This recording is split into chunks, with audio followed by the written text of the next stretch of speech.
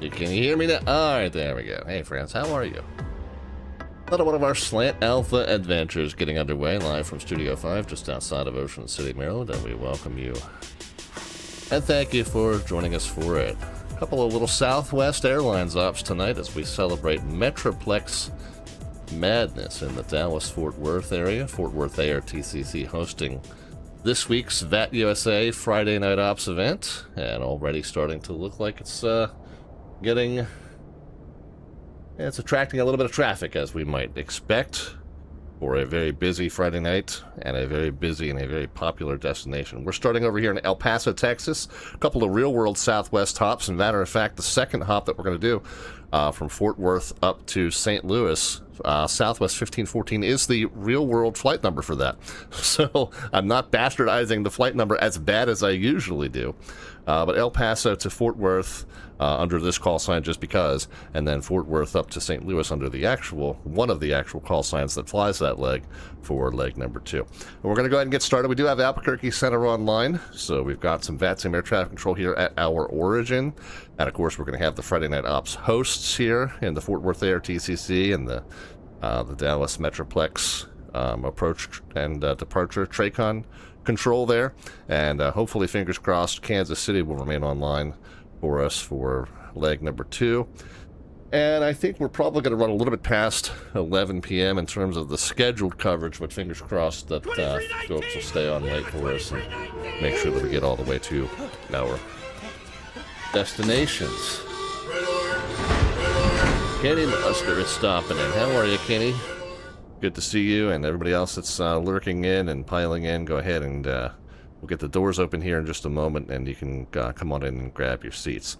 I made some tweaks to the controls here for this aircraft. I also made some tweaks to the startup cold and dark scenario, so I shouldn't have any of the weird kind of anomalies in terms of the the start values here.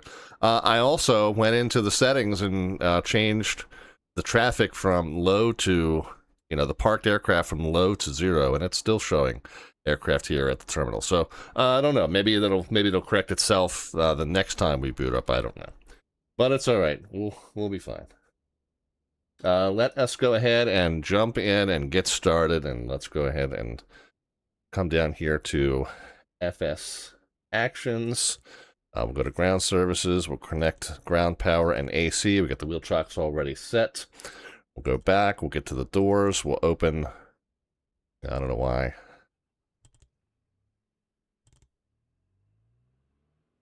They all start like that. Guess maybe it didn't save my new configuration. I don't know. We'll see, I guess. All right, so we got the entry door, and we got the cargo and equipment hatches open, and we'll go from there.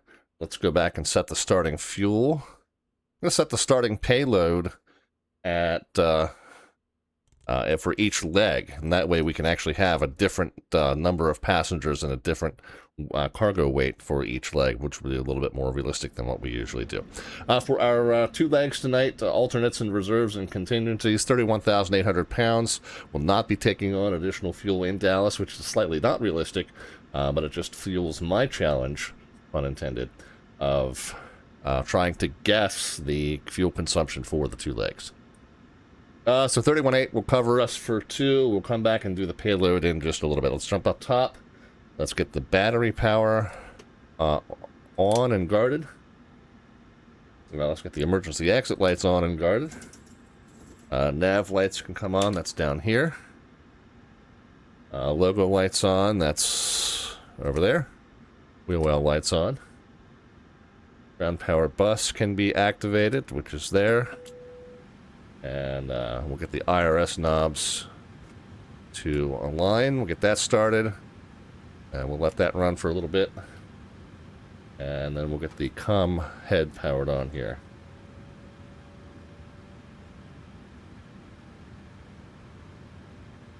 Alright, let's retrieve. We don't have an ATIS information at El Paso.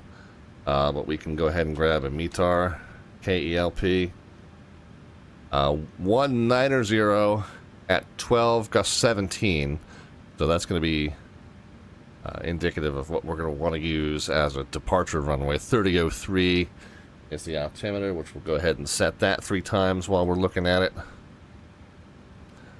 We're not yet looking at it. Guess that's all still powering up. That's fine. 3003, which we'll set in a moment. Let's just take a peek.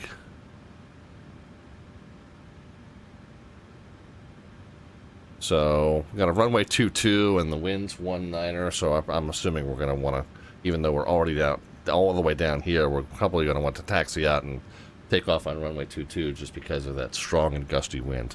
All right, so there's the displays. Let's go ahead and switch that over to inches. And what did we say it was? 3003.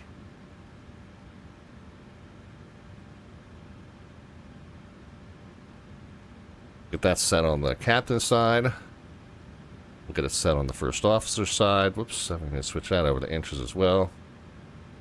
3003, and then we're going to set that on the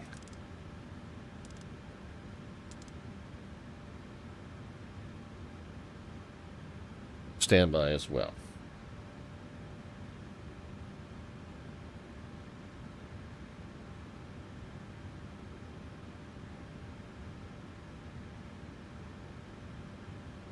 All right, it's Albuquerque Center. I'm assuming that's going to be who we're going to talk to for leg number 1, or for the first part of leg number 1. They're on 32.8.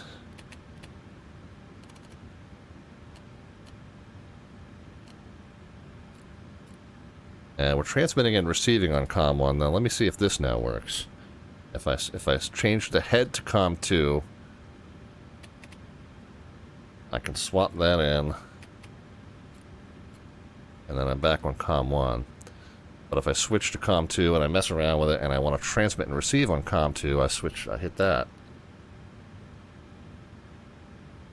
We'll go back to COM 1 now. 32.8. Okay.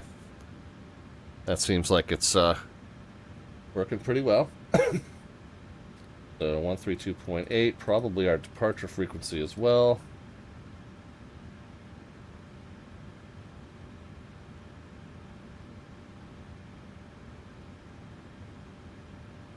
Let me make one modification here to Citation 6, Bravo, Quebec, expect RNAV Zulu, runway T6. My sheet here.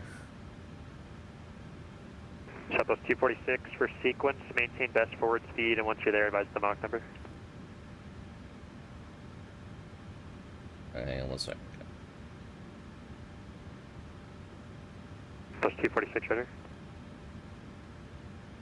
Alright, just filling in some expected values here for our pending clearance request. Our altimeter set field elevation is 3,692.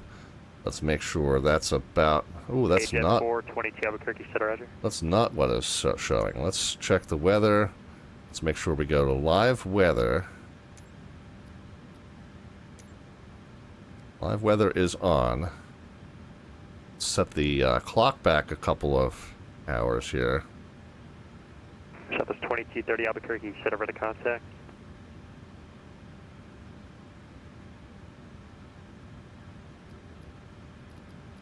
Okay, but weather is real. Weather is live. 3003 is set. And the field elevation, I copied down field elevation of 3,692. Did I mistranscribe? Is it 3,962 maybe? Maybe I just copied it wrong. Set a maintain for level 350. 39, yeah. 3962, okay. So what's showing on the altimeter is correct. So I just copied it wrong into my little planning spreadsheet. Okay. Well, that's good. All right, field elevation's verified. Let's go ahead and jump up top. Get our IRS knobs over to nav and yaw dampers on. And let's go ahead and go to the FMC, position initialize, clear the message there. Okay, so the GPSs both agree, so that's easy. We'll just paste that in there.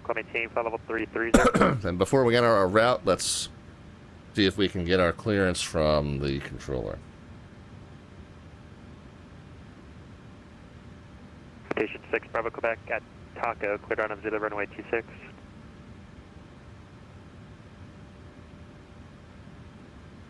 American 120, maintain Mach 0.79er. The 50 at Albuquerque, Center, yeah.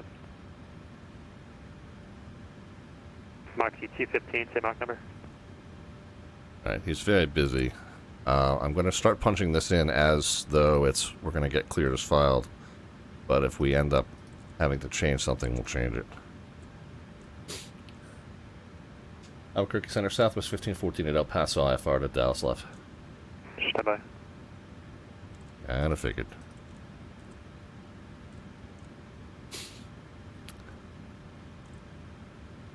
Let's go to departures and arrivals.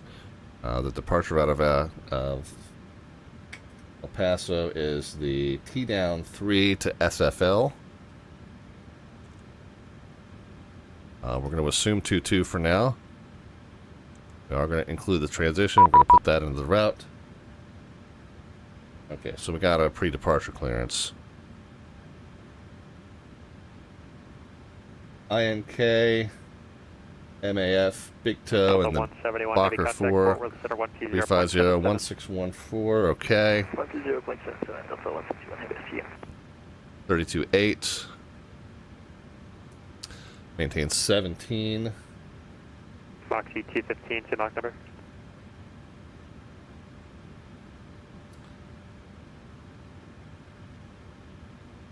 Moxie 215, can you increase it all? Okay, so we've got everything that we need there, more or less as expected. If you can't maintain Mach 0.81 or greater, advise if unable.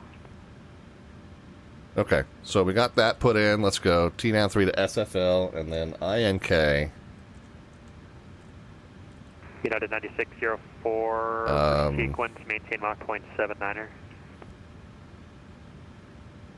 North and west. Yeah, that's got to be up in like Alaska. North 64, west 05. No, that's not going to be Alaska. That's going to be more like Greenland, maybe. Maintain Mach 0.79er. North and east, north and east. Yeah, it's going to be this first one here.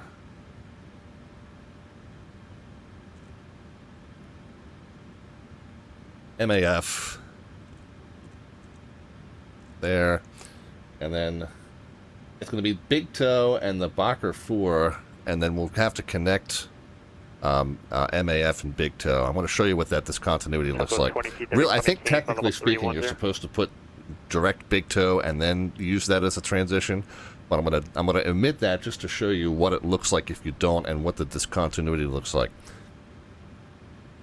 Let's go to the departures and arrivals. Do we know? Do we have a sense what runways Dallas Love is going to be operating on? We can kind of just maybe take a guess.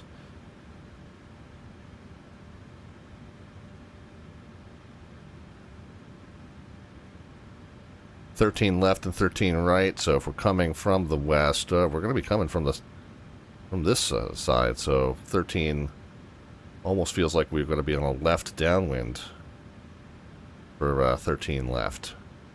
So we'll plan on that, and if that changes, we'll adjust as necessary. But let's just plan for 13 left for now.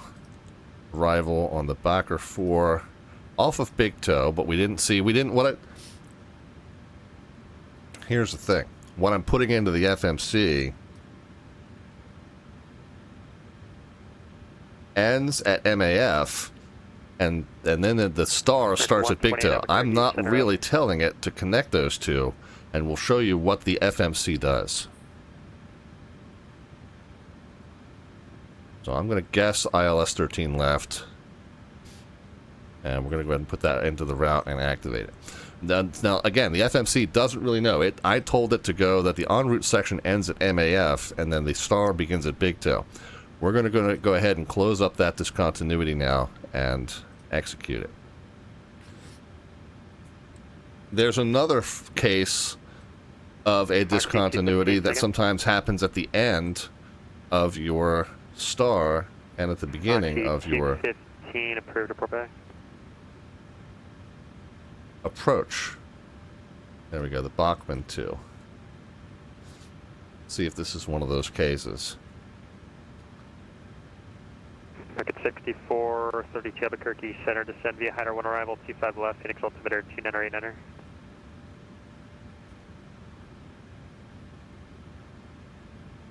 Oh, wait a minute, Bachmann 2 departure?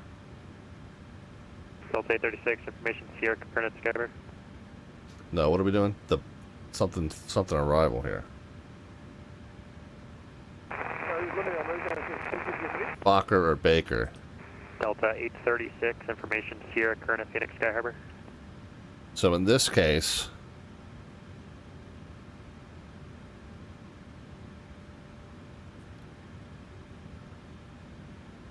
oh yeah. So in this case, again, you know, there's a discontinuity at the end of the star before you turn onto the approach, and you're really supposed to just keep on going. So that is a discontinuity that you shouldn't erase, because you don't want to tell the FMC, oh, just connect this with the approach, because this is not what the clearance says to do. In the case of our departure, or our en route segment, this is what our clearance says to do. It says to go from MAF direct to Big Toe and then join the arrival. So that discontinuity you can clear. Discontinuity at the end of the star you do not want to clear. And you see, so it's in here not as a discontinuity but as a vector segment. But again, you don't want to just close that up because that is in there intentionally. All right, anyway, so we got that done. We need to go back to initialize here. We got some other things to initialize. So cost index will be 74 because why not? Reserves are going to be, what do I calculate for this first flight since our alternate is Houston Hobby. Zero fuel weight, we'll double click, it'll auto calculate and it'll fill in that value for us. We filed 350 as our cruise. 2632 Albuquerque Center. And we'll go ahead and execute that.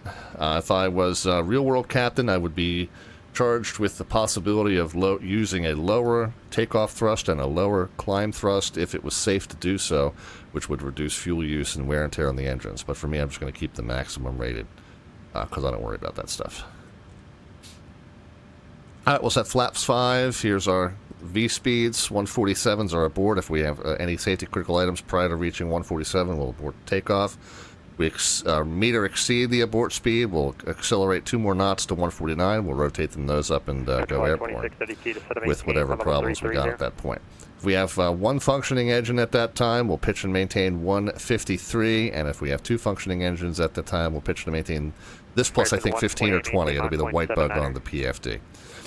So that's all done. Center of gravity, we'll double click and it'll auto calculate for us. 5 1/3 basically is going to be our trim. All right, let's jump up top and set all those values. What do we say the V2, yeah, V2 was 153. You're at a 1565, maintain. Okay, the initial altitude 17,000.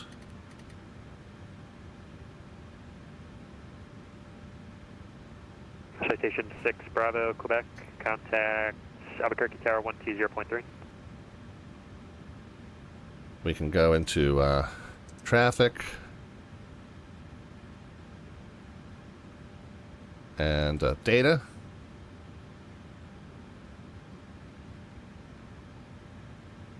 One second.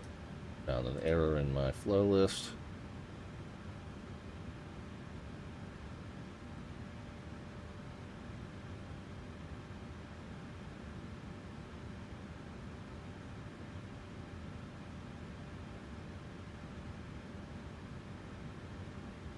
American 2264, contact LA Center 126. All right, what's the range we want to set? We want to just kind of make sure we can see. Okay, yeah, that's we'll knock it down one so we can kind of see a tactical view of what we're doing there.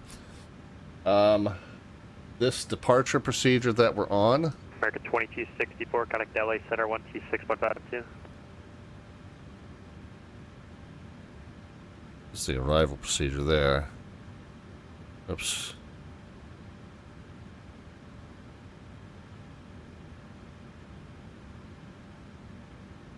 Okay, and if we're taking off on 2-2, we're going to run this way. So it is just a pilot nav, so we're not going to, we can start in LNAV mode.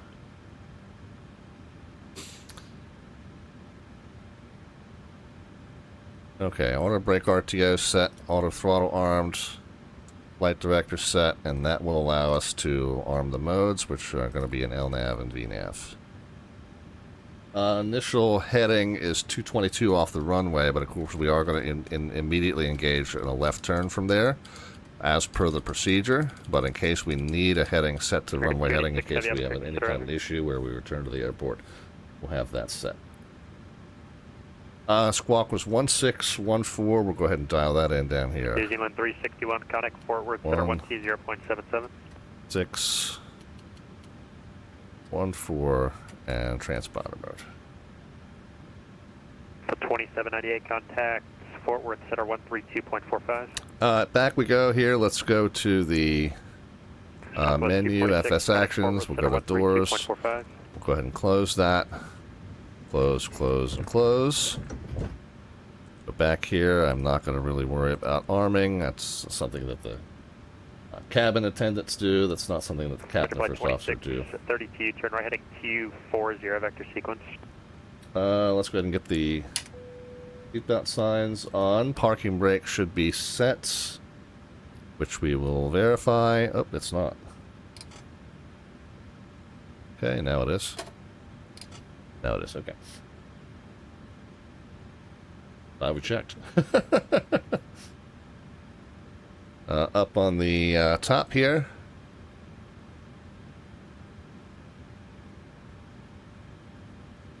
Owen Live says, I just wondered if yourself or anyone in chat could help. Got a new PC moving to 24, getting delays on my inputs. Running 200 FPS, so I'm just confused what's going on. Well, we're not going to be able to answer that in the chat just based on that. What I recommend that you do, honestly, is join our Discord, and there's a tech support channel in our Discord that you can put that information into, and you'll be able to provide maybe some more screenshots. Some folks might be able to get you to provide a little bit more information to help troubleshoot that. But that's what I would recommend, because I don't think we're going to be able to solve it in the stream chat without being a huge distraction to what's going on in the actual flight. So there's, hopefully you'll get some help there. All right, doors and hatches are closed. We got seatbelts verified. The parking brake is set. Let's go ahead and get the left inner fuel pump on. Let's get our APU on and started. Come on, there we go. That way. I don't know. There we go. All right, while we're waiting for that to spool up, we can go ahead and get the window heat on.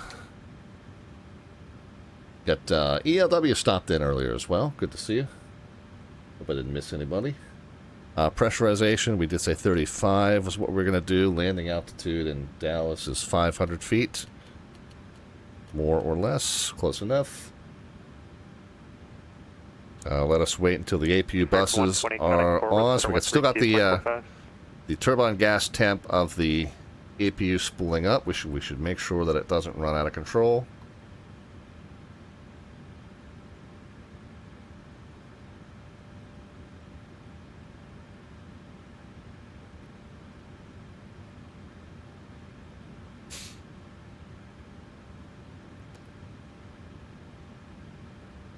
Okay, and we should get the notification that the APU electrical buses are available. So there's 1 and 2.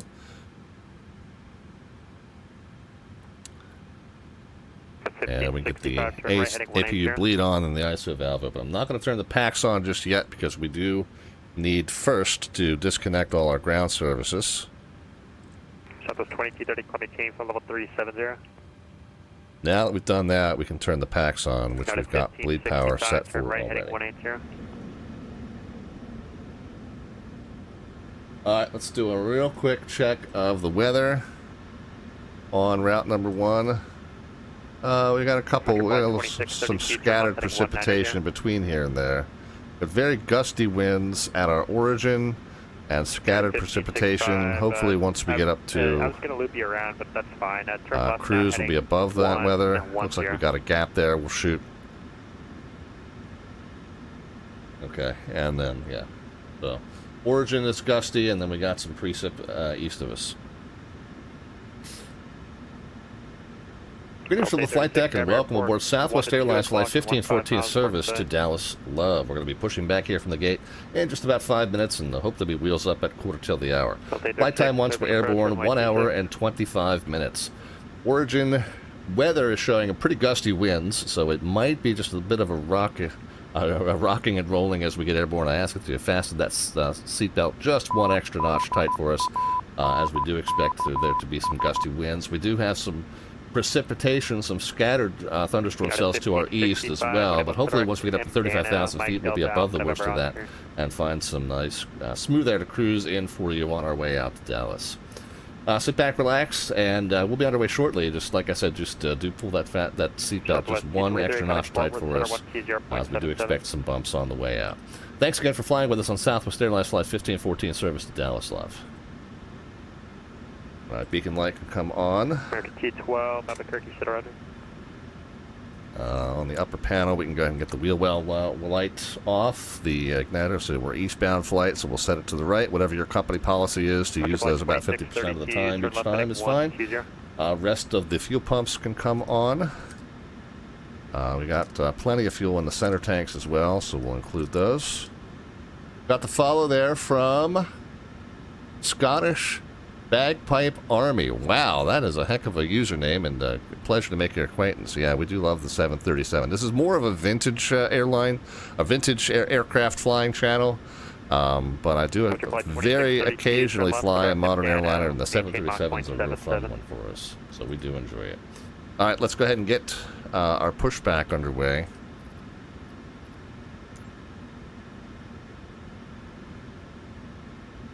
And let's pre-plan it. I'm gonna just take it straight back here.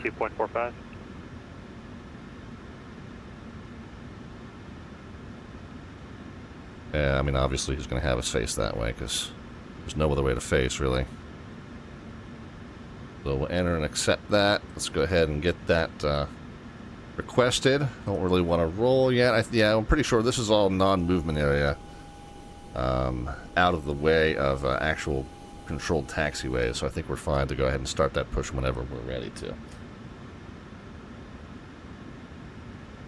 Foxy 441 Albuquerque, sit around. Alright, are we ready? Parking brake is coming off. Parking brake should have come off. Well, that's really just not detecting well today, is it? Alright, holds released. Let's go up top. Start with the right side, pack off, ground start on.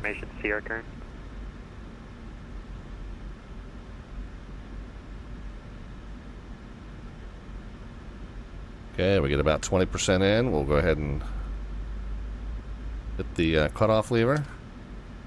American 6432 after Lamau, set to maintain 5,000, information Sierra current. Just bought the 737, says Scottish. Yeah, it's great, and it's great with the Boris Audio Works sound pack. That's a few extra dollars, separate add-on for it, but man, it really makes it sound fantastic.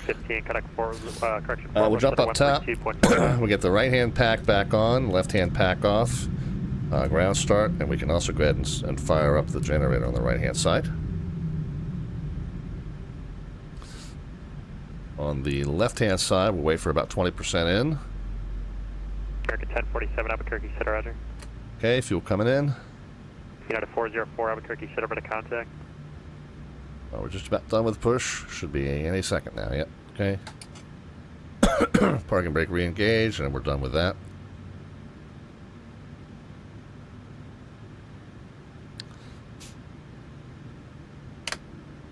Okay, switch is kicked off. Hear that sound, that clonk, that nice satisfying clonk? That's part of the Boris Audio Works sound pack.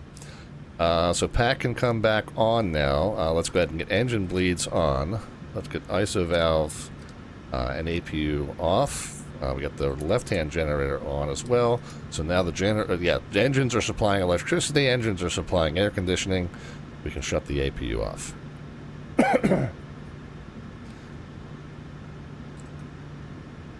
Alright, what else we got, guys?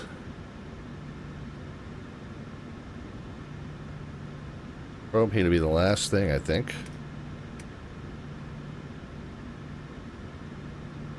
Come down here and do a control surface check. Obviously, we're not really checking the yoke and pedal movement, we would be checking the exterior control surfaces, but somebody outside would let us know. But that's all done. And then we'll go ahead and set flaps 5. Takeoff trim we said was 5 1/3. 116, roger, maintain Mach 23 or greater. Yeah, Ori, for some reason it's marked in up on mine. And we've been through this a bunch of times. Where's yeah, it's marked in up here. And I've been through this the options a bunch of times. The show FCS is on, but there must be some other option that I have in the display that disallows that or conflicts with it, because I just don't have that button like I should. Well aware of it, but just don't have it. Just haven't tracked down why I don't have it.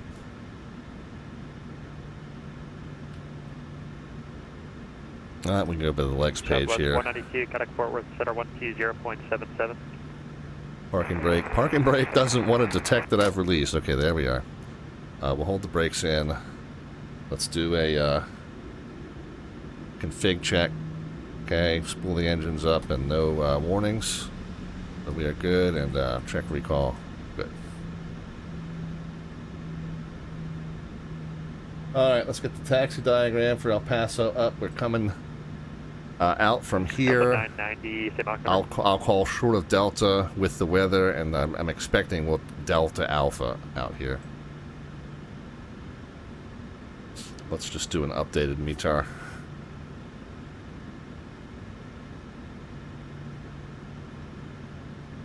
$22.51. Okay, so it's the same observation, hasn't changed. United 9604, maintain Mach 0.78. All right, we're rolling. Delta 990. Roughly on the schedule that we intended to keep.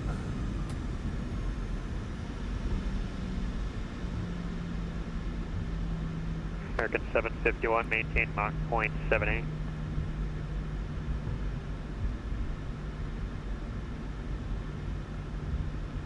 Yeah, I've got some vintage display options checked, and I think one of those must conflict with that option to have the flight control surface monitors. I just haven't gone through and figured it out. Because when we go through the setup options that show FCS or whatever, it's definitely listed as on. But there's something else I've got optioned in this aircraft must conflict with it. American 751, maintain Mach 0.78.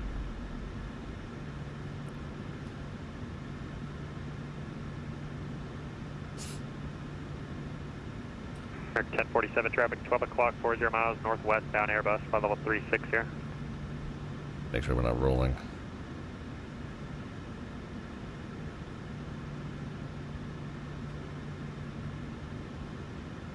Center Southwest 1514 at El Paso, ready to taxi. Southwest 1514, Albuquerque, center runway 26 left, taxi via Lima. 26 left, taxi via Lima, Southwest 1514. Alright, so he wants us to go straight. We do need to change then. What does that change for our departure? Anything? Doesn't really. The initial heading's 265, but we're still going to this point at Cade.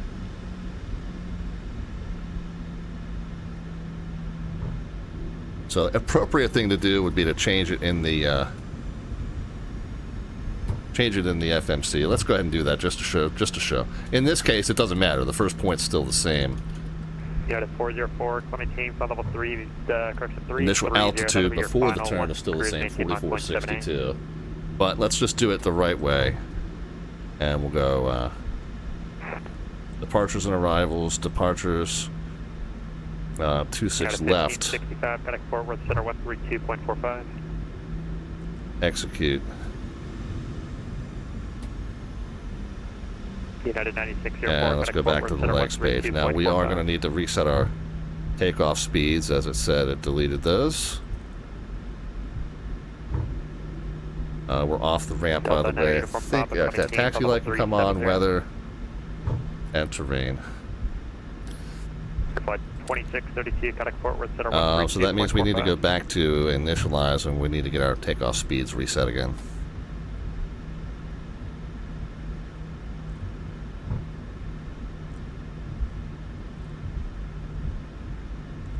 Delta 3031, contact LA 152, okay, it changed by 1. 6.52. Okay, so we've done it properly now.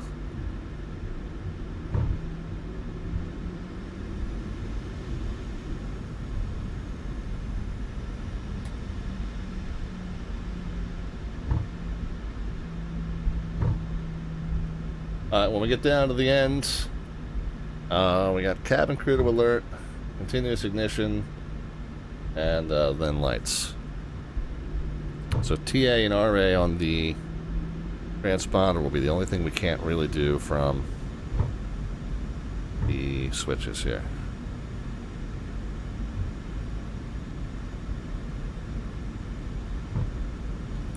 Alright, now that we're done fiddling around, let's taxi like a true Southwest pilot. Let's go.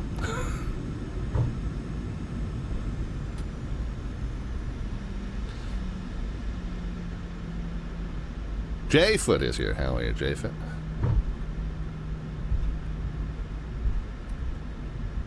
Get just a little bit ahead of the game and go ahead and get the TA and RA on here.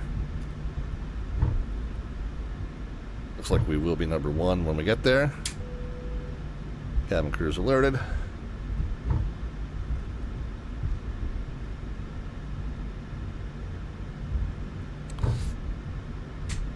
Continuous ignition on. Man, it's nice, so nice to have all that stuff on switches now.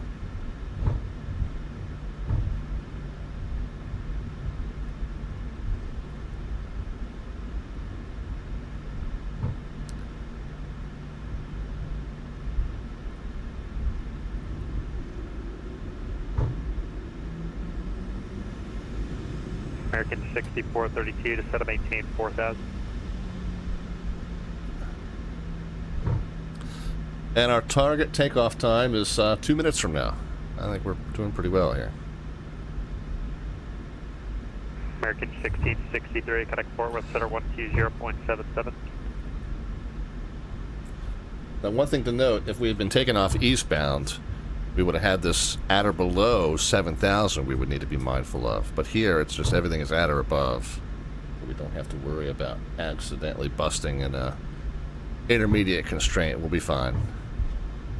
Just climb, climb, climb like this baby knows how to do. Center Southwest 1514 at El Paso, we're ready.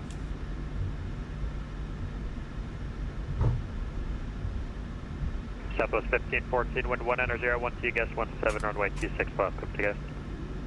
Clear for takeoff 26 left Southwest 1514. Yeah. Alright, strobe lights are on as we take the runway. And all the forward-facing lights are on as we are clear for takeoff. Strobe light as you enter the runway, just so anybody on the way in can see that there's an aircraft sitting there. Forward-facing lights go on when you're clear for takeoff, so that anybody crossing downfield, it's easy without your forward-facing lights on. They'll know that you're not yet going. All right, let's spool them up to about 40. We'll check for any warnings, vibrations. Hearing none. Let's rock and roll. A little bit of forward pressure. We're going to steer with the nose wheel for right now until we get the 80 knot call, and then we'll be steering with the rudder. Speed alive. I see same. 80 knots. Okay, we can release that forward pressure, steering with the rudder now. Heading 350 vectors, final approach course. A little bit of crosswind. Southwest Center, good afternoon. Southwest 1749 on the ground at El Paso. I'm going to pick up my to left Okay. V2. Ooh, wow. Very bad crosswind. Positive brake. Gear coming up. Pitch to maintain that white bug speed. American 6432, Skyber Airport on the rollout, 10 o'clock and 13 miles. And we'll go ahead and start the turn here.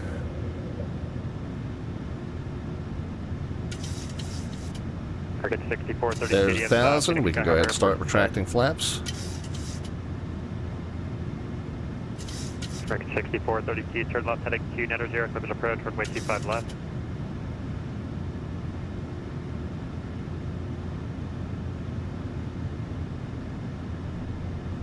Wait for the acceleration to come up before we bring the next notch of flaps in. There we are, now it's coming.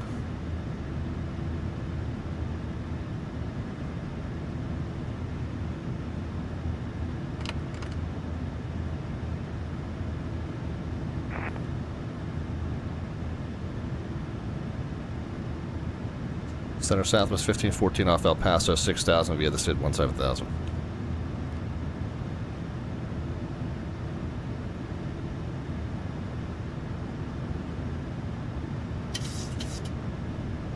Okay, flap retractions done on schedule.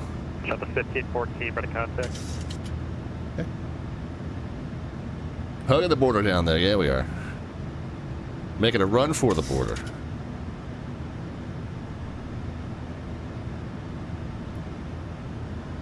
We're making a run from the border.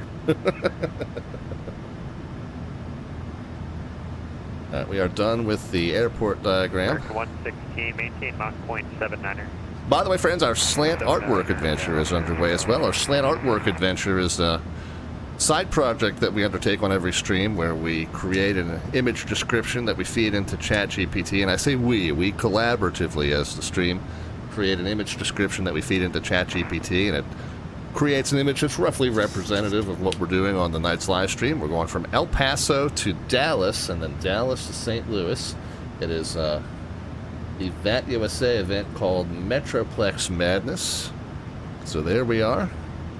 And here is our slant artwork adventures. It's me in front of the Reunion Tower down in Dallas. So if you want to add to or modify our slant artwork adventure, what you then do is cash in 500 of the Twitch channel points, aka the Alphabets points, right there at the bottom of the chat panel. And then you can suggest, once you've done that, you can let me know right there in the chat.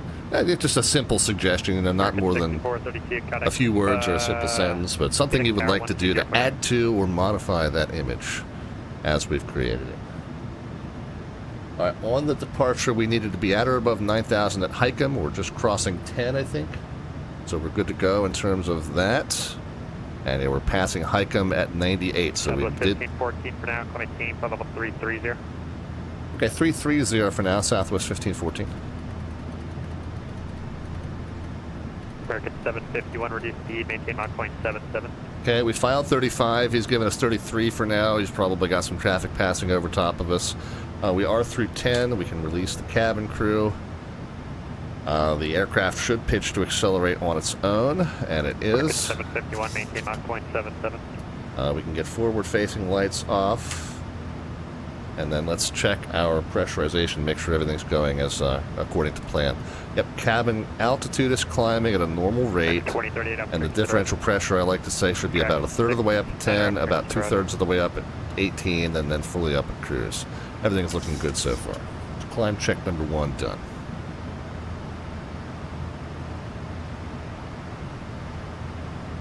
Oh, and then post-takeoff, we can also depressurize gear, disengage auto brake, and then the continuous ignition knobs can come off as well.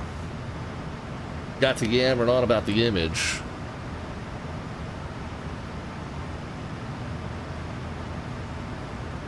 Actually, 60 Jeff Kirk, consider Roger. Track 6 center, maintain that. Forgot all about the post-takeoff responsibilities. We're good now, though.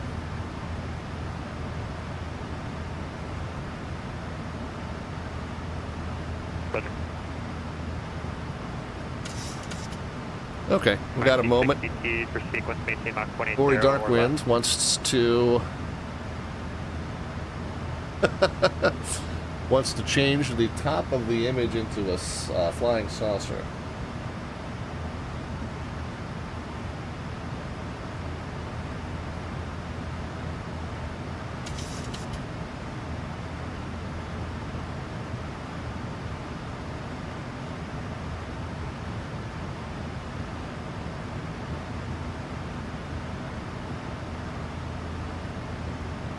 Don't worry, we're 404 is at normal speed of the cruise.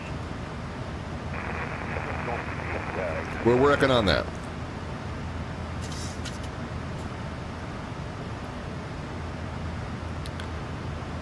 We have a few little weather returns here, but nothing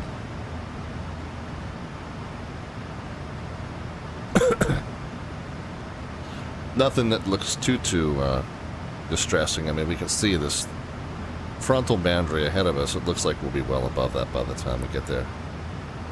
Could have went with the Jupiter 2, but might have run into a copyright violation. Yeah, I don't think for that, maybe.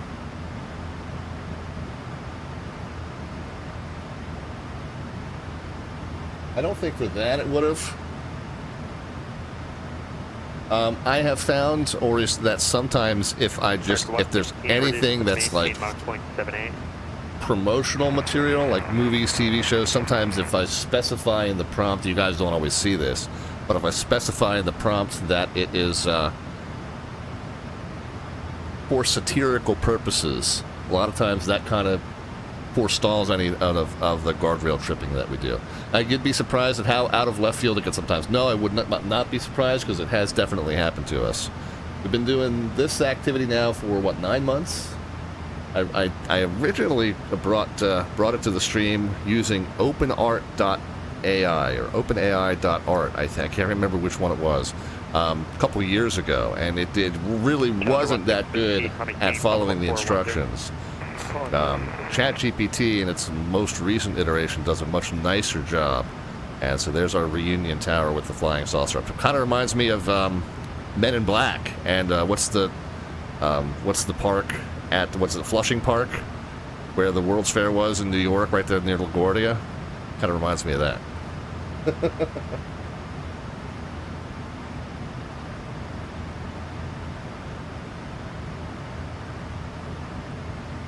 Yeah. So if I kind of just drop in there, and sometimes, you know, I take those little liberties off stream to just to make sure we don't hit any of those guardrails.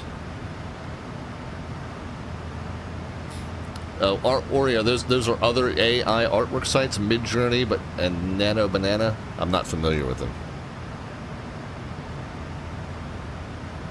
I've come up on 18,000. We're not quite there yet, but we'll just get slightly ahead of the game. Go ahead and slip over to standard on the captain side, first officer side, and the standby. All now done. Just slightly ahead of the game there. Technically speaking, we're now at flight level 169er. Although in the U.S. you don't technically transition until 180 or 18,000. Oh. American 2905 vector sequence, turn right heading 180. Not sure how we got that discontinuity in there, but we are indeed going straight from that point to that point. That was our initial clearance. Oh, you know what? When it re-imported the Star, or the SID, when it re-imported the SID after the runway changed, I did not tell it that we still wanted to connect that SID with the next en route point. So I had to reaffirm that for it. Okay, we're good here.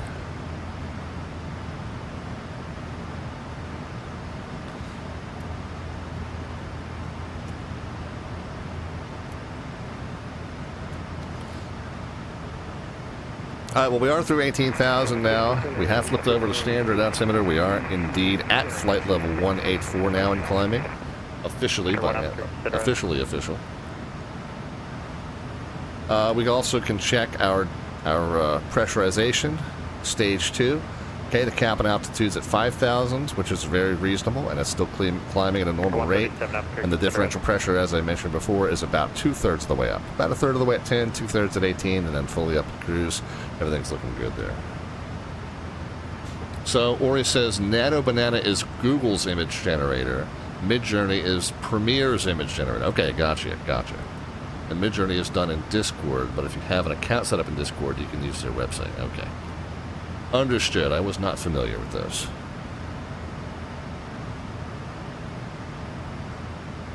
I was not familiar with those, but I have found that ChatGPT does a really nice job, and ChatGPT does a really nice job at kind of understanding the satire that we're going for, usually. American 286 approved, report back.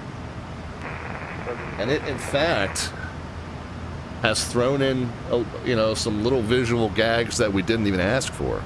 When it kind of, gets the vibe that we're going for, it throws in tiny little details and little Easter eggs that we didn't even really specify, which has been cool. It's been fun to catch those. Moxie 441, contact Fort Worth Center 132.45. Ready to taxi.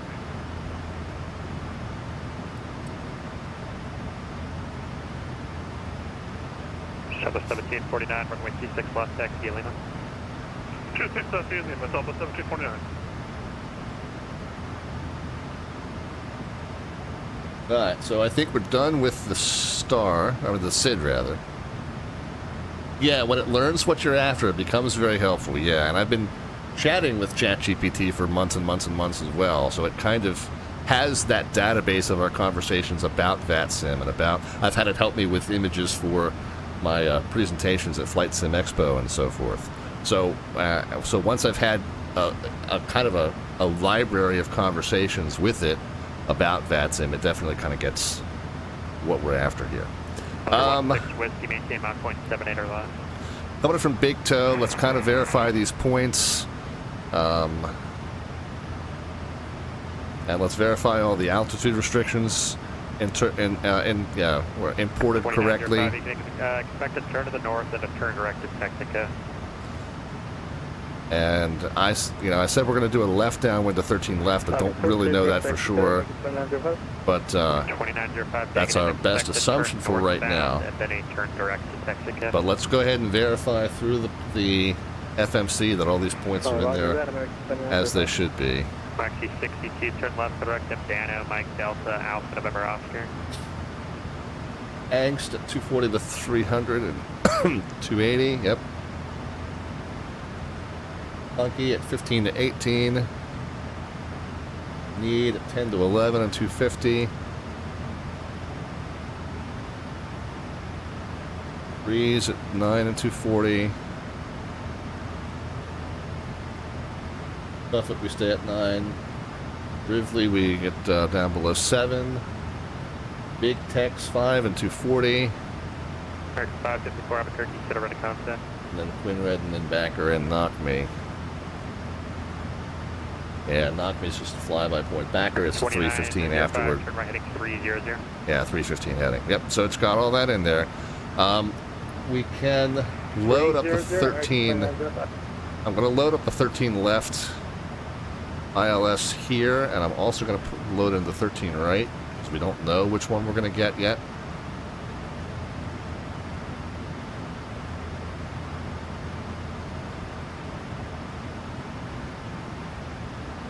I have 13 left programmed in.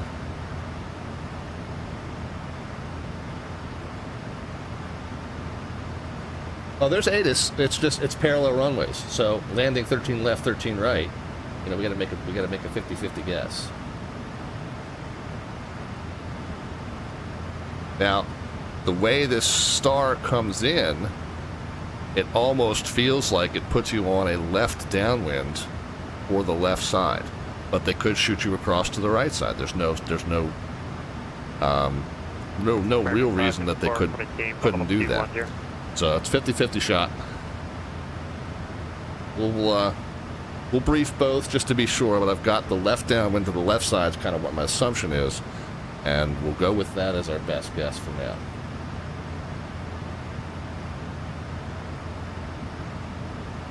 So 111.5 and 133. Course is probably the same for both. I know we're real far ahead of the game now. We're not even at cruise yet, and we're preparing our approach, but you know, just like to be ahead of the game. 111.5 and 133. 2905, turn right, heading 36 here.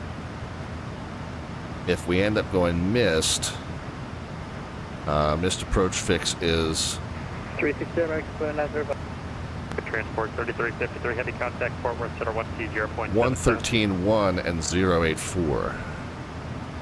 To Soldo. 113.15, we'll just flop that over, knock it down by 5, and send it back. So 113.5, what did that say, 084? Delta 43 from 18, flight level 370. Oops. Air transport 3353, contact Fort Worth Center 120.77. 2077 air transport 3333, good night. Minimums. Southwest 1514 for traffic overhead. You can expect on level 330 as a final. Okay, we'll expect 330 as our final Southwest 1514. That's fine. What I'll do, I mean, that's already what we've selected here. American 2905. Let's just go into our cruise page and let it know that is going to be our final execute. And then we can come up here and update pressurization system as well.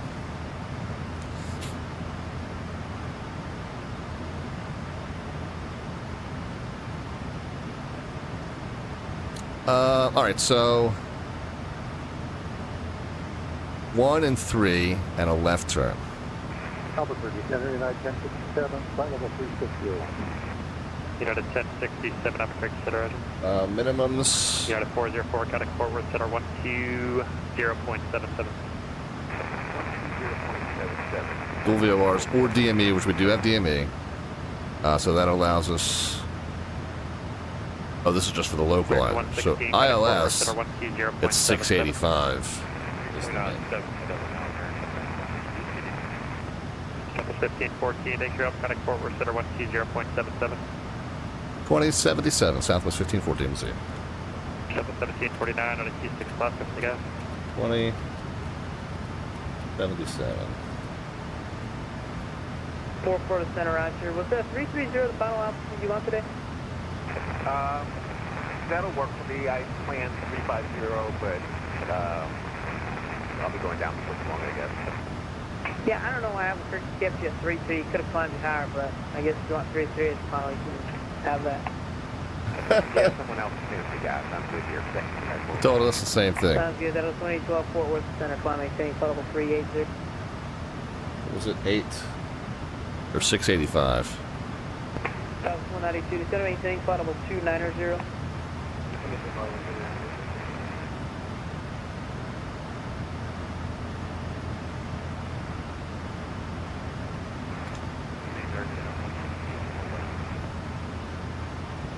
Grade 116 forward center. Fort Worth Center Southwest 1514 is 262. Going to 330. South 1514 forward center. Hello, Mr. Sherman. Howdy. That Timmy Mac. Southwest 192. Contact Houston Center 134.2. Train, Ori. Good reason why you listen to all that chatter. So if we really want 350, it sounds like you probably would get it to us. But I'm fine. I keep overshooting the minimum. Because I'm yammering on with Timmy Mac, yammering on with you.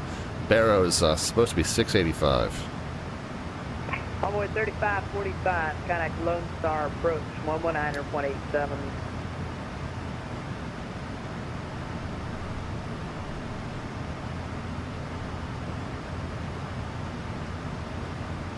There we are. We finally got it. 685. Is that what it is? Yes. Okay. Good. We can. It's again way ahead of the game. Flaps 30 and 154.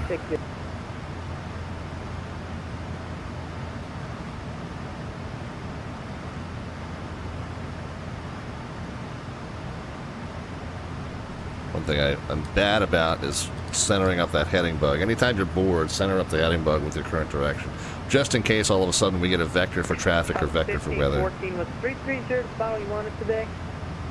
Same conversation as the last guy, actually. We initially filed 3.5, Albuquerque said 3.3, and at this point I'm good with 3.3. Alright, sounds good. You can maintain 3.3. I don't know what Albuquerque's doing over there. We're good with it. Sounds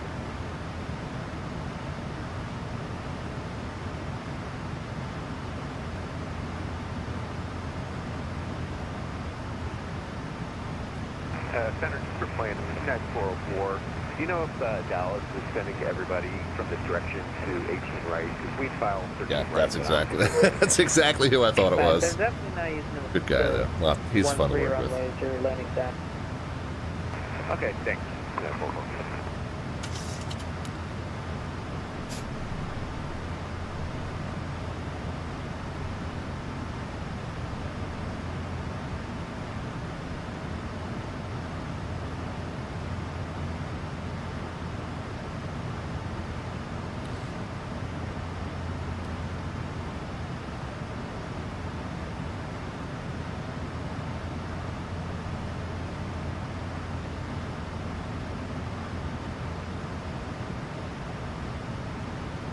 Alright, the other thing we can kind of do if we are close enough. Yeah, we're not close enough to receive the Love ATIS organically. We can 14. Let's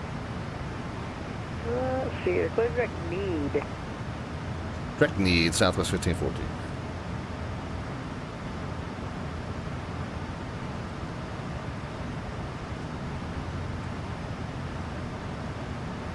Okay, that'll straighten out our path just a little bit. With aircraft 433.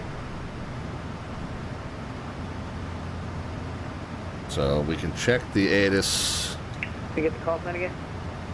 Air transport 33. Charlie. 53. We're just looking for 5. 170 at 9, gust to 20. Spruce limit on your back. 2997. We can get that set in the arms, rather. 16 whiskey, 4 center.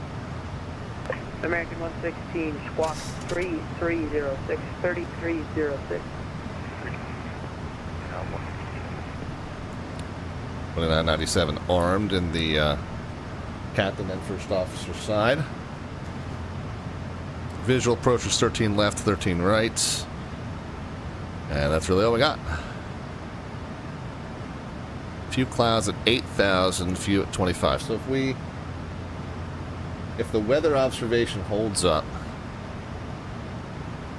you know, we're not going to have any issues with cloud bases or visibility. So we're going to put this in as though it's an ILS, but because he's not going to have to swing us all the way out for a 30-degree intercept on a visual, he could put us on a left base from wherever. As long as we can see the field, he can put us on a left base, you know, a couple miles out, rather than having to swing us all the way out to the 10-mile ring and then intercept in. And we could get in there a lot more efficiently with that visual approach. That requires us to have either the field in sight or the aircraft that we're following in sight. American 116, resume normal speed. Presuming neither of those should be an issue, that'll allow those approach controllers a little bit more aggressiveness in terms of vectoring us in there nice and tight. November 16 whiskey, resume All right, normal Oris speed. says, I got to work tomorrow. 4 a.m. comes early, but have a great flight. Yeah, thanks, man. Good to talk with you. Glad you were able to hang out with us today.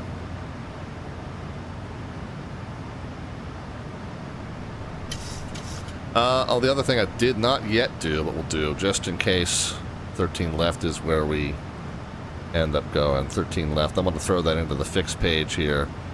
And we're going to throw a 4-mile ring around that and a 10-mile ring around that. So the 10-mile ring kind of tells us as we cross it inbound, that tells us if we're crossing that outer ring, that's the point where we need to start configuring for arrival if we haven't yet.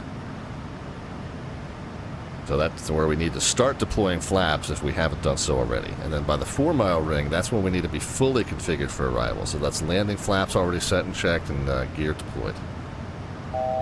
Kind of the final call almost. All right, there were 1,000 to go. I'm going to go ahead and turn the fasten seatbelt signs off now. Nice to have that on a switch on the yoke now too.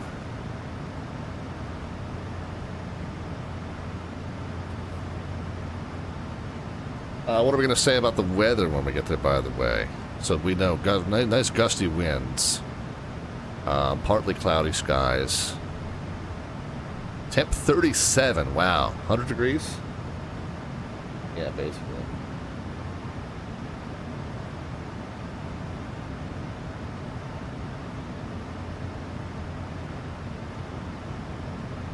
Actually, you know what 37 degrees translates to, guys? Center, American 2905, level 35. Precisely? 905, Fort Worth Center. 37 degrees Celsius is precisely 98.6 degrees Fahrenheit. That should be a familiar number to most. American 2905. American 2905, clear direct Turkey. Direct to Turkey, American 2905. Speedward 8073, Fort Worth Center, climb maintain, call level 400. Greetings from the flight deck with an update. We've reached our cruise altitude of 33,000 feet, so we got adjusted for traffic above, but we are at 33,000 feet. We have turned off the fasten seatbelt signs. The cabin crew is going to come around with a fine selection of Red Bull products and smoked brisket. So sit back, relax, and enjoy. And we'll give you an update on the weather situation in Dallas once we are getting ready to start our descent there. Thanks again for flying along with us on Southwest Airlines Flight 1514 service to Dallas Love. Of course, as always, you guys know that on the Slant Alpha flights, you get way better food selections than you get on a standard flight.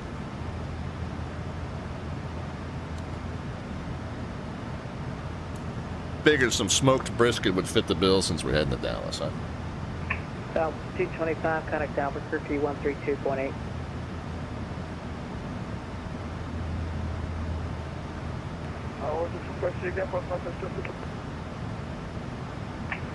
Southwest 255, contact Albuquerque Center 132.8. 132.8, Southwest 255. Matter of fact, I'm going to go ahead and fire up the Slant Artwork Adventure, and we're going to add in a smoker where we're making some smoked Texas brisket. Delta 12, crash number 1923. Kenny Monster made it down, a nice gentle 63 1.0 2. I don't know if I'm going to beat that tonight, Kenny. I'll do my best. I'm usually about double that in this aircraft, but we'll see. Oh man, oh man. Well, they not only did they add the smoker, but they added my twin brother. Delta 990, you check in yet? So there you go. There's our updated Slant Artwork Adventure.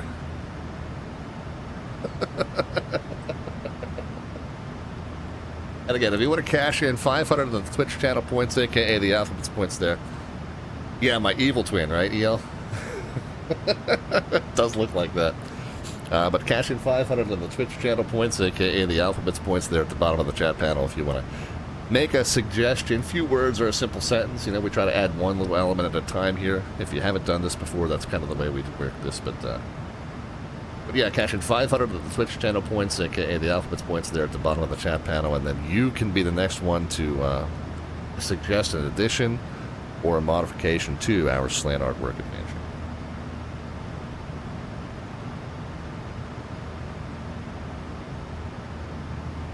We're not quite close enough to see. I think we are maybe. Yeah, we're starting to pick up some of the Dallas area towers. So San Antonio's west of there. Starting to pick up some of the local frequencies. 1 o'clock in looks like 3 miles. He's northwest. Just bound to 350 out of 12.9. just to be ahead of the game, though. Are we finally done? Yeah, that's Dallas Love. Let's move that over here. 17 So here's the first part of the star. Second part of the star is where? So I like the first part of the keep it left to right. First part of the star, second part of the star. We did verify all those points and restrictions. We're kind of assuming 13 left for now, but I got 13 right in here just in case we've got to make a last minute switch. And then the airport diagram. If we make it down. We're parking right up underneath the T here, I think. Right up underneath the T, so this is what? This is a 7,700-foot runway, and we're going to try and chop it off at about the midpoint. So we're going to put in a fairly aggressive auto brake. Toaster setting of 3, I think. I don't think we gotta go panic braking, but we'll put in a pretty firm auto brake there. A, because I know I'm going to float that to a certain extent, and then B, just try and get off by Mike 3 if we're able. Yeah, 404, contact Fort Worth 132.45. And then Mike 2 if we can't. It's fine. Either way, it's right hand turn off if we. So one straight to 1,000, left to 3,000 if we go missed, and right hand turn off if we make it down successfully. So we'll go through the approach briefing once again once we get a little closer. But Southwest. What's called that again? 1715. So 1750, right? Somebody take 1,000. Yeah, starting to get the Dallas area frequencies officially into range. 1715, Lubbock altimeter. But just to be ahead of the game here. 3000, Southwest 1715. South 1265, fly maintain, flight level 180. 23.7 Fly maintain 180, Southwest 12. and 21.75. So 23.7, 21.75. Got a 990 forward, Brad.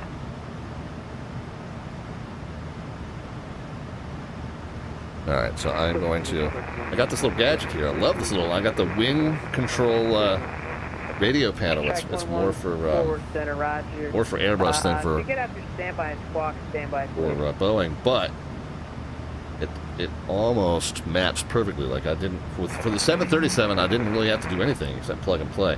For everything else, it just works same as any other device in SPAD, and I could assign hardware controls just through SPAD for everything I wanted to do. Now the displays don't work, except in this aircraft, but really cool look gadget. Now I've said all that.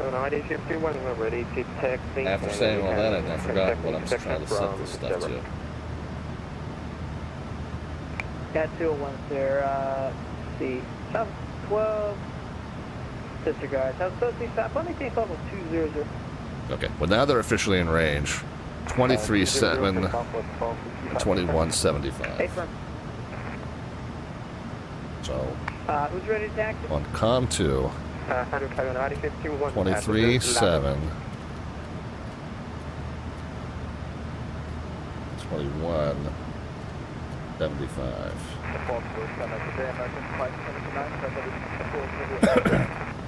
American 529 center. On the left-hand side, we're still on that. 9051 Fort Worth Center. Can you take 17 right at Sierra?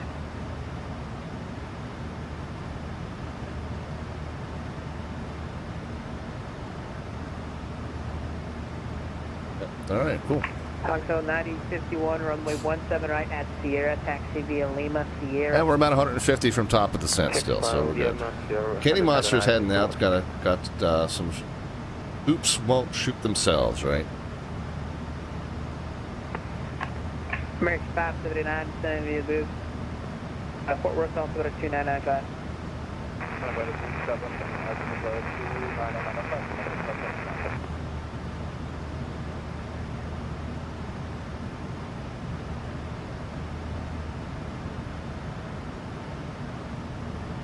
We're tracking 11. Is that your current encore setting? What's your encore setting?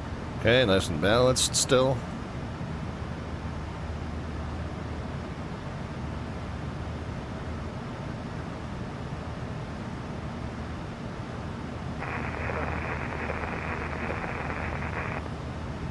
Roger, thanks. And how far is your next waypoint?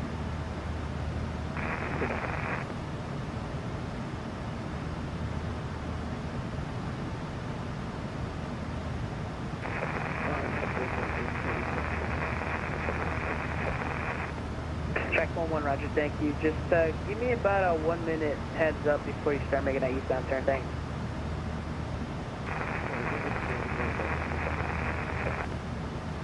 Still Charlie, yeah, nothing's changed.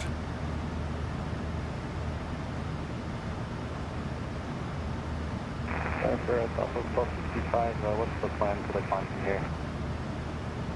South 1265, fly maintain, flight level 240.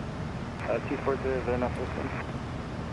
Not yet. If you keep fast there, I can get you, let's see, you're about 2 miles in front of the guys, so yeah, if you keep it faster, I'll be able to stop climbing you.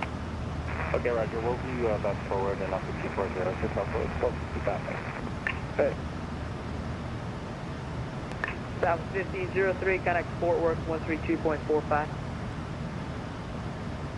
13245 Southwest 1503.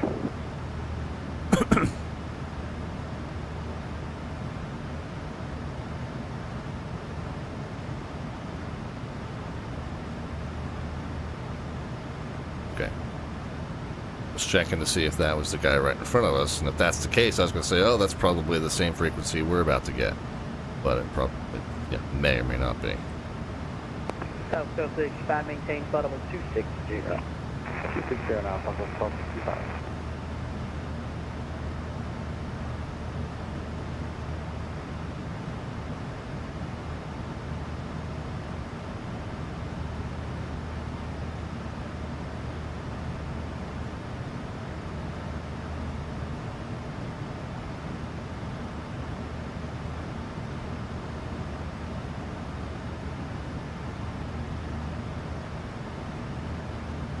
64, set 100, Colorado 51, we're ready to take off.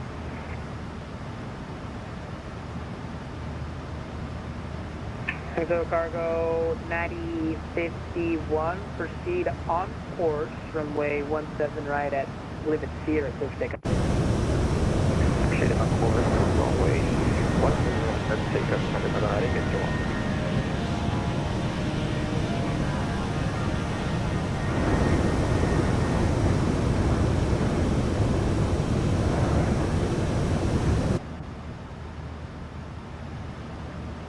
And I want to do the outside view is enough for you guys.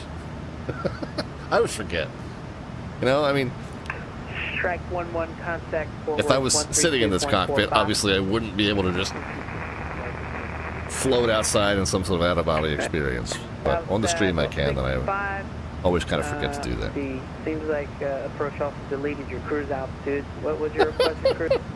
That's convenient. 360, please, off of 1265. South 65, thanks. Fly maintain floatable 360. Keep that best forward speed, I'll let you know if you know the zone.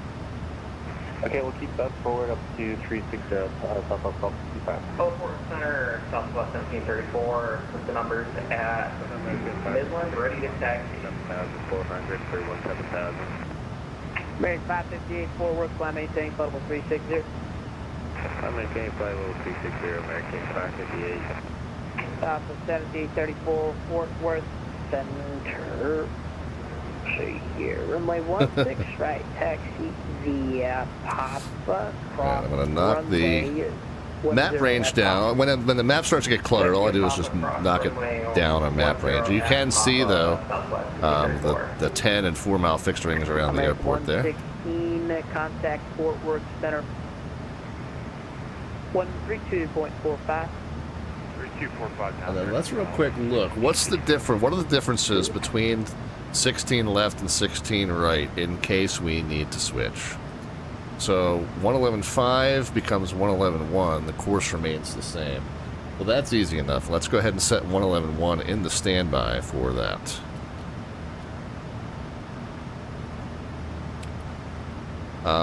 The 1,000 and then a right turn to 3,000.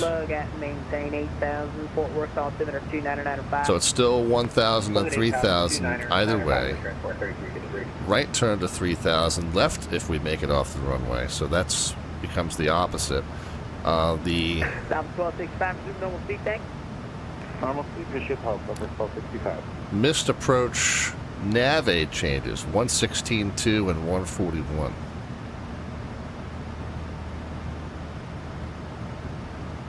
Minimums become 679, so that's minimums get 6 feet lower.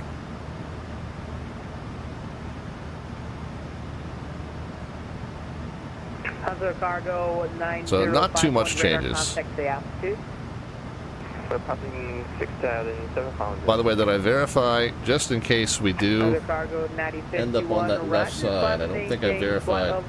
Let me verify the points on the star. I don't think we verified the approach. Wade's at 25 and 8. South 1715, expect visual runway 19, and that'll be the FAF, so then it's 13 left.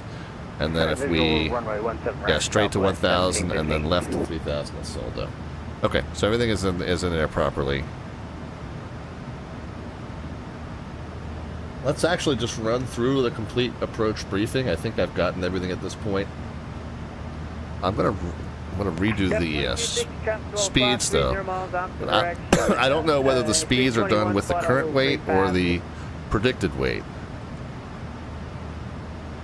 153, yeah, it was 154, it's now 153. Traffic, 1 o'clock. 30 miles. What are we adding to that for V approach, by the way? 153 plus what?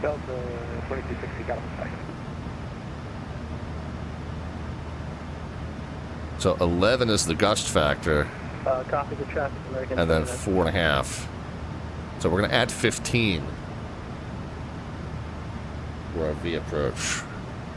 So 153, 168. So when we get 170 to 5, we're only slowing at another 2 knots after that until we get down close to final.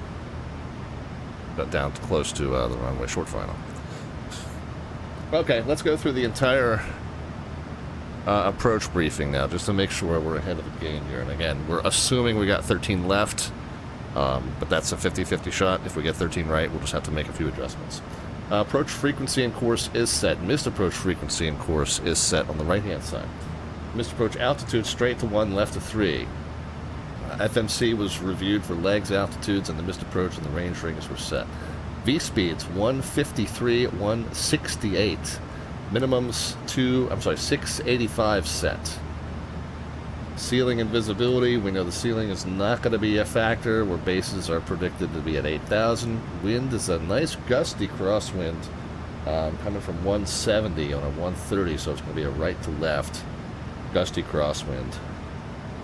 Taxi, turnoff is a right-hand turn. If we get the taxiway we want, it should be straight into the terminal from there. If we miss it, we'll go just a right and a right. And the auto brake, we got a pretty firm auto brake trying to make that Mike 3 taxi. So our approach briefing is now complete. South 1715, descend to maintain 5,000. And we got the local frequencies set. Alright, 5,000, we'll let you know we have still Southwest 1715. Delta 2260, contact Albuquerque 132.8. 132.8, thank you, Delta 2260.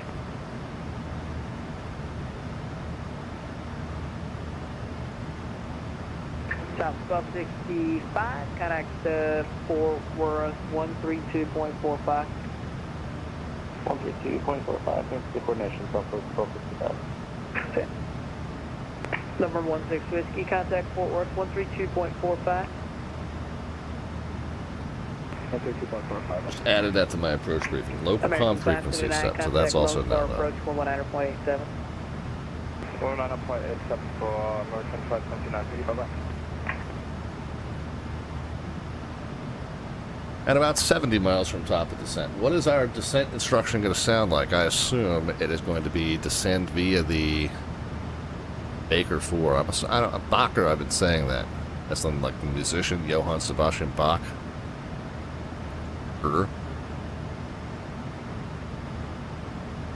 So Bacher or Baker, not sure which way they'll say it. But send via the Baker 4 or Bacher 4. Descend. Guess we'll find out. The Batcher 4. Batcher? 2995. Alright, 2995 descend via the Batcher 4, Southwest 1514. I think I heard myself in the background, like he's listening to me. So he probably heard me say Baker or Backer. Center, Southwest 1734. And he was like, what can I come up with that's neither of those things?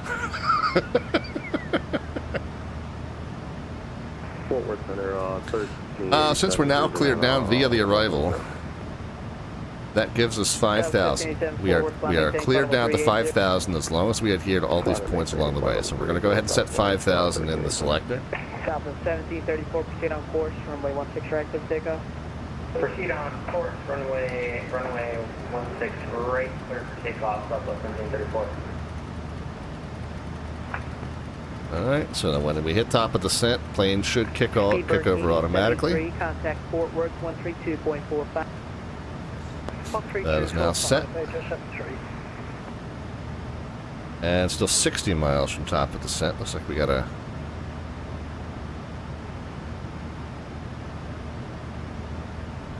target descending below us, but that's 40 miles, so he's probably about 25 miles and descending. So he's going to pass below us. He's now 1,000 feet, so it's no longer a factor, and still descending apparently. So he's still a ways away though. 05, contact Fort Worth Center. Might be able to see him. 32.45. Heading to the left and low. 32.45. Somewhere up in here, maybe. Forward, Southwest 1715 has filled in sight. South 1715, clear visual approach, runway 17 right, clear to land. Clear visual approach, runway 17 right, clear to land, Southwest 1715.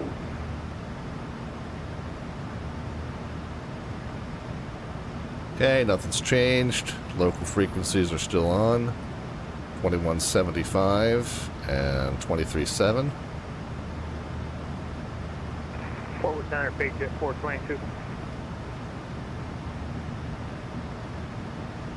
Call sign again. Yes, sir. Patriot 422 is at flight level 410. Not sure we need to be with you. We are southwest of Midland. Patriot 422, yes sir, I got you. Welcome aboard. Okay, roger that. The previous controller gave us 132.45, just FYI. Interesting, okay. That's good to know, thanks.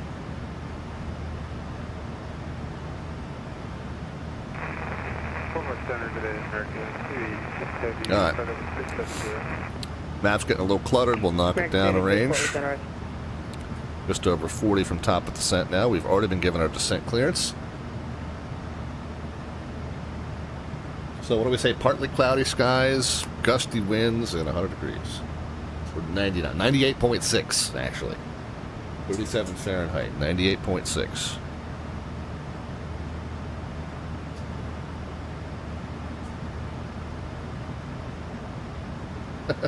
And I saw a Facebook reel or something a couple months ago that was like, "Hey guys, do you know what 37 degrees Fahrenheit, 37 degrees Celsius translates to?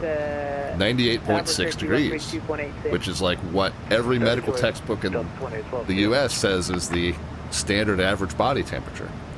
And it's really, it makes it seem like it's so precise. Like if it's 98.5, it's off. If it's 98.7, it's off. But really, it's just like, yeah, standard average body temperature is somewhere around 37 Celsius.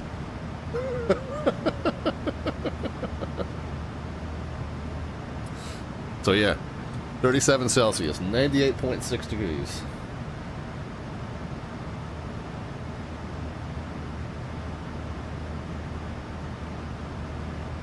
Well, we're sitting at 25, 9.5 on 15,000. Yep, there we are. That's 725, forward center, climb maintain, flight level 380.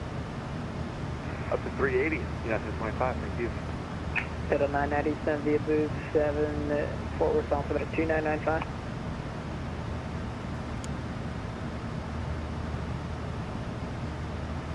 Delta 990 descend via booth 7, the forward altimeter 2995. Send via the stars, the altimeter is 2995, Delta 990.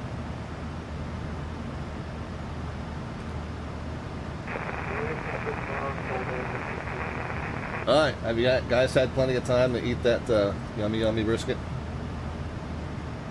Rank 212, forward center. Forward center, Southwest 1734. You got us on radar? Maybe tell them where to look. Southwest 1734, radar contact, the altitude. Passing at 80,000, Southwest. The answer was yes. 1734 is climb maintain, flight level 250. Climb maintain 250, Southwest 1734. You can see the nav aid for our missed approach is now being depicted.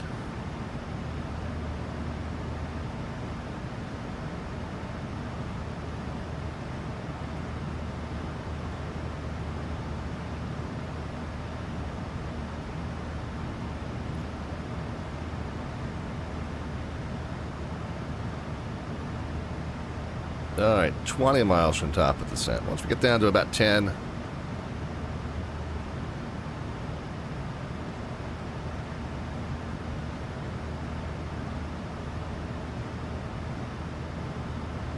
we'll go ahead and do our cabin announcement.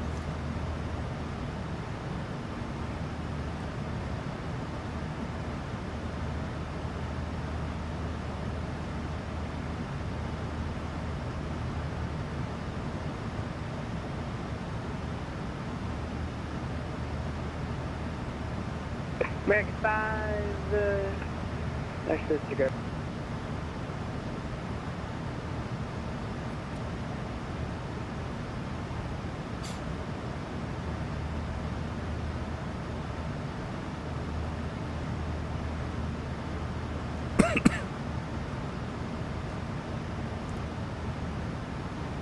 All right, let's go ahead and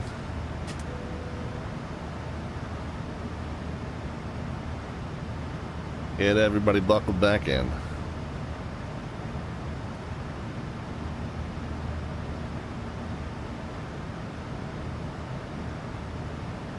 Yeah, let's just take a peek. I know we got really gusty winds at the destination. Do we have any kind of precip? Yeah, we're over past the precip. It looks like it's just Yeah, it just looks like it's just Cargo, gusty 9051, winds. contact Fort Worth 132.45. Greetings from the flight deck with an update. We've turned on the fasten seatbelt signs. We ask that you return to your seats and fasten your seatbelts, as the cabin crew is going to come around one final time to collect trash and take care of any last-minute needs. We are just about to start our descent into Dallas, and the weather there is showing with partly cloudy skies, very gusty winds, and 98.6 degrees Fahrenheit. So we do expect that it will be just a little bit bumpy on the arrival, but we will get you down safely, and we expect to be down on the ground in just about 30 to 35 minutes.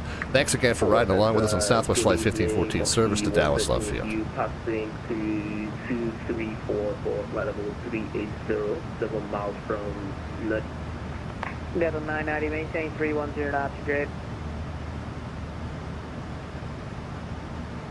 Delta 990, 310 knots, grade. Okay, should be just getting ready to kick over into the descent. Moxie 113, Fort Worth Center, climb maintain, flight level 380. Climb maintain, flight level 380, Moxie. Center, good evening. American 751 Heavy. We had to reconnect again. We're flight level 390. Right, 751 Fort Okay, Worth there we Center, go. It's kicked over. 290. Going to follow the VNAV path. You can see the plane pitching over. You can see the path indicator is showing nice and steady. Plane has captured the path nice and cleanly. American 286 cleared, direct boot. Correct, American 2. Okay, you can hear the engines throttling back.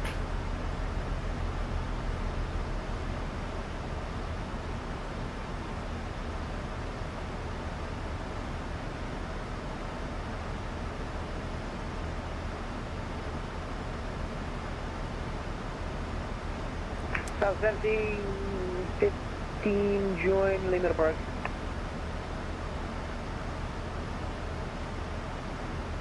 Alright, no problems maintaining the path and the speed so far. You know, the FMC will always kind of warn you if it needs you to put in some drag for it, but really, honestly, you can kind of gauge it from the indicators here. If you see that the plane is struggling to stay on path and struggling to stay on speed, or one or the other or both, that can definitely indicate that it needs you to put in some drag for it. If it's above the path and above the speed, above the path or above the speed, or worst case scenario both, that's a good sign that it will need some drag in order to maintain those, even if it's not explicitly saying drag is required. 300 knots, rated Delta 990, thanks.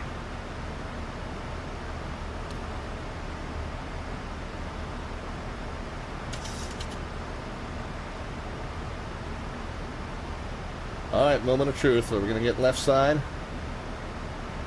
Remember, if we end up getting switched to the right, it's the frequency, missed approach frequency, of course, minimums, and then, of course, the turn off and missed approach turn are basically all that change. Although we have to readjust our path in the FMC as well. American 558, connect Fort Worth 132.45, they'll have higher. 132.45. Let's see if the ATIS has changed. I know I'm kind of getting obsessive about this. Probably shouldn't change, expect it to change until the top of the hour. But we'll just double check again. Still Charlie. And transport 3353, contact Lone Star approach 118.1. 18-1 air transport 3353. Have a great night. See ya.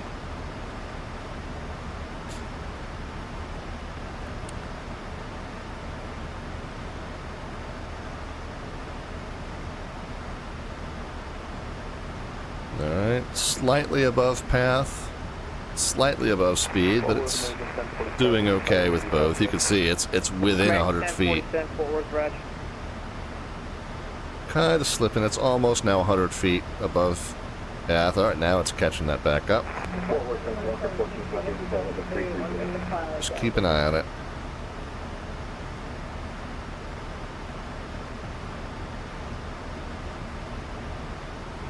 Box 14 Fort Worth Center, Roger. I don't know why Copper for casualty. They're all up higher in about a minute. Mark 1400 just got the approval climb, maintain potable 370. Okay, path is now dead on, spot on, Well, checking it. and it's pretty close to the target speed. Little bit above speed, but it's doing fine. If it needed drag intervention, one of these would be way off. 751 descend via Boo, Sav, and Fort Worth, altimeter of 2995. Heavy 27 for Good amount of traffic coming in from all directions. Of course, I expect a lot of it is coming into Dallas-Fort Worth International Airport. Dallas Love doesn't get as much love, ironically, named. Yeah, 36 and 18, 5 and 2. Yeah, I think we'll be fine. I think they'll be happy to see us.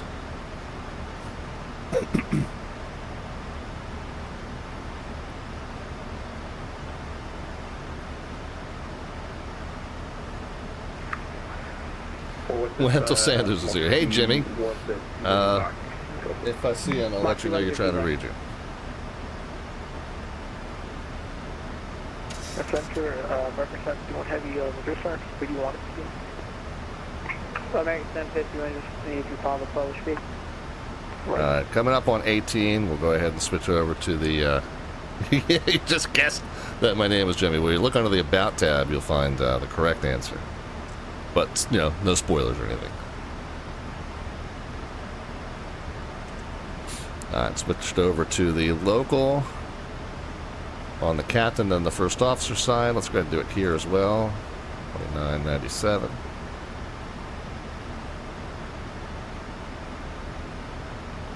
Display's getting just a touch cluttered. We can knock it down a notch. Okay, now here's where you can see all of a sudden we're 400 feet above the desired path and slightly above the desired speed. Now it's catching up the path in exchange for getting a little bit more above speed. Wonder if we'll see some 707s flying in tonight, just as say again, Jim. Yeah, I would expect there to be a few. There are a handful that are brave enough to take it out. I did get it up in the air for a quick test flight today, just once around the pattern. I've still got a lot to fine tune in terms of the 1514, contact Lone Star approach 118.16. 18-1, Southwest 1514, let's see. A lot to learn yet in terms of the setup.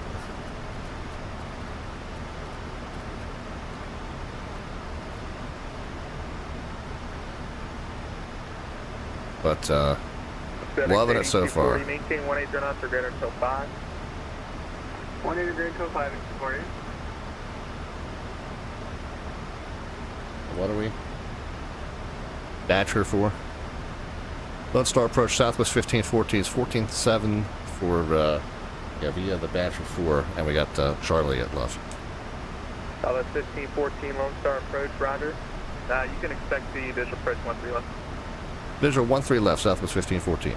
Yes! We won the runway lottery.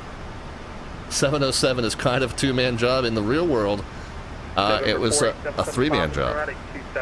Well, we've flown the 727. 727 was also crewed by 3. We flew the FlyJSim version of Next Plane 11 years ago, and then more recently we've flown the Fly... What was that one? Flight Sim... I forget what it was called. FSS, I think? I forget the name of the developer that made it for Flight Sim 2020. And FedEx 1841 Heavy, maintain 170 knots or less until 5. So we've done the 170 or less till 5. we've done the three-man crew before. Yeah, it was a pain. I liked it. It's definitely kept your hands full, but I liked it. Once we did it a handful of times, it wasn't too bad. It's really not any more workload. It's just more view switching. So that was the only real annoying thing about it. But if you get good view presets, set, you can kind of account for it. But it's not really that much more that you have to do manually. There's a few things you have to do manually in that aircraft that the more modern jets do for you, but not really that much.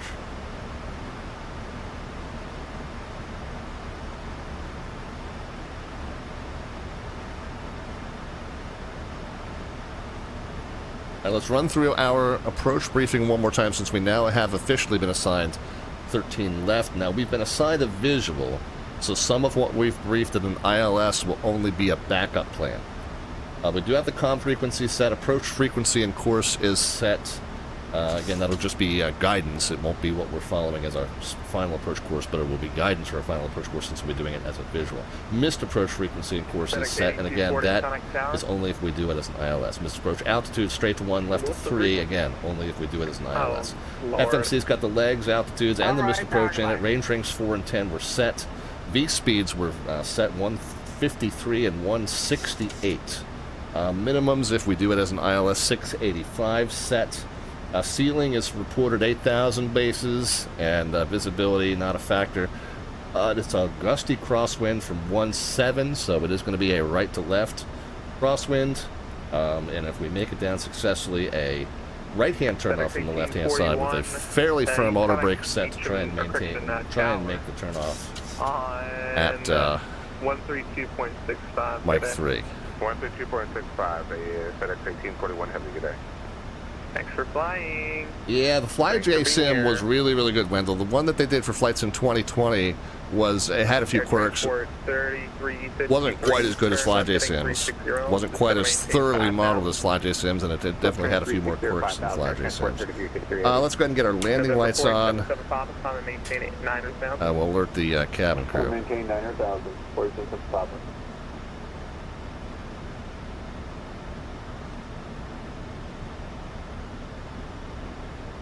November 4877 Papa, direct to Burma. And then once we get established on final, 47 Papa. alert, continuous ignition, missed approach, and spoilers.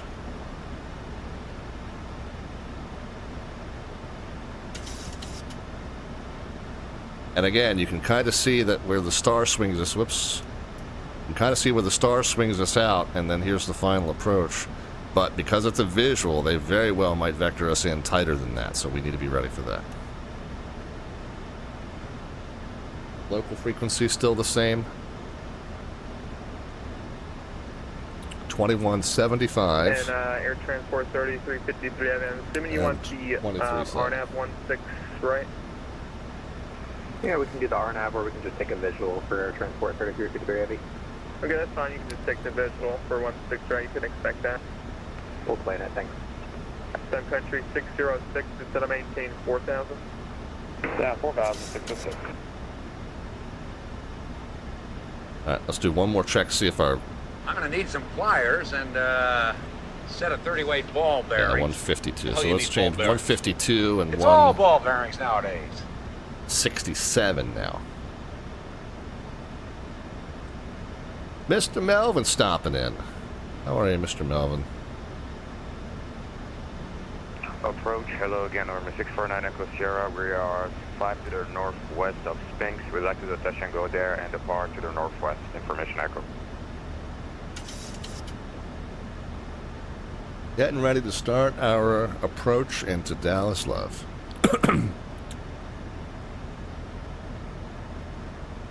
Southwest 1514, instead of maintain 7,000.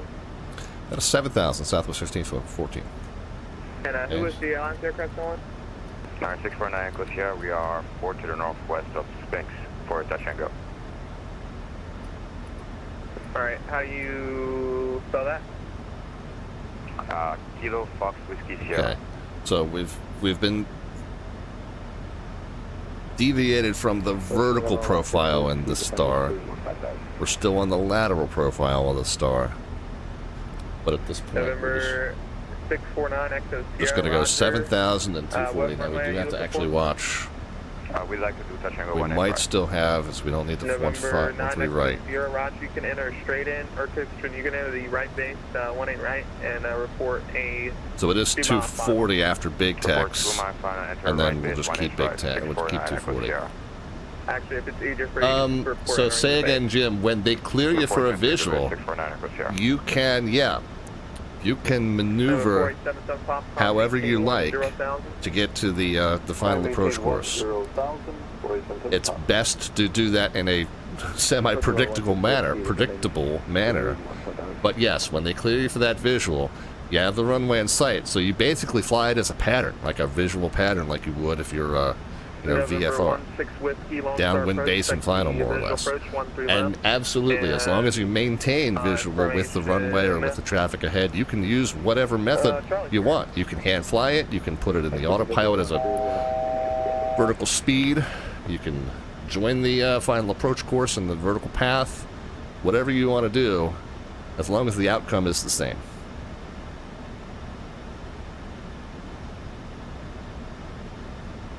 The focus is on what happens, not how you make it happen.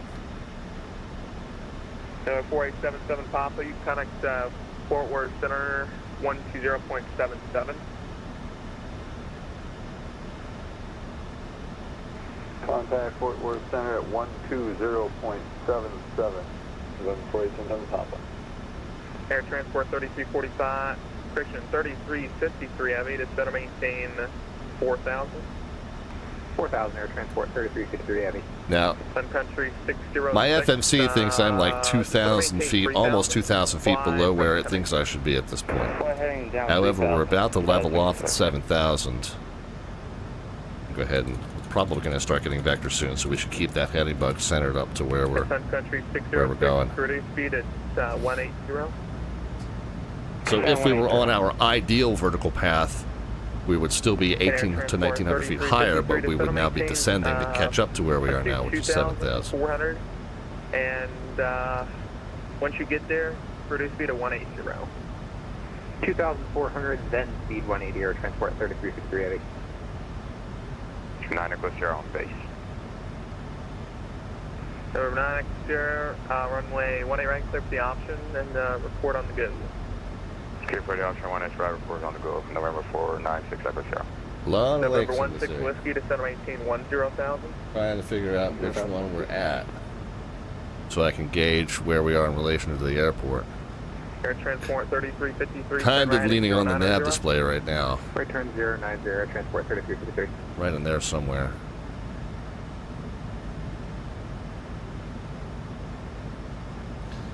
Yeah, that might be it, like right in there.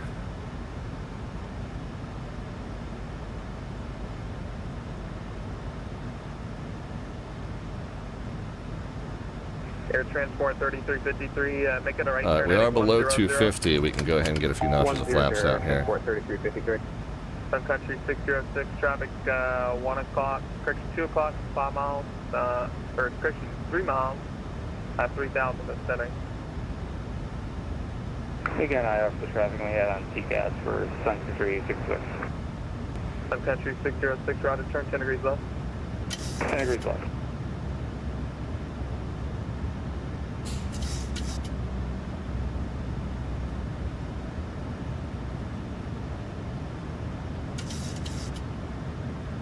And Air Transport 3353. Now, at this point, he's still got me at 7, and the published altitude at Big Tex is 5. So he's going to probably want to give me a descent here soon. November 16 Whiskey to center maintain 7,000. 7,000. Air Transport 3353. Thought maybe that was an airport, but I don't think that's our airport. Return 16 airfield inside Air Transport 3353. Air Transport 3353, clear for the visual 16 right, you can connect tower on 132.65. Clear the visual 16 right, 13265 Air Transport 3353 Heavy, yeah. And just maintain 170 or greater till 5. 170 or better Yeah, till it might 5 be, Air yeah, it might Transport be right down 3353. there. Thanks, Sun Country 606, you're 2 miles from Argue, turn right 140, maintain Right in 3,000 until established on the Wilfox, clear ILS 16 left approach. Look, I'm trying to judge based on the lake here. November 16 Whiskey, connect approach 124.3, good day. I mean, I've also got the nav display to say, oh, it's Southwest 1514, you connect approach 124.3, start delay handoff. 24.3, Southwest 1514. Southwest 1782, descend or maintain, actually, are you on my frequency? And 260 Echo Sierra, we do see the airport. Okay, no 260 Echo Sierra, clear visual approach, runway 13, contact Redbird Tower on Be straight off to our left at this point. Right in there somewhere. All right, looks like we might have overshot the airport a little bit. I don't know if we'll be able to make that for 1326 Echo Sierra. Number 26 Echo Sierra, roger, fly heading 240. All right, 240, 26 Echo Sierra. Approach Southwest 1514, 7000. Southwest 1514, Lone Star approach, hello. Level altimeter 29907, descend and maintain 5000. 29907 out of 5000, Southwest 1514. Approach November 1650 at 7000. Yeah, set the target altitude first, then kick it into vertical speed.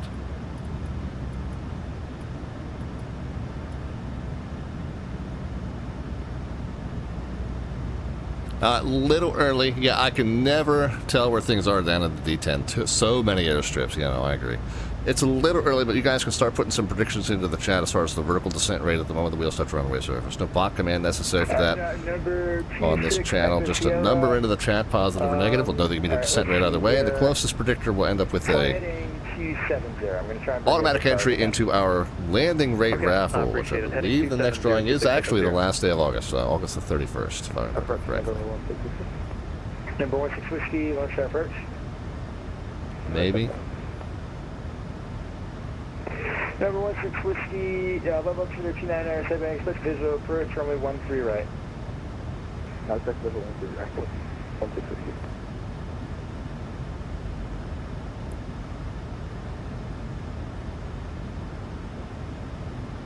Number 16 Whiskey, descend and maintain 5000, fly heading 130. 5130.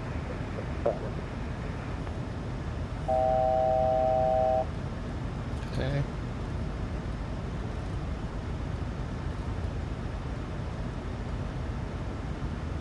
After. Clip 69, descend and maintain 5000. After Redden and Bacher. I just figured out what that star means, by the way. 315. So we'll go ahead and set that now as soon as we get heading up toward Bacher.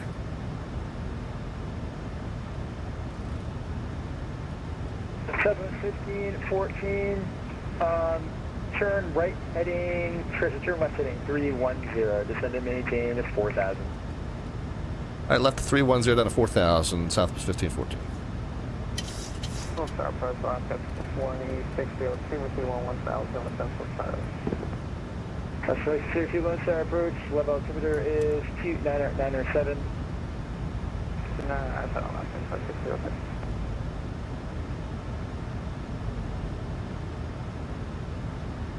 Alright, so that should be... number 26 Echo Sierra, fly heading 020. 310, sorry. Heading 020, 26 Echo Sierra. Southwest 172, descend and maintain 6000. That should be our left downwind. And now that I see the downtown area, the field is just on the other side of the downtown area. So once I think we... 1514, descend and maintain 3000.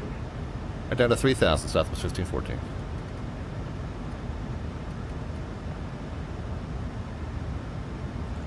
Number 26 Echo Sierra, reduce speed to 160.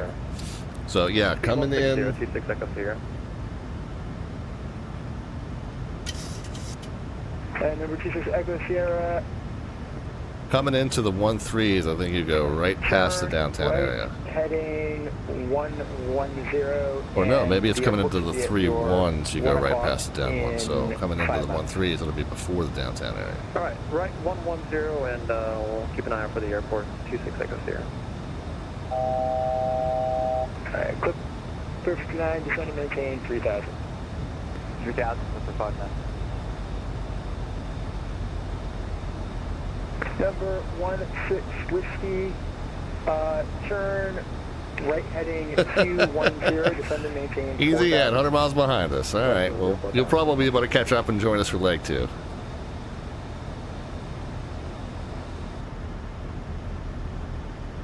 There we are. Number 16 Echo Sierra, you have the airport in sight? We do have the airport in sight, 26 Echo Sierra. Okay, clear visual approach runway 13, contact Redbird Tower 127.25. All right, clear for the visual 1-3 and contact tower. So it's just on the near side of the city center, coming from this direction. Might need the frequency again. 12725. 12725, thanks for the help. 266 us here, have a good night. Southwest 172, descend and maintain 5,000.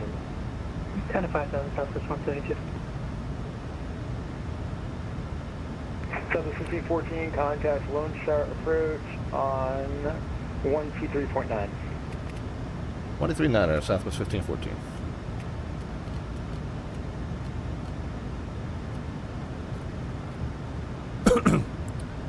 Six 23, departure, radar contact, climb desist.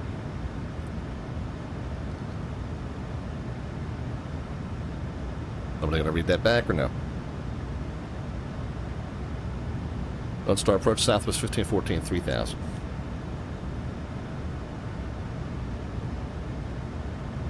All right, I'm going to call it 1, Southwest 1514, Lone Star approach, maintain 2,000, and left field's going to be turned 9 o'clock at 5 miles left field site. All right, 2,000. We got the field in sight. Do you still need 240? Can we slow it down? Please your discretion for Southwest 1514. Southwest 1514, roger. And Southwest 1514, clear visual approach, runway. Do we give you the left or right? They assigned me the left, but we can do whatever you need. Southwest 1514, clear visual approach, runway 13 left. The visual approach from 13 left, Southwest 1514. All right, well, let's just go ahead and slow it all the way down to 170 then. American, what was the call sign checking in?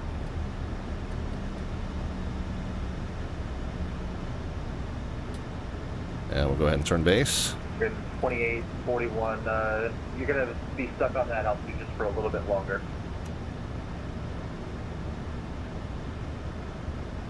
Stand by 1. We need help slowing down. We'll go ahead and get the gear out.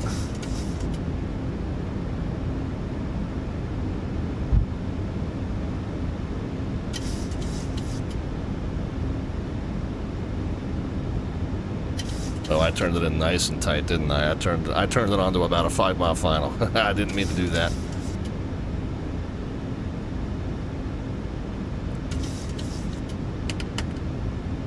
All right. Bring the predictions, guys.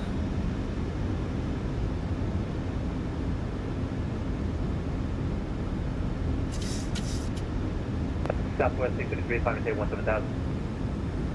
Secjet 305, contact Fort Worth Center. It'll be 135.45.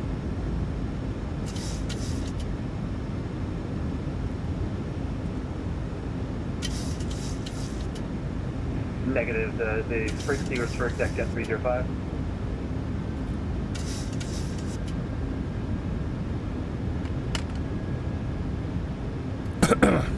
Secjet 305, contact Fort Worth Center. It's going to be 135. Continuous ignition on.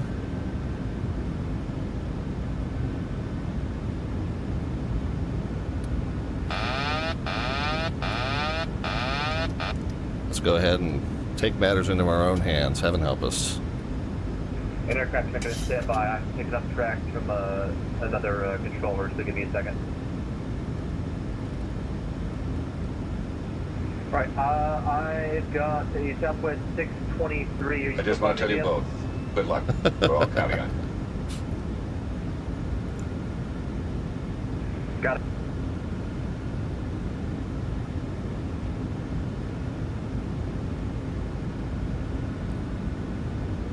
$1514, you want us on tower? Hey, from contact tower 123.72. 23.7, Southwest 1514. All right, Central, I'm working 2 frequencies of 1 left.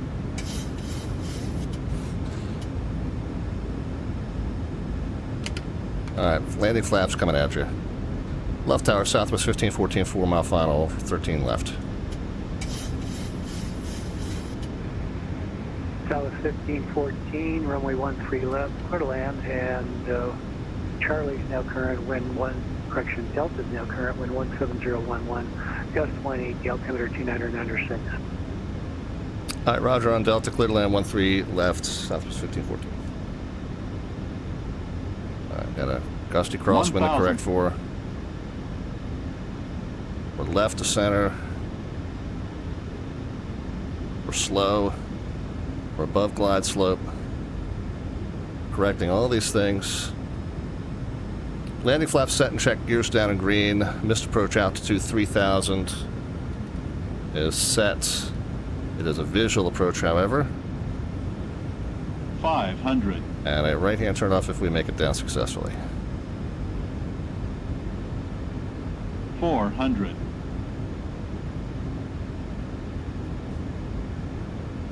300. Over to the right. Approaching minimums. 200. Minimums.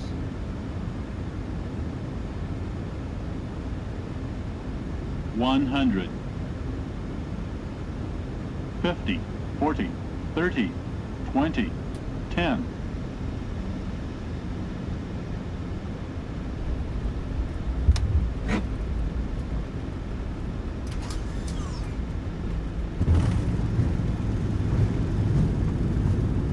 I knew we'd float past that. I knew we'd float past that exit. That crosswind was no joke, man. Southwest Cancel the 1514, right turn when able, ground point 75 when clear. Alright, right turn when able, ground point 75, Southwest 1514.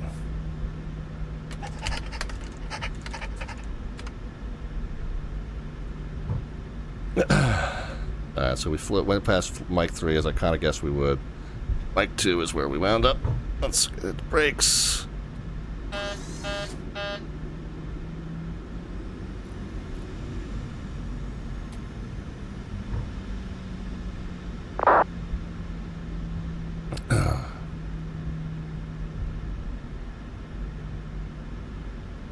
Look around, Southwest 1514 is off at Mike 2, and we're going to anywhere on the eastern side of the T there. 1514 left ground, good evening, taxi the ramp by Mike and Bravo 4. Mike and Bravo 4, Southwest 1514.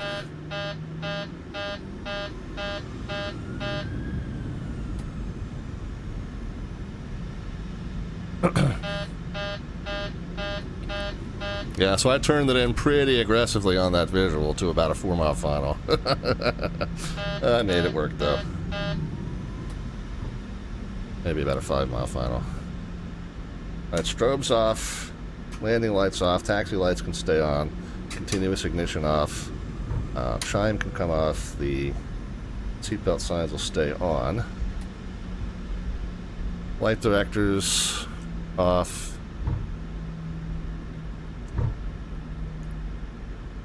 Mins can be reset. Bravo 3. Bravo 4, he wanted me to turn that. That's this here.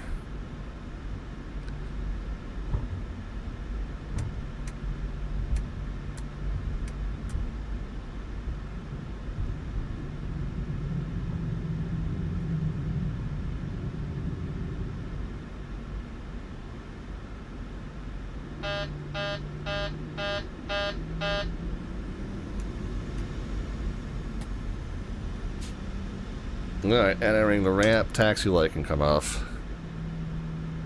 Let's see if we got everything. Yeah, flaps and spoilers are stowed.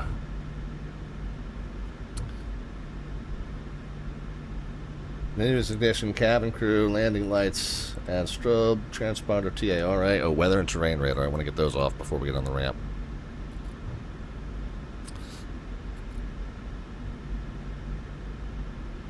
Flight directors minimums, and oh, auto brake also.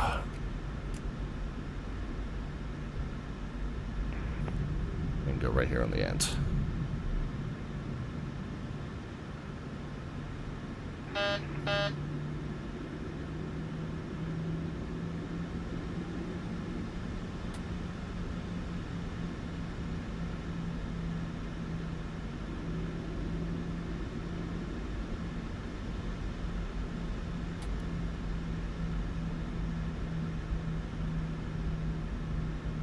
Mad Noobs, you're back. How was it? Not too bad.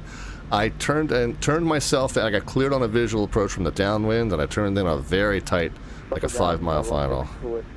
Little aggressive. Right, Charlie. Charlie. Alright, 16 Whiskey, love ground, good evening. And, Little aggressive, but we made it work. All right, parking brake is set. Signature terminal 1. Number 16 Whiskey.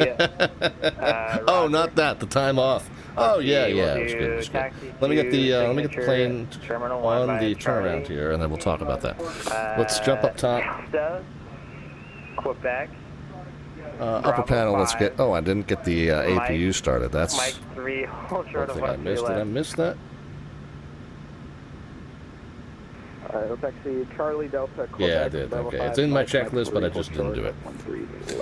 So we're waiting on the APU to start up.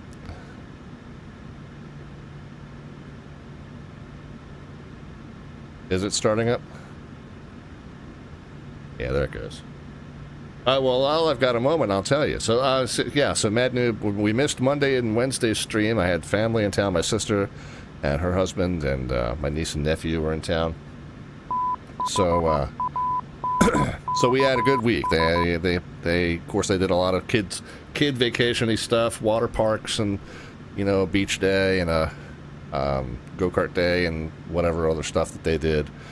And they did some of their traditions, but we also made a good amount of time for them to hang out and do puzzles and board games and join them for dinner and lunch. And we did a cookout here at the house one night.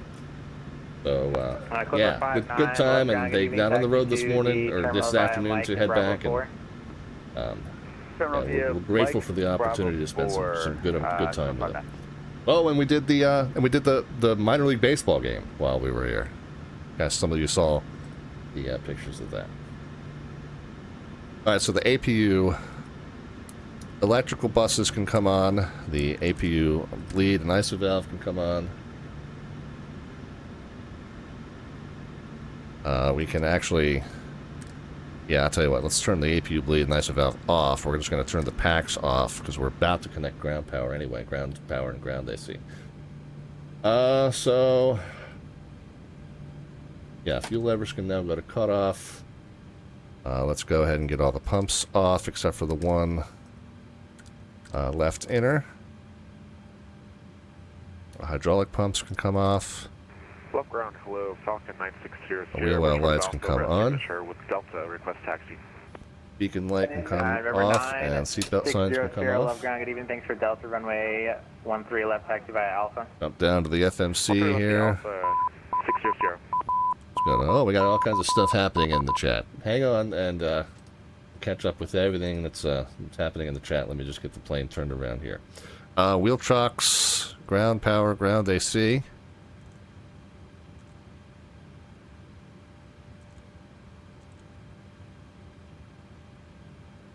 Okay, we'll come down here.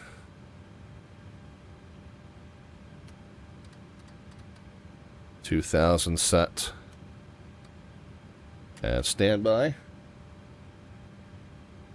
Up top, we can now go to the ground power bus. The APU can come off, and the left inner fuel pump can come off. All right, let's check on the timing. Ground 16 Whiskey, short of 13 left. 16 Whiskey, hold short, 13 left, landing traffic.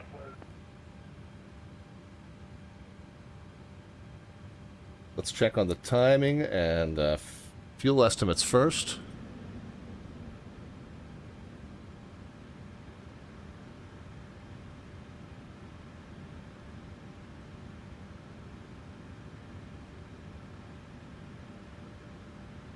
Oh, sorry guys, a little disoriented. So leg 1 was intended to be ending at 9:15 Eastern time. Well, hey, look at that, dead on that. Let us see if we are close to our fuel estimate of basically 22,000 pounds as well. 21.5, look at that. So we'll take that. That's pretty good. All right, well, let's see how we did with the landing as well. November 960 Sierra, contact Okay, tower. not too bad. 86 out of 100. 51 was the rate when we finally touched down. Now, we did go a little bit long. I didn't think it's too bad on the touchdown zone, actually. Center line and crab angle, yeah, we knew those were bad because of that really bad crosswind. Yeah, 51 nice and gentle. And I thought that I had kind of floated it, but it's rating me a 14 out of 15 in terms of the touchdown zone. So I guess we didn't float it that bad. Yeah, just on the edge of the touchdown zone. So that's not too bad. I think Kenny will be mad. I actually did beat his number. I didn't think I was going to.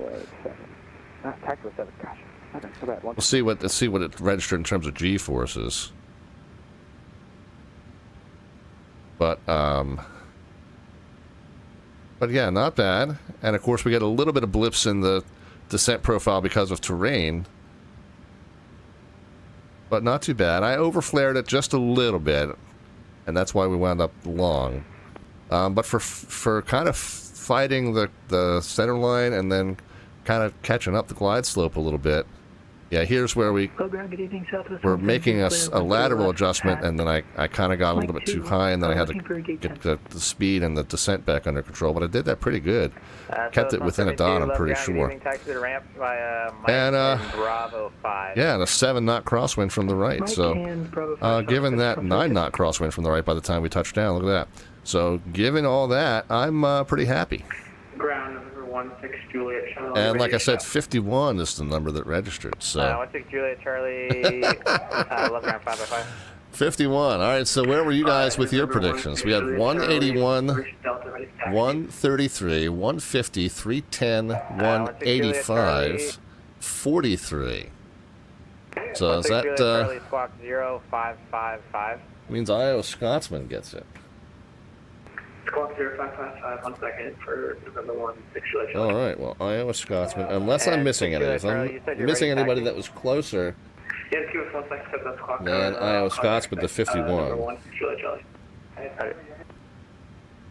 do please let me know.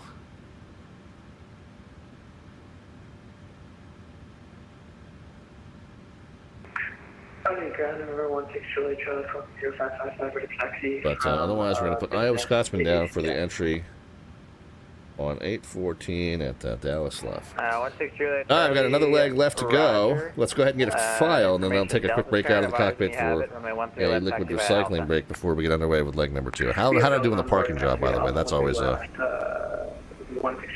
treat. Oh, well, I went further on purpose, but it was a little bit left of guide marks there. Well, you know, without a marshal, that's not too bad. I guess 51 in spirits is mad new. Well, I'll give you an entry in spirit as well. All right. Back we go to leg number 2. Go ahead and get the flight plan page in front of us. Go ahead and import the current one so we can just make a few little changes there. 33 ready taxi. Southwest 1514. By the way, Southwest 1514 conveniently is a real-world flight number that they use from Dallas to St. Louis. All that's the same. Southwest 3333. Off block 0150. Yeah, that's half an hour from now. We can do that easily. 37,000 feet this time. 480 is the same. St. Louis. We'll see you there.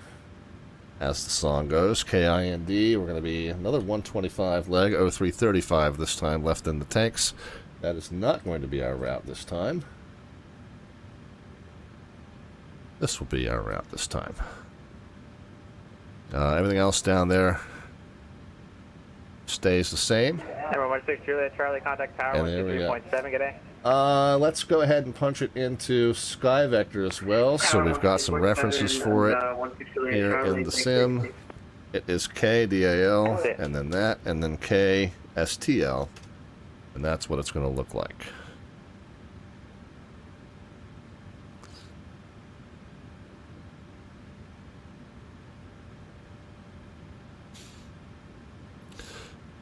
And hopefully we'll avoid the weather. Still have gusty winds here.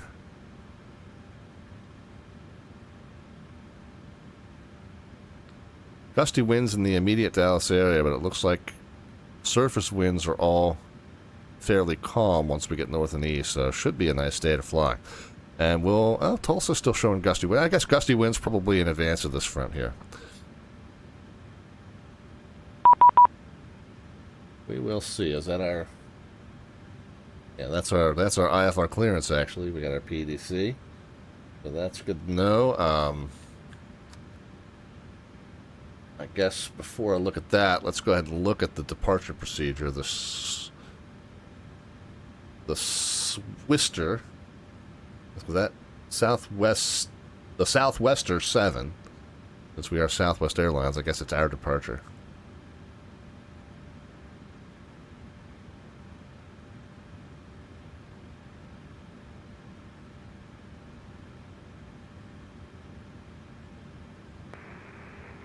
And we are going to McAllister, okay. So, departing down this way, it's a pilot nav. 6283 is ready taxi. Wow, we've got a lot of intermediate altitudes to hit here. And then what's the... Do you have company in sight? So top altitude 8,000, but we got a lot of restrictions on the way. We need to make sure we... The 6283 sounds good. Dial the current advisor when you have it. And we abide behind by. company, follow in, taxi runway 13 left. Okay, we do have Delta behind the company, taxi to 13 left. Okay, so the initial altitude, 8,000. Expecting cruise in 10, I assume. 10 minutes after departure, okay. That's all, carrier, no voice. Departure frequency, 123.9er. And ground Skypass 2205, sorry, deck. Transponder 2205, love ground. Did I give you 13 left or right? You gave 0632. And does it say departure runway? 13 left. For, expect runway 13 left. Skybox 2205. Okay, so we have everything we need. On Bravo, you can follow We'll come back to that. We'll go to the top of the flow list. We'll take a little break out of the cockpit for some liquid recycling, and then we'll get right back to it, guys.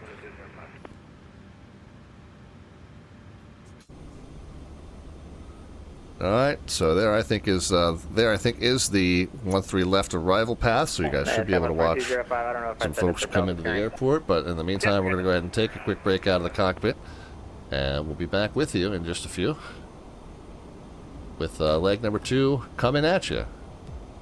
Heading up to St. Louis from Dallas Live. It's Metroplex madness in the PMDG 737. There we go, the little bizjet departing there. We'll get back to the madness in just a few moments. Sit tight, friends.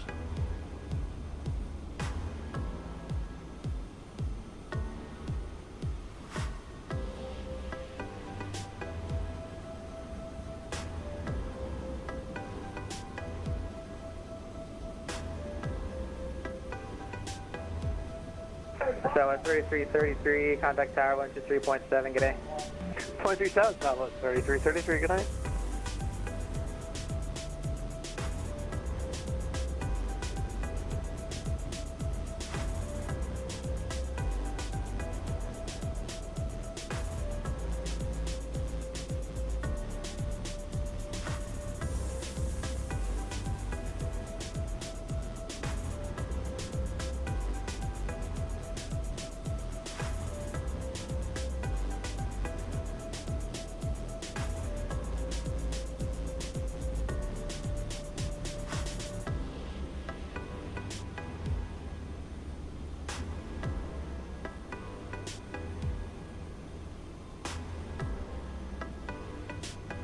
Tower 6280, or Southwest 6283, contact tower 123.7, good day. 23.7, good night, Southwest 6283.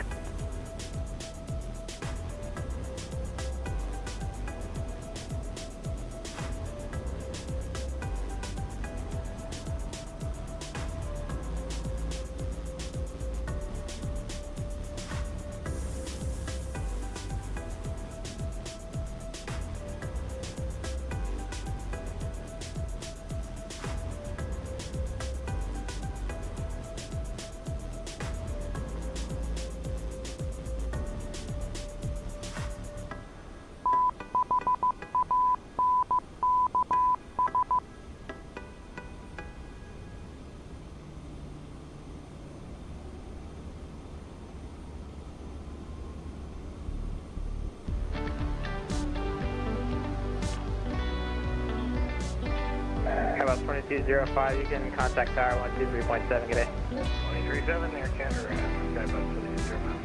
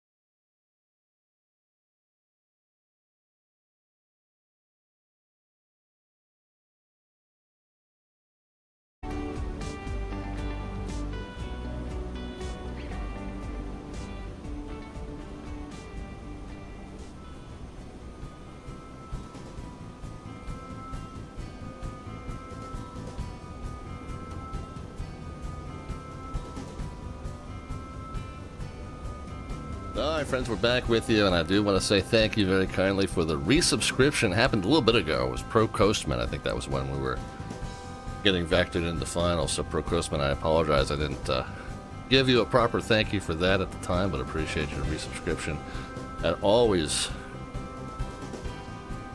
appreciate all of the support of the channel, the subscriptions, the gift subs, the cheer bits, and the donations, all of which support those monthly giveaways that we do on the channel. We got the subscription there from Mad Noob as well. Mad Noob, thank you very kindly for your support of the channel as well. We also got the follow there a bit ago from let's say Kavix is the best stab I can take at it there. Kavix, thank you very kindly for the follow. Normal schedule Mondays, Wednesdays, and Fridays at 7 p.m. U.S. Eastern Time. Now this coming week It's going to be Sunday, Wednesday, and Friday. We're going to switch. We're going to be off Monday, but we're going to be on Sunday. That'll still be the normal time, though. 7 p.m. U.S. Eastern Time, 2300 Zulu Time for that one. That's the 7th anniversary of the Virtual USA Flying Club that we're going to be flying with on Sunday night, and then Monday we'll be off just to trade days with the wifey and still get to spend some time with her. She'll give me Sunday night. I'll give her back Monday night. All right. We also have, and Mad Noob says, yeah, everyone here loves the shirt because he put a Sagaro on it. This is Sagoro. I'm not sure I'm saying that properly, but I know it means the aircraft calling 5x5. The tree, the cactus, or the thing, the southwestern thing. My youngest daughter actually did that artwork, Mad Noob. I gave her a pretty fairly good spec. Oh no, she did the original version. Now she did the original version of the artwork that is still on the bottom right corner of the screen. That was the original hand-drawn digital art that she did. And then of course what and it is going to be and that's actually what's on the t-shirt, so I'm talking out of turn. The title screen that we use into and out of the actual live stream these days is an AI version of it, but the one that is on the t-shirt and is on the bottom of the screen right below my smiling face is the original artwork that my youngest did. So very well done, Sis Madam. Yeah, we really, she did a good job with that. She knocked it out of the park.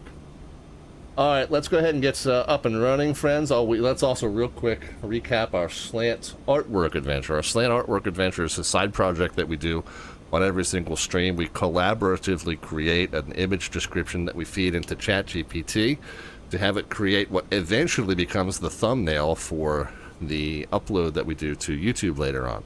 So when this ends up on YouTube, the image that you're about to see will become the thumbnail. But we still got some time. We're going to add to or modify that image, and if you want to get in on that action, you can cash in 500 of the Twitch channel points, aka the Alphabets points, at the bottom of the chat panel, and then you can give me a few words or a simple sentence, just something incremental, one piece at a time, that you would like to add to or modify about our Slant Artwork Adventure. So we got me standing in front of Reunion Tower, and then we got me, my evil twin, doing some Texas brisket smoking here. So there's our Slant Artwork Adventure so far. Oh, by the way, Reunion Tower was changed into a UFO. I forgot to mention that part. Kind of almost looks like the World's Fair Tower that's in, I think it's Flushing Meadows Park in New York, right by LaGuardia. Kind of reminds me of that now with that modification that we made. But we got me and my evil twin, and my evil twin's doing some brisket smoking there for you. So there's our Slant Artwork Adventure. If you want to add to or modify that image, you can cash in 500 of the Twitch channel points, aka the Alphabets points. And just ask that you somewhat keep it on topic as to things that are happening on the live stream tonight. All right, let's get into the aircraft, and let's start getting ready for leg number 2. We've already filed our flight plan. We've already received our IFR clearance via PDC. Let's go ahead and get everything set. We got the ground frequency 2175. We got this tower frequency 23.7. We got that set. The departure frequency I'm going to set as 23.9. That's already set in COM 1, so we're ready to go there. So yeah, I think we're set with the frequencies. And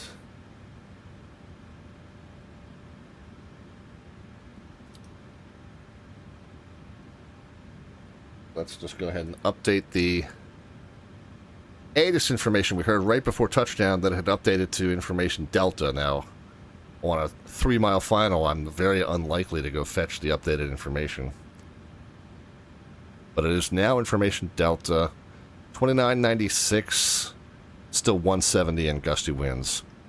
So 2996, and really nothing else is substantially changed. So we'll make sure we get the altimeters adjusted. That 10 feet.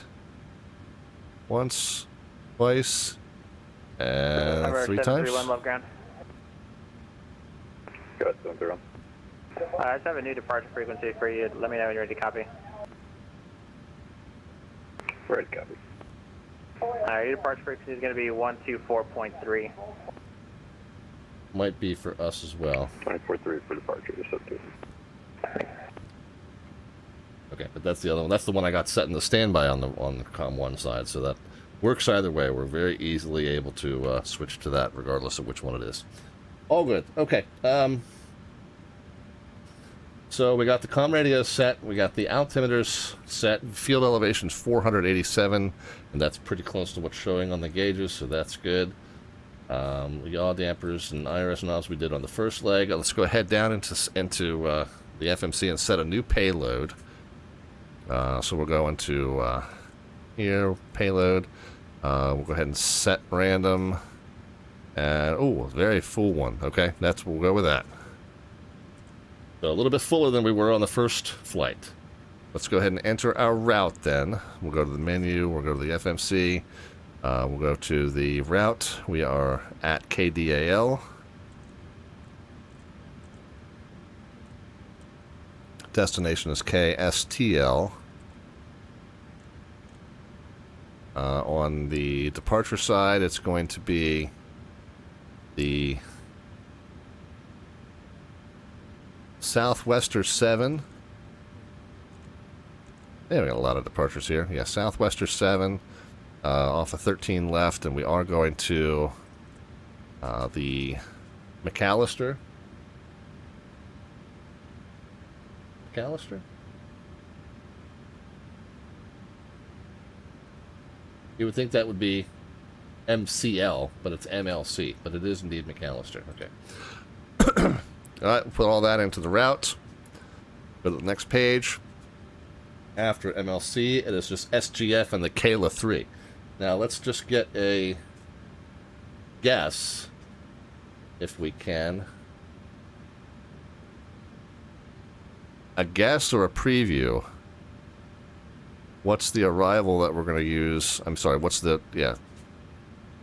Okay, so we don't have an ATIS information running at St. Louis. But we can just check a METAR there, and maybe we can get a guess. Dallas ground, 7313, taxi with Delta. METAR KSTL. We're going to put a runway in. Aircraft calling, say again, call sign? 1708, so we'll figure we're going to be landing eastbound, and that probably means... Remember 977. If we're coming in from the south, it's going to be that rightmost eastbound. So let me remind myself which one that is. That's the one that's kind of off by itself. I don't remember the numbers. At 11 there. No, hush. Stop it. Yeah, so that'll be runway 11. So that's what I assume we're going to get, but that's kind of just a stab in the dark. Let's go to departures and arrivals. And the... What did we say it was? SGF and the KELP-3. Oh, KELP-3 was already on the page. From SGF, and we're going to assume ILS 11. Do we need that transition? Well, let's kind of take a deeper dive into the arrival than I thought we were going to. Again, guessing at what some of this is going to be assigned to us later on. Mike, Bravo 5, Quebec, Southwest 1. So Sisti is just the one that's furthest out, so I assume that's fine, but we'll just put that in as our transition. And then the star is the KELP-3. Let's just have that in front of us for now.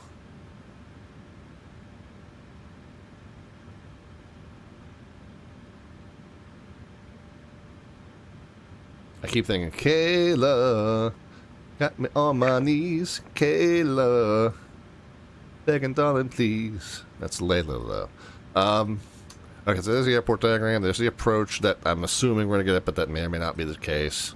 And then KELP-3 page 2, KELP-3 page 1. And if we are we're landing eastbound, then after Big Mac, we turn left. We end up at Stan. Okay.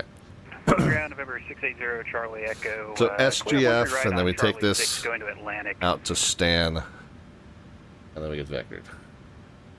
So we'll just, again, for the transition purposes, doesn't really connect with the approach directly, but we'll just put in Sisti as the furthest out point, and then we'll adjust as necessary. Charlie Echo. All right, we'll put it in the route. Atlantic. We are going to connect the two, because after McAllister, it is just simply direct to SGF. And now we've got all that done. Activate and execute. Performance initialize. We're going to put a 74 cost index in, because why not? reserves, 9.1. That'll be enough alternate reserves and contingencies to get us to our filed alternate of Indianapolis. 0 fuel weight, we'll double click, it'll populate it for us. I had said 370, so we'll put in 350 and we'll just correct that with the center controller. N1 limits. So if I was a real world captain, I would check to see if we could use a lower takeoff thrust setting or lower climb setting or both in order to depart this airport safely, because that would save wear and tear and fuel, but I'm not going to worry about that because I'm not actually a real world Southwest captain, so we'll run it full. Wide open. 144 is the abort speed. Any safety critical items happening prior to 144 will abort to takeoff. If we meet or exceed 144, we'll go 2 more knots and then we'll pitch up and take off with whatever problems we got at that point. If we got 1 functioning engine at that point, we'll pitch to maintain 152. And if we got 2 functioning engines, we'll pitch to maintain that plus either 15 or 20. I forget what it is, but it's the white button that's marked on the primary display. At that point, we'll take that up to 1,000. We'll track the flaps, and we'll evaluate our options from there. Center of gravity, we'll double-click. It'll auto-populate, and just right around 5 exactly is what we're going to use to trim the aircraft. 152 is that...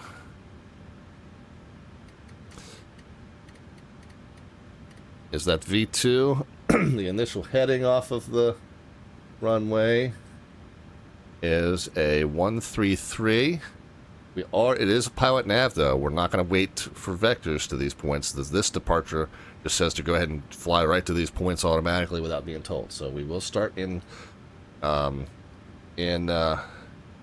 mode in this particular case. But you always want to check the departure procedure to see if you're supposed to fly a certain heading and wait for vectors, or like in this case, you can just go ahead. Oh, we need to get the flight directors on. Go ahead and start in LNAV and VNAV mode. The initial altitude was 8,000. Yeah, 8,000. Although we do have some intermediate altitudes to hit on the way up, and this FMC normally will do that, but we'll want to monitor and make sure that it does.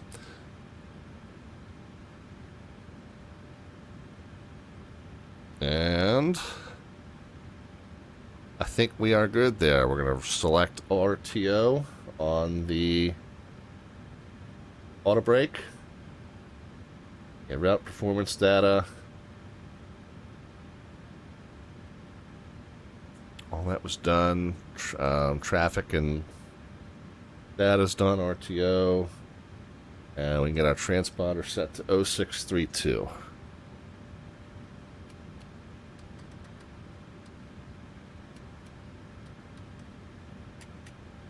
And transponder mode set.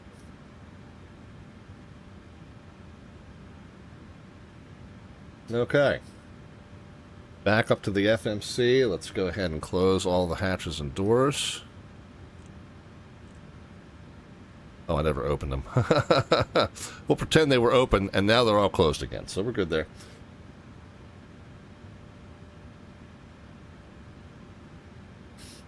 Right. Which is the seatbelt signs. Verify that our parking brake is set. It should be, but we'll double check. And it is. Red light on? Yeah, it is. Up top, we'll get the APU on and started. Left inner fuel pump on. Window heat can come on while we're waiting. Save the probe heats for later. Pressurization, we're going to do 35. And landing 600.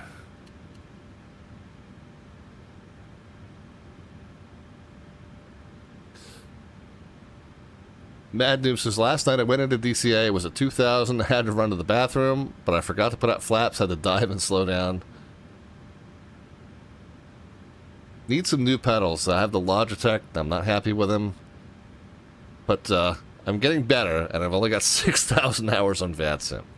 Alright, so Mad Noob says we need to put the pups into the image, taking over the tower like Godzilla. Alright, I will work on that for you.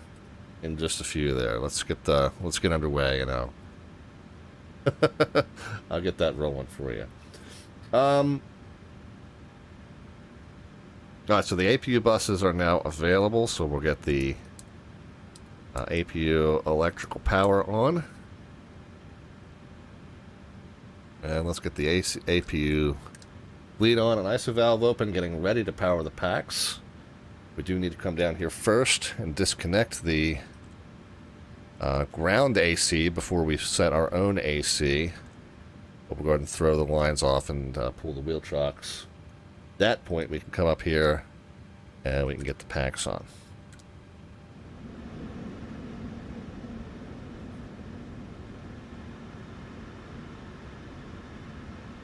Alright, expecting to push back in 4 minutes. Good. Greetings from the flight deck and welcome aboard Southwest Airlines Flight 1514 service to St. Louis, Missouri. We will be pushing back here in about 4 minutes and expected to be wheels up at the top of the hour. Flight time once we're airborne, 1 hour, 25 minutes. We'll be cruising at 35,000 feet for you today. Weather here at the Origin, nice hot day, 98.6 degrees reported here at Dallas, Texas, with some gusty winds. So we do expect we might rock and roll just a little bit on the departure, so we'll ask that you fasten those seatbelts 1 notch extra tight for us. Once we get up to our cruise altitude, though, we hope to find fairly smooth air to cruise in for you on the way up to St. Louis, and then we'll get you the weather update at our destination once we are getting ready to start our descent there. But for now, sit back, relax, and fasten that seatbelt 1 notch extra tight for us, like I said, and we'll be underway shortly. Thanks again for flying with us on Southwest Airlines Flight 1514 service, St. Louis, Missouri.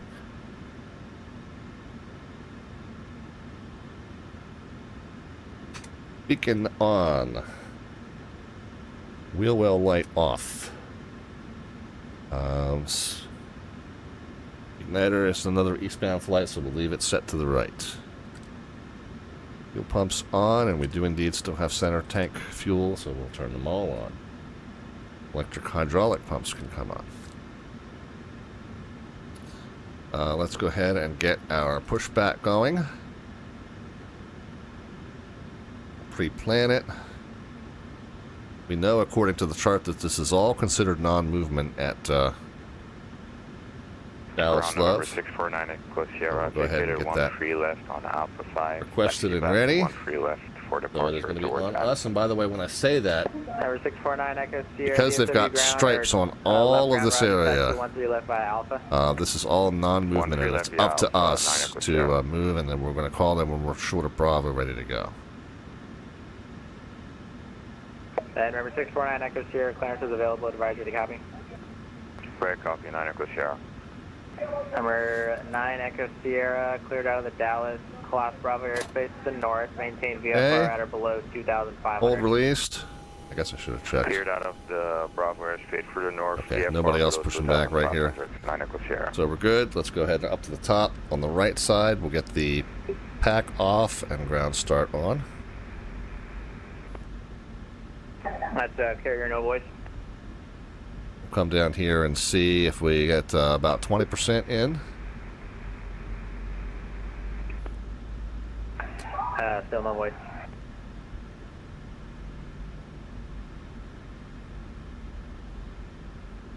Alright, and the engine is starting to spool up now. Once it gets roughly stable at 20, 450, and 60. Number 4 to the top. 4 Juliet Pop. Here, the switch click off. There we go. Pack can come back on. Generator can come back on. Left pack off. Left ground start on.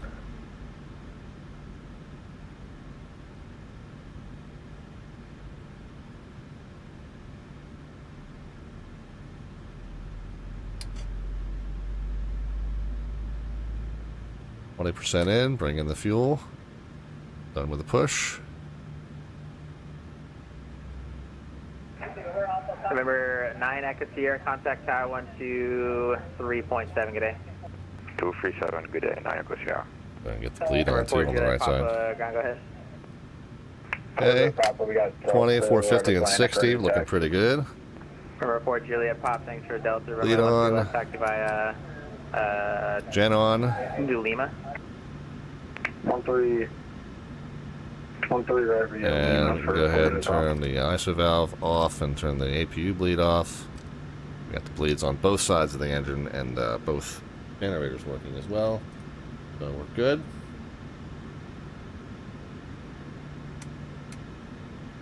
probe heat, and we can turn the APU off. Alright, we'll do a flight control check. I wish I had the monitor screens. Something about this configuration doesn't allow me to have the monitor screens for the control surfaces, but whatever, one day I'll figure that out. I know I have the options for it set, but that option must conflict with one of the other display options I have here because I don't have that control surface screen. But we'll just go ahead and say that everything was checked and good. And we'll go ahead and set flaps 5. And we'll set the trim right around 5. 5 exactly. Okay, that's pretty close already. Right there, looks good. And parking brake can come off. Did it click off? Yeah, that doesn't seem to like that detect. Contact tower 123.7. Let's go ahead and run the throttles up a little bit. No config warning, so we are golden. Alright, we're departing 13 left. So we'll kind of come out to the right, and that'll be taxiway Bravo, and then we'll go ahead and get our taxi instructions. Still information Delta, let's double check.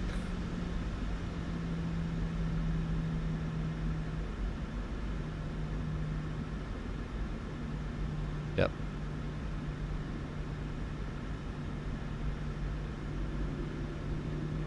Off the main terminal, toward Bravo with Delta.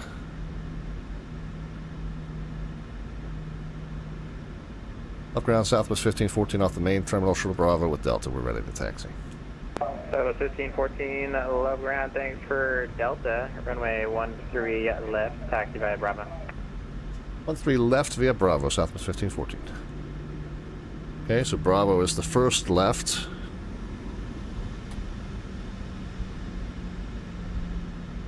And we're leaving the ramp area. We'll go ahead and get the taxi light on. Go ahead and get the weather radar on. We'll go ahead and get the terrain radar on.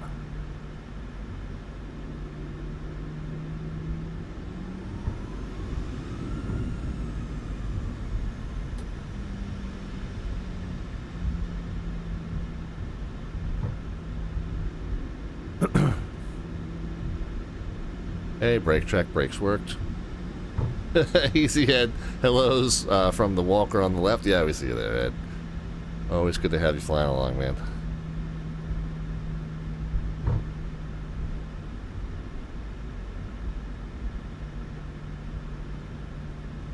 I think we can go ahead and do the legs page here.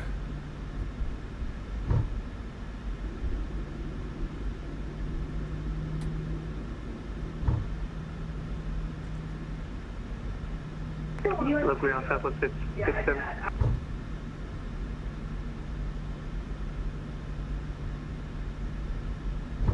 Weather terrain. Southwest 2. Minimum departure fuel 16, and we got 21, so we're good. Go ahead. Push on our own discretion. Southwest 57, push start your discretion. You can call ready for taxi. Alright, push start discretion. We'll call for taxi. Southwest 57.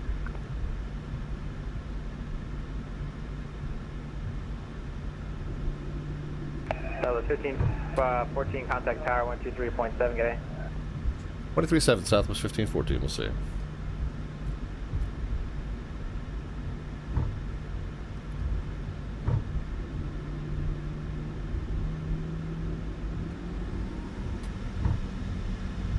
Left tower, Southwest 1514's almost at 13 left, ready to go. Left tower, good day, Skywest 420, visual 13 left. Left tower, American 6091 is on final, 13 left. American 6091, 3 left. Repeat, 13, American 6091. American 6091, 3 left. I'm going around, I couldn't get it clear to land. Okay. Yeah, he was breaking up pretty bad. You can kind of assume that's what he was saying, although it's not. Left tower, good day, Skywest 420, visual 13 left. Not clear why. He was getting that on that short of final. Alright, let's let our cabin crew know we're number 1. Taxi light can come off for now. Continuous ignition on.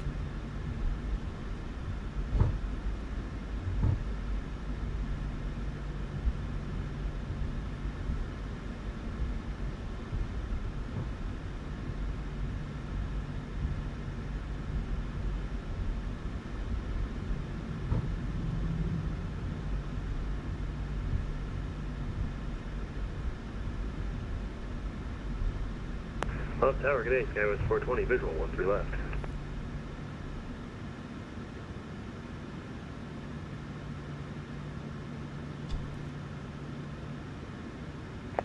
Skywest 420, how do you hear me? 5x5, how many? Skywest 420, runway 13 left, clear to land. Cool and 13 left, Skywest 420.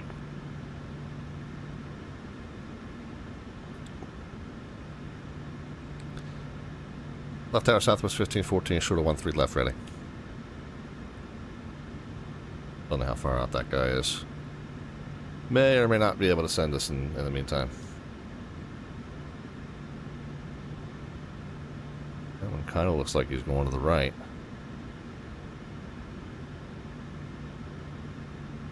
Unless he's turning.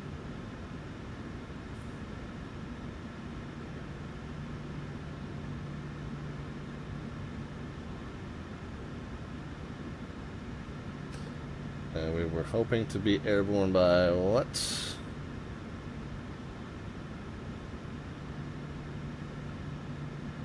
Left tower, November 680, Charlie Echo, ready to go, 13 right. By the top. 680, Charlie Echo, hold short. Hold short, 0 Charlie Echo. TARA, cabin crew alerted, continuous ignition, and then the lights. So we're good, we're ready.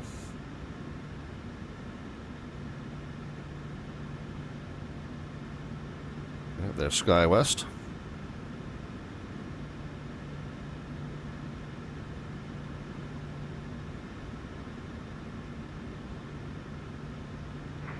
Duke 731, runway 13 left, line up and wait. Up and wait, 13 left, 731. Thank you.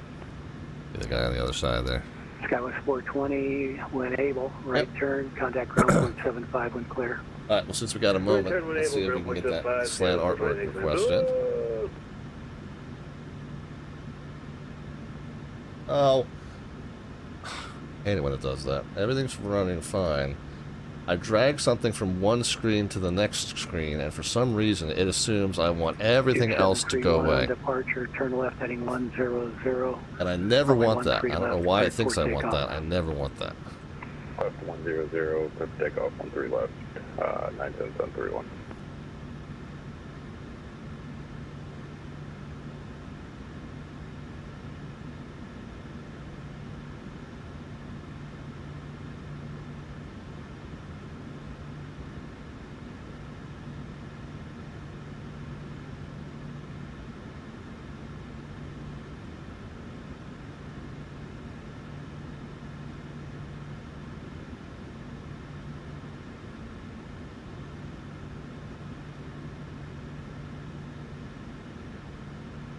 Alright, we're working on the request there, Mad Noob.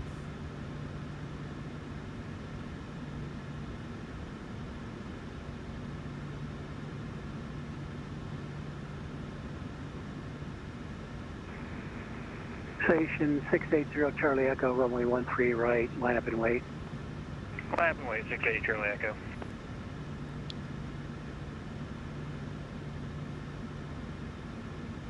Alright, so we had hoped to be rolling by let me know when you're heading a 100.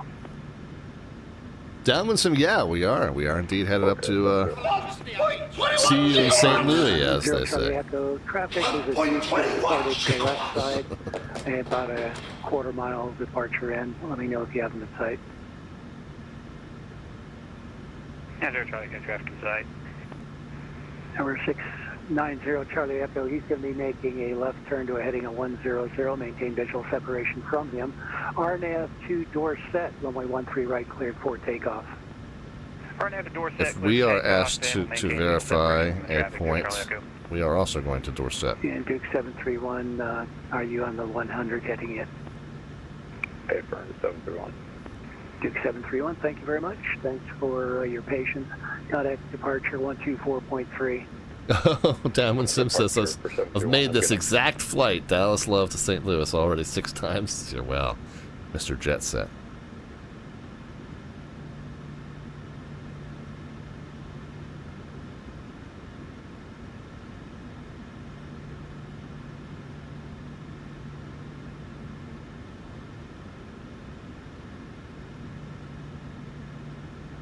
Somebody else in sequence on the other side there? Yeah, some sort of a little high wing over there.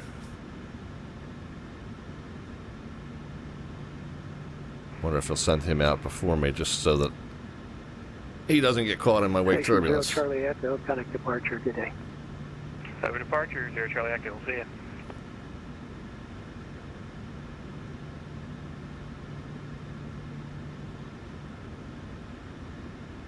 The downwind since flying private out of Addison is much nicer. Yeah, I imagine so.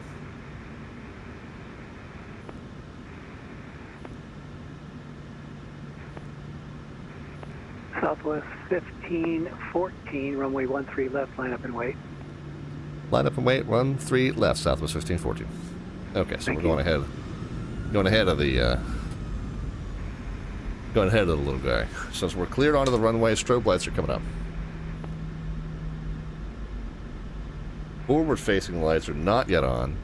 That way, anybody. Choose 5 to the north to overfly the field 2000 for. That way, anybody that is crossing the runway downfield will be able to see from my lack of forward-facing lights. They'll be able to see that I'm not yet rolling. Numbers for 13 left. I'm departing a bunch of aircraft.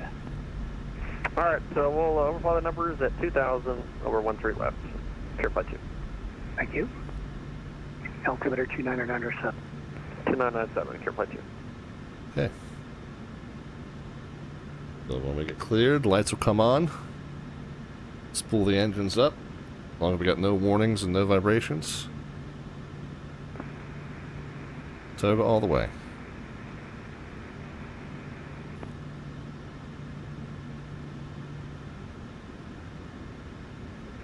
Southwest 1514, RNAV to door set. Runway 13 left, cleared for takeoff. Traffic to your north is a care flight helicopter. He's going to overfly the numbers. Okay, we'll be looking for the traffic, and we're cleared for takeoff. 13 left, RNAV to door set, Southwest 1514. Okay. Care flight 2, traffic on the roll. 13 left, Boeing 737. Toga set. Airspeed allowed. Rapid care flight 2 inside. Air Flight 2, maintain visual separation from that traffic. I'll have a couple more. Okay, we got the All right, we'll maintain visual separation from that traffic. rudder now controlling the aircraft. Controlling the steering. Southwest 57, runway 13 left, line up and wait.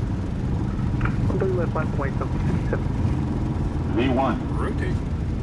V2. Off we go. Positive. Alright, keep the wings level and the track steady. Love Tower, Coast Guard 6584. And pitch to the white bug there. How about the depart parkland here? If you would like, I could follow the Trinity River to the I-45 out of the Bravo and stay east of the Dallas Executive Delta as well. That's pretty. Okay, there's 1,000. Cleared interclass Bravo, letter below 2,000, maintain VFR, and report airborne. I've Start got to bring the flaps up. Inbound from the north. Maintain VFR out below 2,000, clear to the class Bravo, will report airborne. Coast Guard 6584. Southwest 1514, connect departure. Have a great day. Go out to departure, Southwest 1514. Let's see.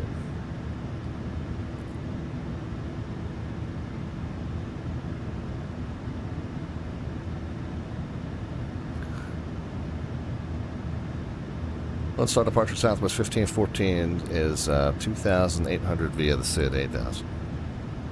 Southwest 1514, departure radar contact. Got it, 1245, maintain 17,000. 17,000, yeah, 12. Flaps. 97731, climb maintain 17,000. One more notch, okay. Continuous ignition. Auto brake off.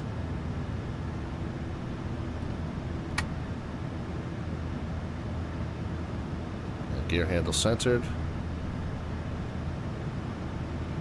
Departure, good day, United 2250, 3000 climbing, flight level 360. And who was checking it? United 2250.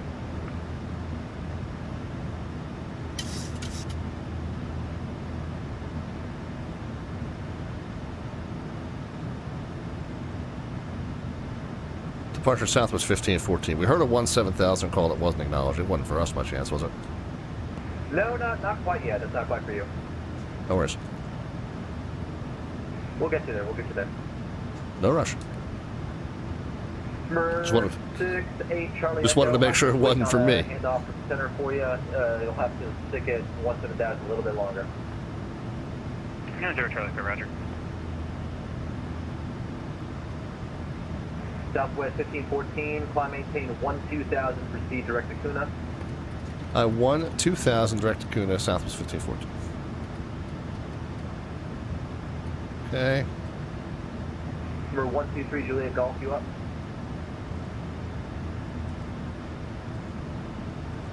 Now to 1240, contact Fort Worth Center, 1. Approach, Citation 123 Juliet Golf, 8,800 for Niner, direct window. I think I stepped on someone. United 1240, climb maintain 17000, contact Fort Worth Center, 133.55.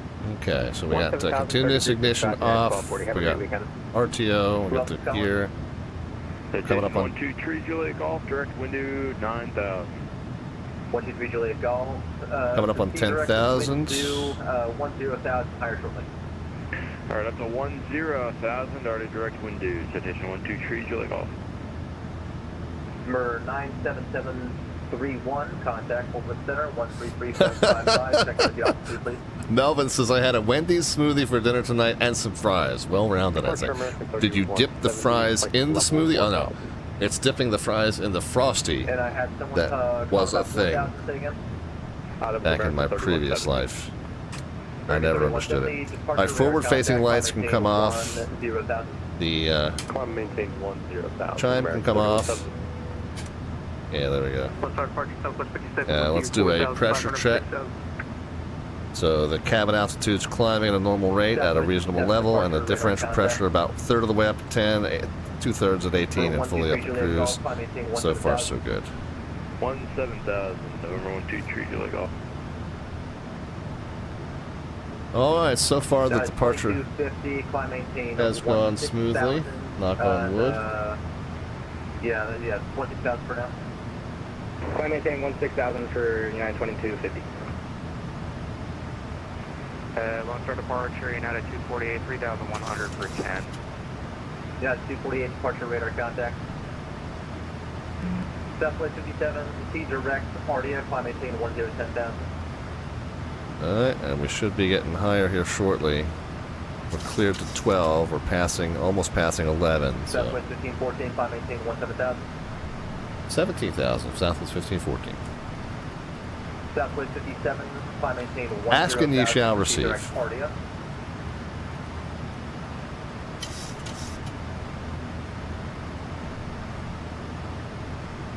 Yeah, you said smoothie. I pictured Frosty.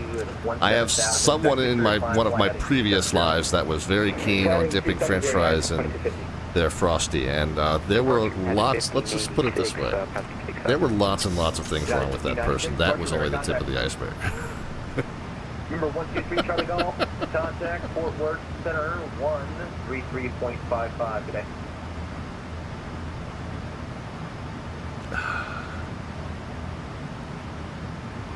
Sorry, 123 Juliet Golf, 133.55 today. 3355, 123 Juliet Golf.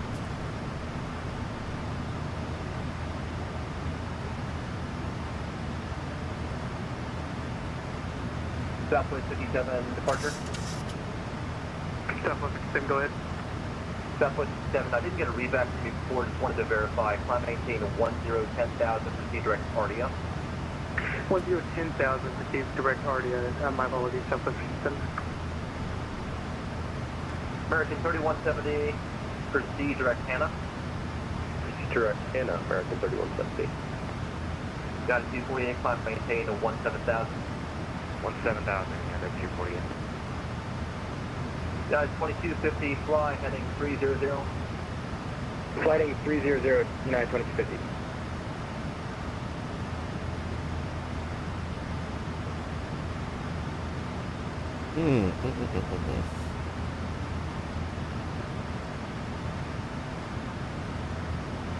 Number 680 Charlie Echo, contact Fort Worth Center 120.7. 2,000 below. That's 20 miles off to the right, though. That's not really a factor. Got it, 2250, proceed direct to Piglet, climb maintain 17,000, thanks for your help. Yeah, coming up on 17, we should be getting a handoff to center here. Let's keep our fingers crossed. Number 7 Mike Lima, climb maintain 17,000. Climb maintain 17,000, north, climb maintain 1.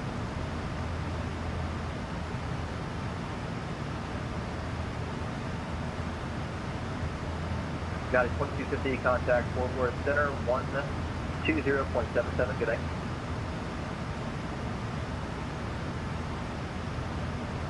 Can you say that again for 2250? Got it, 2250, contact Fort Worth Center, 120.77, good day. Might be the one that we're getting. For United 2050. Although that might be going in a different direction. That's 20.77.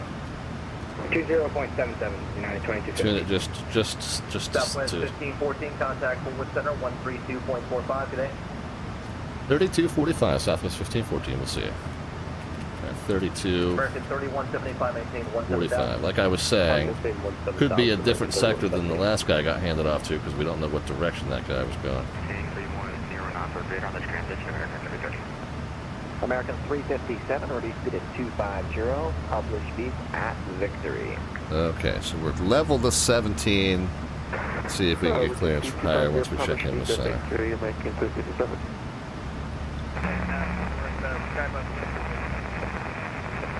I'll see you later.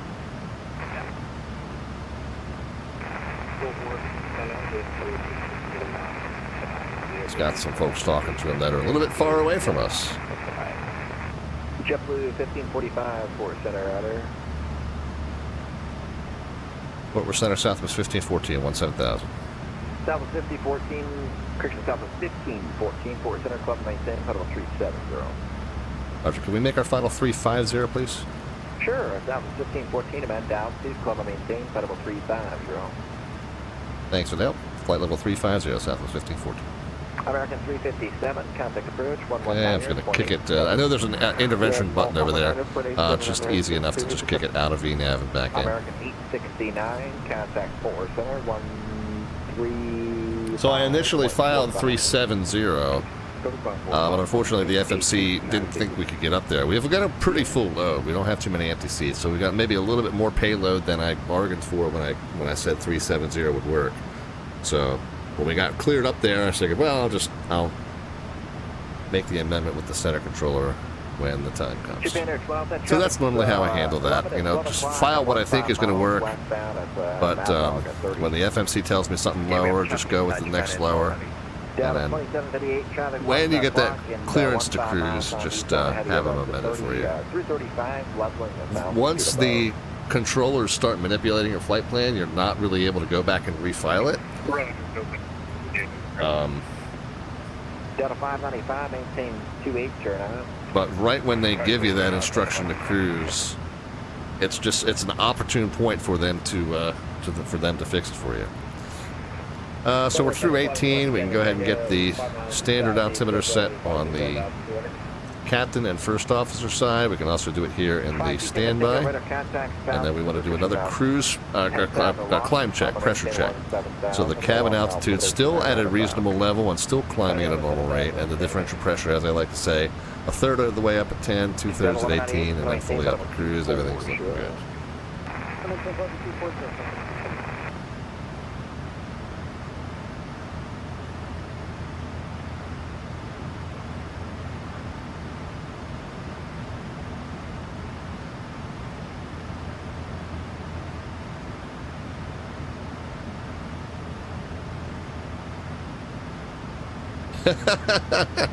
Sounds great. Means time for ice cream then. No, not quite. Down Sim. Maybe when we get up to cruise.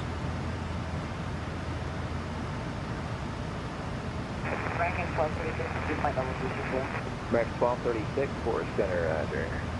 While we are making our way up to cruise, though.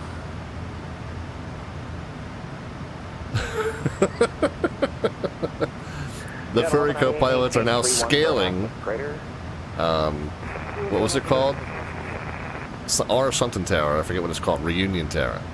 So Reunion Tower, we perched a UFO up on top, and the dogs are now climbing the tower while we've got me and my evil twin smoking some Texas brisket there for you. Yeah, 310 or greater in the transition. Guys want to cash in 500 in the Twitch channel points, aka the Alphabets points. That'll put you in the running to add to or modify our slant artwork adventure. Descend via the Victory to arrival. Except maintain 290 knots before down for their 290. Bottom of the chat panel, you've got the alphabet serial icon that represents our channel points. The button next to that tells you how many you have, and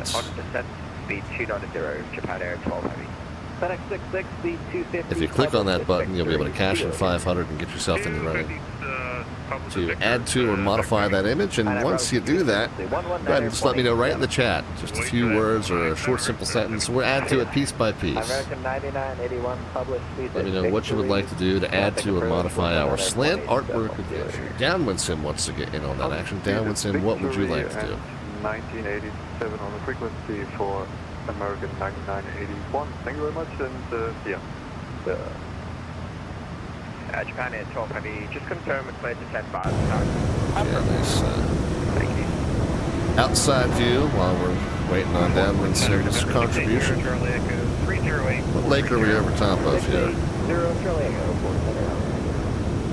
American 546, then maintain level 240. 240, American 546. American 546, maintain 3, how do we go? What do I get a good view? 300 knots, American 546 on the transition. 300 on the transition, American 546. And is that a 240 when I'm at the top of the AM? Right. All right, Downwind Sim, we are working on that. He wants to add Big Tex, the State Fair mascot, in the background, as well as a Ferris wheel. So we're working on that. We'll see how it goes.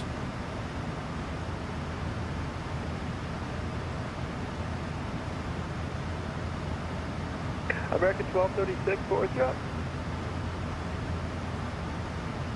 Okay, fuel's checked.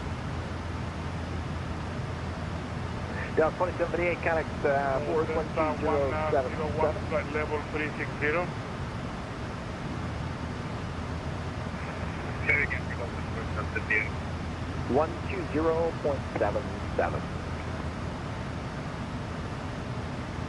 2077. Thank you for the excellent 82 work day and for your rest of your week. Thanks. Good evening, Center American 2499, reach out level 340. So we got the Ferris wheel. I don't know if this is the correct character. I'm not familiar with it. They've misspelled the name on the belt buckle a little bit because that's Bix Tex. He also looks a little bit more like Woody, the cowboy from Toy Story. He's a bit too happy, says Downwind Sim. Gotcha. Yeah, so that's Bix Tex. That's a knockoff version, I assume. And I was saying this is reminiscent to me. This is reminiscent of the World's Fair, right? Flushing Meadows up near LaGuardia. With this was originally Reunion Tower. It's now Reunion Tower that's been converted to a UFO. But anyway, there we go. We'll call it close enough. Delta 101 requesting 5 minutes away from the cockpit. Delta 101 approved. Thank you. The Ferris wheel's good, but Big Tex is a miss. Yeah, okay. I don't know what it's supposed to look like. So stuff like that, I assume it's going to get relatively close. Normally, if it's something well known like that, all you have to do is type it. Sometimes if it's something a little more obscure, what helps is to put a reference image in. So maybe I should have done that. I just assumed it would be something that was commonly well known enough in Texas that it would be able to get a reference image on its own. Too much red, says Melvin Leroy Bucky's is going to give us a cease and desist. JetBlue 1549 is going to maintain flight level 240.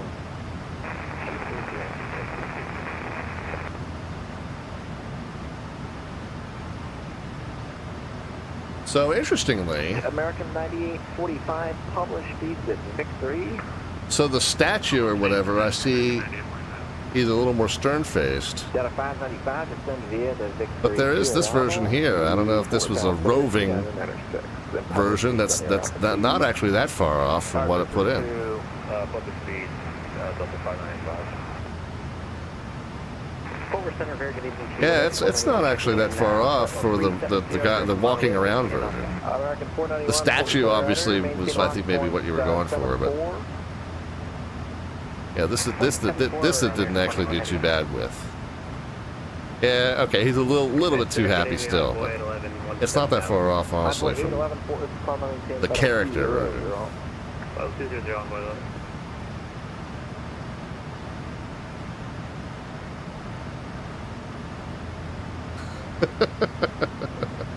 Alright, looks like our center fuel tanks have burnt out, so all we need to do to extinguish the warning there is just shut off the fuel pumps for that. Okay, done. Check recall. Everything good. American 2030 was in the published speed.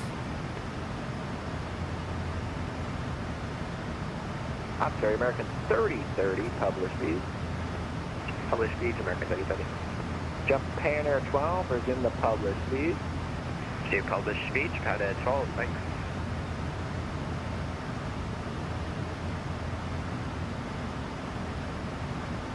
Just 101 back in the cockpit. Welcome back. American 2499, turn right. Correction, turn 2020 right. And the maintain flight level 300. This American 300, and what's the heading for American 249? 20 right. 0 degrees to the right. 3 to right, American 2499. No, look at your current heading and go 20 degrees to the right of that. Roger, American 2499. Thank you. Stop at 1514, Catback forward, 135.45. 3545, Southwest 1514. American 9845, connect approach, 119er, 27. 119er, 27, American 9845. Good night.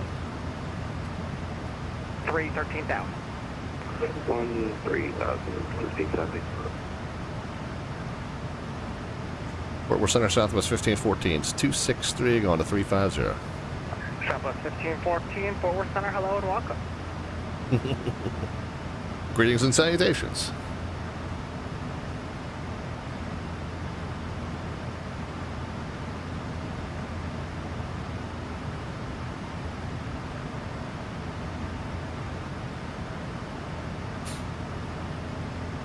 Oh, but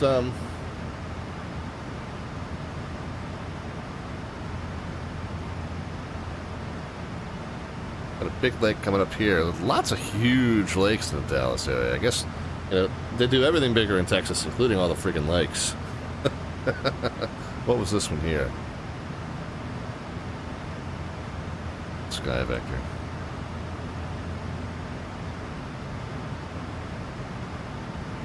Lake Texoma. Well, you name it after something big, I guess it's going to be big, huh? And then which one are we heading up to now? Eufaula Reservoir. I don't know that I'm really that familiar with that one.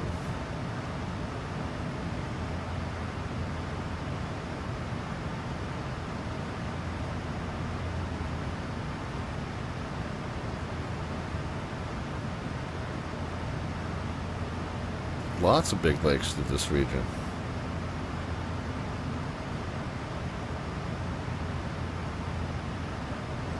So we're kind of done with the airport diagram at Dallas Love. We are more or less, I think we're not technically finished. American 861. I don't think we've technically made it out to McAllister. Oh, we're almost there, though. Frontier Flight 1570, clear direct Seaver. So pretty much done with the departure procedure. Direct Seaver and Seaver join the arrival. Springfield VOR. Let's go ahead and...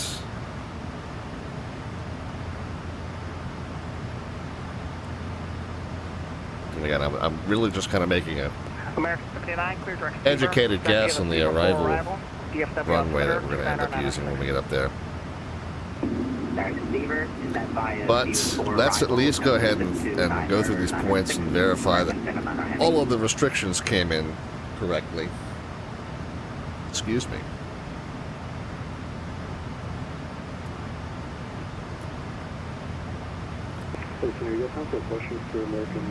Let's go through Lex page. Deck Sav is below, is 280 and below 310. Oh, wait a minute. 280 and below 310. But I'm not sure. Kayla's above 11. Oh, Zulmo? Oh, yeah. 230 below and 280. Yeah. Kayla's above I don't know 11. exactly what ops they're running tonight, but if that's the focus runway, you're probably Big going to Mac, get we got Denise is 9 to 10. Big Mac in there twice, that's weird.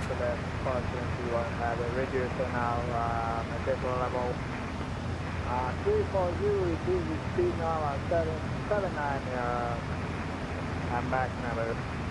FedEx 1401, hello and welcome. Frontier Flight 1570, maintain 250 knots until birdie. 250 to birdie, 1570. American 79, maintain 250 knots until birdie. So Kayla at or above 11, and then Big Mac once. Maintain 250 knots until birdie. Okay, and it's recalculated. Denise is 9 to 10. American Albert's 79, maintain 250 knots until birdie. 8 to 9 and 240. American 2806, contact reach. And then Stan is 7,000 and 240. And then we got the approach, which again, we don't know for certain that we're getting this approach, but if we do get this approach, yeah, 7 out of 5. Picks up 35, Jexar 25. American 861. Picks up in Jexar 35, 25, and then runway 11. We'll go ahead and put this into the fixed page. We'll put a 4-mile and 10-mile ring around it.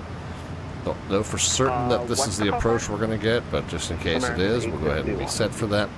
The 10-mile ring marks where we should be starting to configure for arrival, meaning we should be starting to deploy flaps if we haven't already, and then the 4-mile ring represents where we should be fully configured for arrival, so landing flaps and gear. After Claw, Victory 2 arrival. After Claw, Victory 2 okay. arrival, you said? Victory 2 arrival, you filed it, so... Back to the legs page. Yeah, Victory 2 arrival for American 861, okay. If we do end up going missed, if this is the approach that we end up getting, straight to 1060 and then right to 3,000 to Moons. Frontier Flight 1570, turn, it'll just be small back okay. space and turn right heading 30. So that is all correct. Right, 300, 1570. We just don't know for certain what approach we're going to get into St. Louis. Downwind Sim says if we could end up at gate E8 through E12, that'll be closest to baggage claim. What did I put down? American 79 for Warsaw. Yeah, so it looks like the flights coming from Dallas today are at 4:18 or 40. But I will definitely keep that in mind. I don't think we're going to have a mad rush of traffic up there. We should have freedom to take whatever we want up there. 4 is the best? Okay.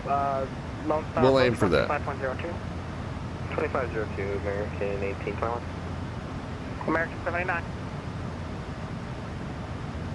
Nice clear skies. Okay, loud and clear. Please stay here. Maintain 250 knots until birdie. 2,500 feet to go, but nice clear skies. I'm going to go ahead and turn the seatbelt signs off. Yeah, it's nothing like a 3-mile walk after a flight. Yeah, indeed. I tell you what, Downwind Sim, so my wife and I are going on a cruise in January, and we're flying, so we're sailing out of Port Canaveral, No problem. Your clear truck spawn. and we've decided to try Breeze from Norfolk rather than driving to Baltimore and flying down to Orlando. Flight 1570, clear truck Seaver, thanks for that. Norfolk. I've never flown out of Norfolk, but it's a Charlie rather than a Bravo. And I have a feeling it's just going to be a lot more chill to get in and out of. Now, Breeze being a discount airline, you know, they don't have the full robust network of aircraft that a mainline carrier does. So if there's any kind of weather delay, we're highly more susceptible to delays. The good news is we're going in a few days early because we're going to go visit my parents. No, actually, we're going direct to Fort Myers. We're going to go to Fort Myers first. We're going to visit my parents for a few days. And then we're going on the ship, and then we're flying from Orlando back to Norfolk. So if we get delays going down, well, hey, we end up just cutting into the time I was supposed to spend with my parents. We get delays coming back, hey, we get delays coming back, who cares? We're not going to miss our sailing, at least. Yeah, we've done a handful of cruises down with him. We've sailed out of that port. We sailed out of Lauderdale. The cruise terminal is very nice. But what we've never experienced is the Norfolk Airport. It's about equidistant for us to drive to Baltimore than it is to drive to Norfolk. And same with Philly, by the way, for that matter. So we looked at all those airports, but Norfolk had the discount flights going to Fort Myers and also going to and from Orlando. So it worked out, since we're flying into Fort Myers and we're coming back from Orlando, that Breeze handled both. So yeah, either we go across the Chesapeake Bay Bridge to Baltimore, or we go across the Chesapeake Bay Bridge tunnel to Norfolk. Yep, so one or the other. What's the toll on that? No idea. I don't travel it that often. Delta 1323, descend via the Seaver 4 arrival, altimeter 29996. The only other time I go that way is when we head down toward Roanoke for ZDC Live in October, and I don't pay attention to what the toll is. We got an Easy Pass. Easy Pass refreshes at $25 whenever it gets low. I don't really pay attention to what the individual transactions are. I hate to say that. I hate to say it that way. American 3932, maintain. Oh, how's the rebuild of the Key Bridge coming along? Oh, painstakingly slow. Government working at the speed of government. Don't get me started, brother. Don't get me started. Yeah, now fortunately that one is not too critical to the Eastern Shore. I'll show you. Melvin is talking about the Francis Scott Key Bridge. That was the one that was taken down by a freighter 2 years ago now. American 789, please. Direct Seaver. So a little Maryland geography lesson. So here's the Chesapeake Bay Bridge Tunnel. This is what crosses the very southern tip of the Delmarva Peninsula into Norfolk area. This is what we know as the Chesapeake Bay Bridge, which crosses right over through the middle of Maryland and Chesapeake Bay from the Eastern Shore area to Annapolis. Here's BWI up here. The bridge that got taken out was the Francis Scott Key Bridge. That's this one here. So that's the Outer Harbor Crossing. In fact, that was originally called the Outer Harbor Crossing Bridge. So to get from this peninsula, whereas a lot of this, it's basically the shipping port. There's a residential area here. This is Fort Howard is where the VA hospital is. It's a kind of a nice waterfront neighborhood, but the Sparrows Point shipyard is all through here. So now to get to Sparrows Point shipyard from this side, you have to go through one of the two tunnels and come down. So this, fortunately, I-95 as a corridor comes down here, and there's two tunnels that serve it, and then it merges back down here. So really, this bridge didn't serve too much through traffic. So, tragically, there were, I think, 6 or 7 deaths when it happened. I'm not saying that's not a big deal, but in terms of the city infrastructure, it was probably, if we were going to have to lose one, it's the one we could probably stand to lose. But it's been just a painstaking process getting it back up there, and a massive inconvenience for the people that live and work in this area, for sure. Sure, no problem. I could have made Seaver work if you wanted, but I don't know if I have any more space right now. No worries. 16 or 21 during peak? For that bridge? Holy cow, man. Had no idea it was that expensive. Yeah, 320, Anyway, greetings from the flight deck, and get an update for you. We have reached our cruise altitude of 35,000 feet, and we did turn off the fasten seatbelts a bit ago. Cabin crew is going to come around with a fine selection of Red Bull products and toasted ravioli, signature food of St. Louis, Missouri. So sit back, relax, and enjoy. We'll give you an update on the weather situation there in St. Louis when we get ready to start our descent. In the meantime, thanks for flying along with us on Southwest Flight 1514 service to St. Louis. Delta 3162. For those who used to be young, can we get a sit rep on Secrets, says Easy Ed. Secrets is a big, big nightclub here in town where I live and work. And situation hasn't changed. It is still massive. It is still hugely popular. It is still very much a spot for the young. If you are if you're the young hot couple, that's where you want to be. Or if you want to become a young hot couple, and you are one half of a young hot couple that wants to become a young hot couple, that is the place to be. Even if that is temporary. Even if you're looking to be a young hot couple for an evening, that is the place to be. There's probably a dozen, or probably a dozen to a dozen and a half places that my wife and I frequent that are for the not as young hot couples. we tend to stick to the more of the sports bar flavor type places. That's normally what we go out to do. We go out and watch Orioles, we go out and watch Ravens, we go out and watch Maryland men's basketball. So we stick to the places where there's drinks and good food and lots and lots and lots of TVs.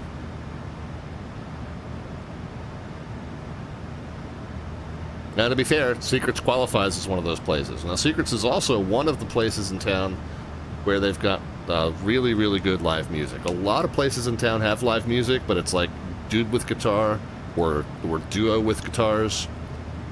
But Secrets and a handful of others. Secrets, Purple Moose, Beach Barrels uptown, American 861. Bourbon Street on the beach uptown, Forward Center 132.45. Crawl Street Tavern downtown. Those are your big music venues, and so Secrets is one. The Fager's Island, they get some pretty good musical acts as well. So Secrets is one that really tends to draw well in terms of a kind of B-list but nationally known acts. A great place to watch live music if you're into that. Really, probably that's the only reason I ever go there.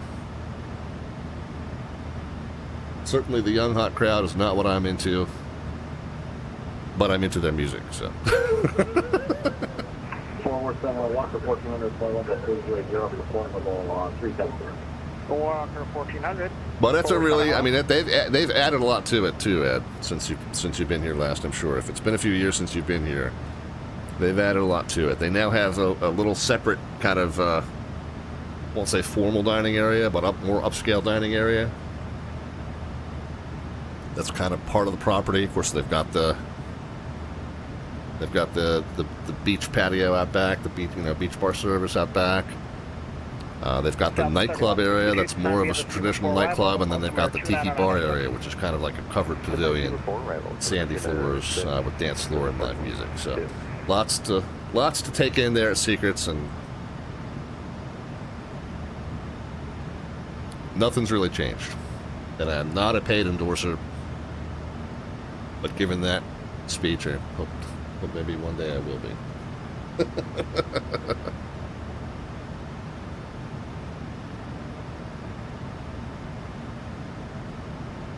I was amazed with the tables and the seats just anchored in the bay there, says Ed. Yeah, it's a pretty nifty place, man. You do need to experience it once if you ever come to Ocean City, Maryland, it's a place that you do need to experience. Now, depending on your age, did I miss a handoff? 3255.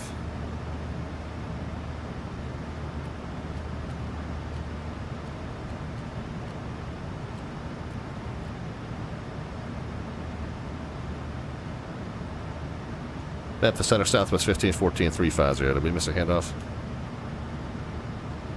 Southwest 1514, I don't know for hang you off for no, but you can contact Kansas now 125.72. 2572, Southwest 1514.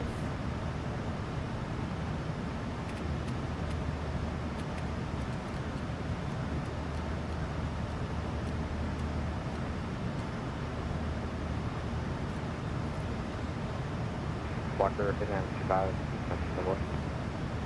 Approved, let me know when you're back. Okay. Kansas City Center, Southwest 1514, 350. Southwest 1514, Kansas City Center, hello. All right. Let us start taking this prep for our arrival a little bit more serious. STL still does not have an ATIS. I mean, we can check KSTL _ATIS. Yeah, no, they don't have one. So let's do METAR KSTL. No such weather profile at St. Louis, Missouri. Class Bravo Airfield. You sure about that? See what they got showing there on SkyVector.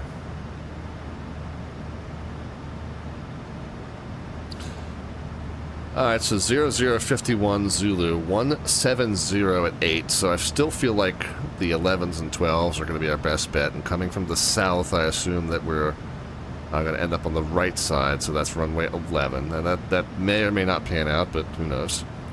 170 at 8, 10 statute miles clear, altimeter 3, 000, we'll get that pre-armed. Temp 32, so a little cooler than it was in Dallas, but not by a lot. Still in the high 80s there. Right around 90.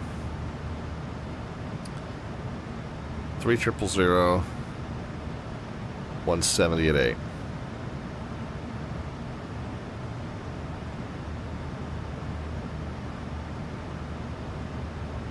And what's the visibility? Clear. So we'll pre-arm 000.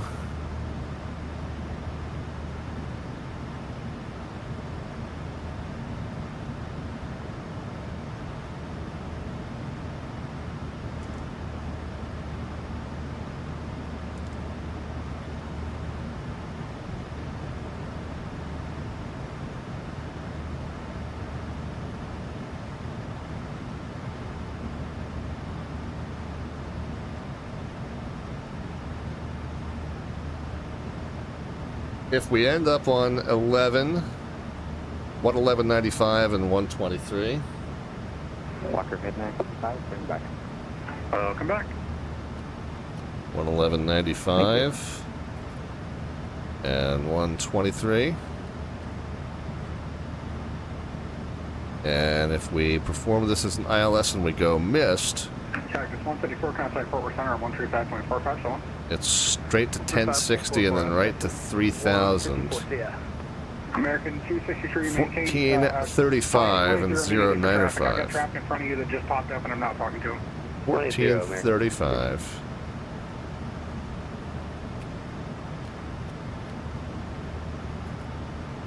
Zero 9 or 5.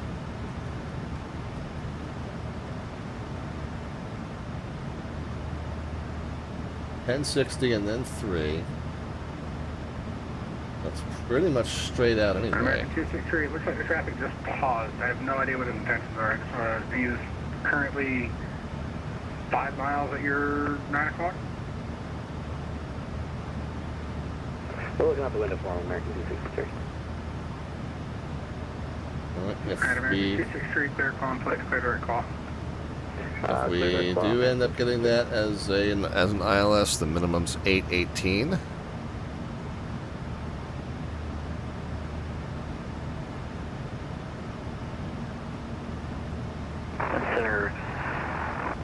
Okay, we'll worry about the descent path later. 35 request lower. 735, center maintain 3000. Center maintain 3000, Skywest 735.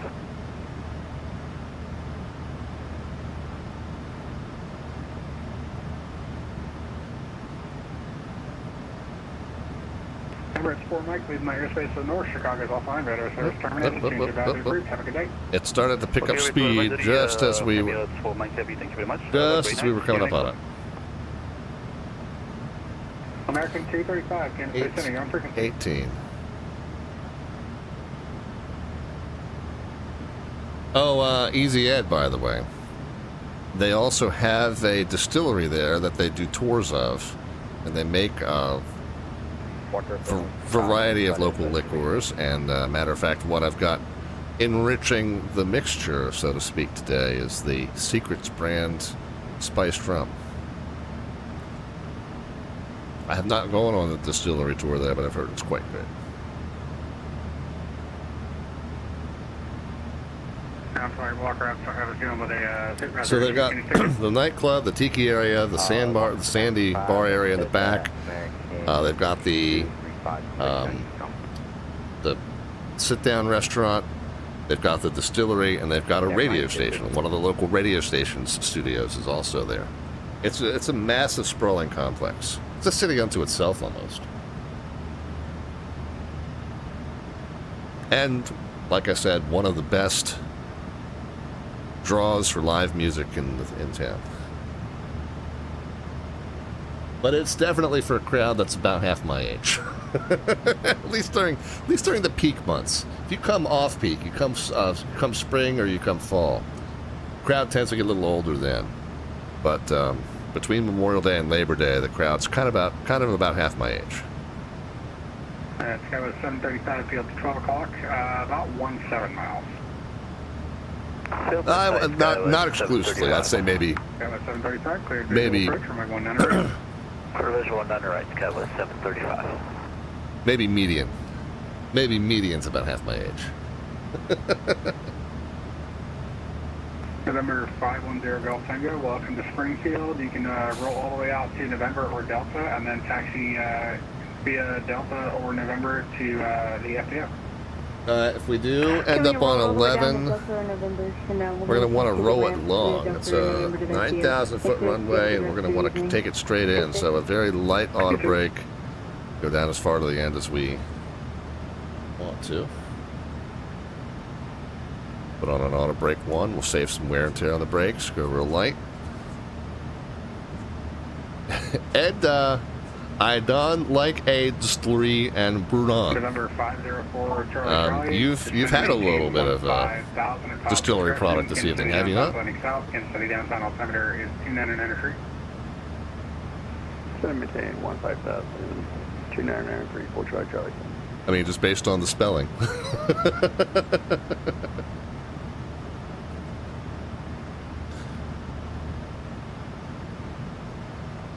See, the timestamp on your last message, which was a little more coherent, was 2240 local.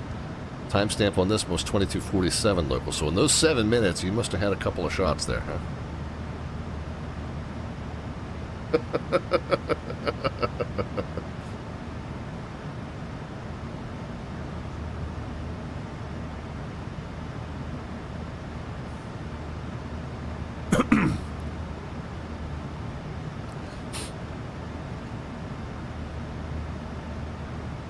Are we going to get a... Is this a profile descent? Will they say descend via the arrival? Yeah, definitely.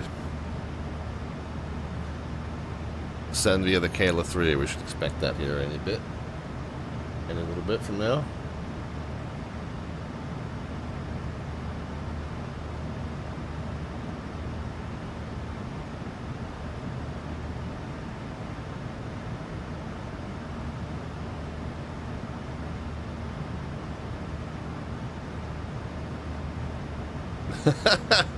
Regen Road Trips that just popped in. Must be a great stream if we're doing shots.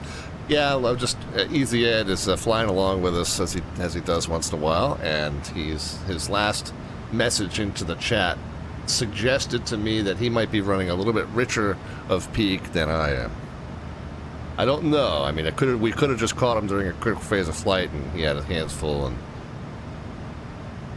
autocorrect turned off or what. I don't know, but. Either way, it seems like he's enjoying himself.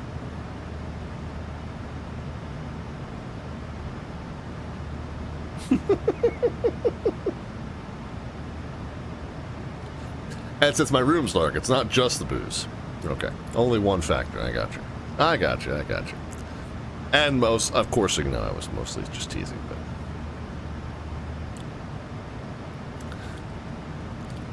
but heck, man, it's one of the...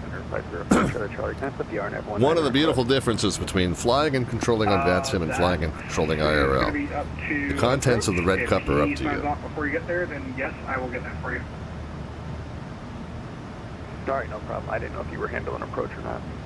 No, there's a Kansas City approach on that, but I don't know when he's going to sign off. So if he signs off before you get there, I'll give it to you. If not, then ask him. Roger that. 4 Charlie.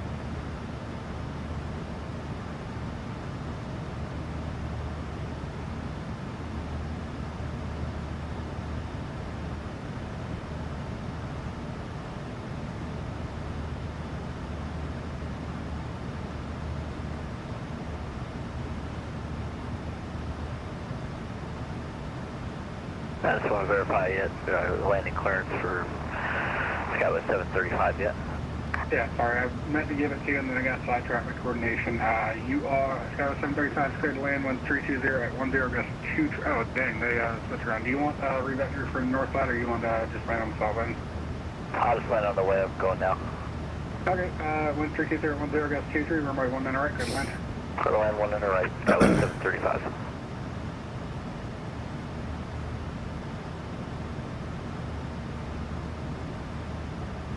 We're going to be looking for lower here in a bit. 1014, the United States to the north and east, Indianapolis and Chicago. Go ahead and get the seatbelt signs on. Have a good day.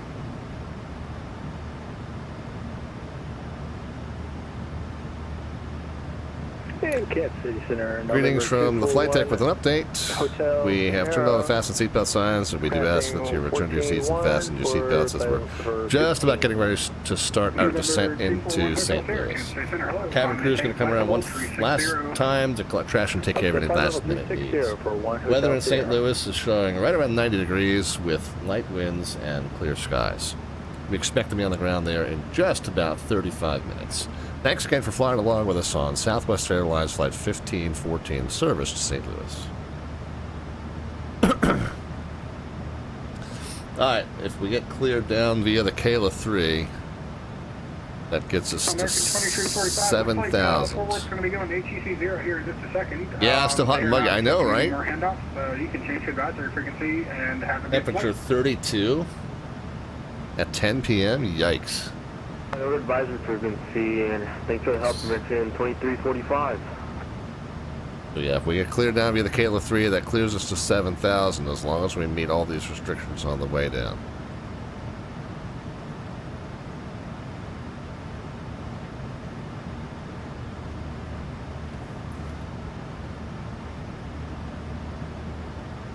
Guess they called Uncle.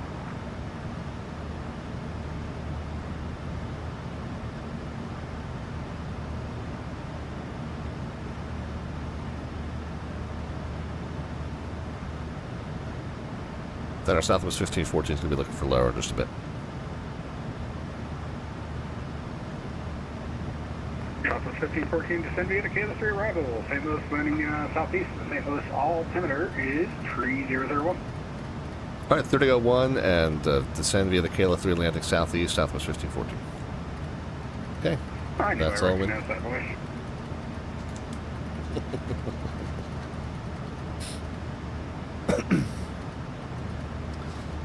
Down to 7,000. Southeast is the direction that we have set up for. We don't specifically, now Blaze the Wolfie, how are you, man? We don't specifically know what runway we're going to get, but for right now, we don't need to know. All we need to know is which fork to take after Big Mac.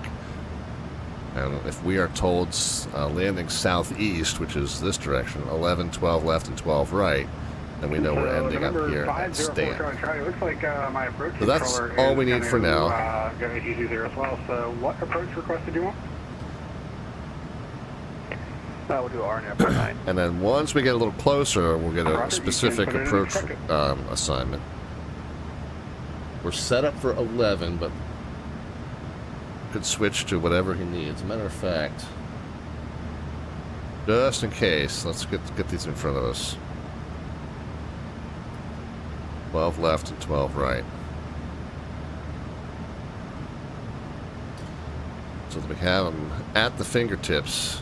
Southwest 1514, you can expect a visual approach from right 11. Alright, visual to 11, Southwest 1514. Alright, well, there you go. Good. That's what we're set up for. Now we're set up for... Number 504 Charlie Charlie, do you want the... We're set up for the ILS to 1-1. The visual just means we can get vectored more aggressively toward it. We can join it however we want to. And that we're not bound to the minimum, we're not bound to the missed approach procedure.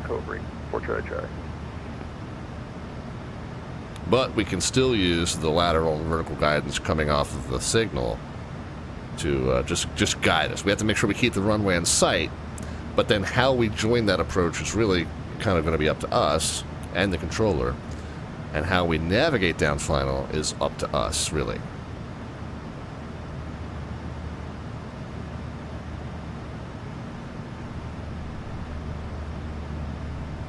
Whether we hand fly it, or whether we use an autopilot mode, or whether we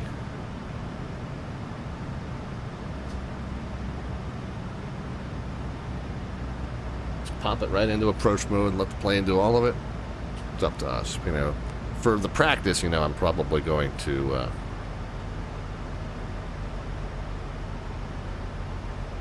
to hand fly as much as I'm able to once we get cleared onto it.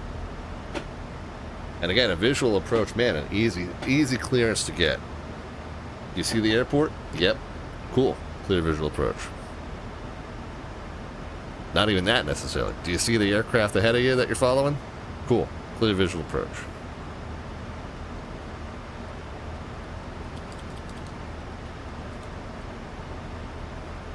A contact approach? And statute miles and clear?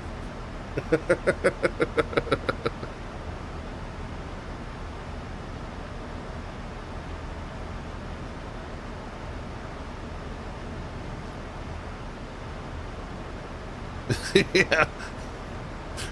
Yeah, contact approach, says the guy who can't assign it to you, right?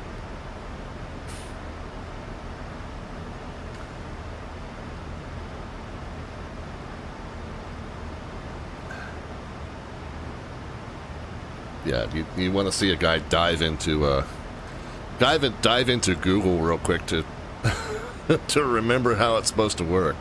I haven't thought about one of those in a long time.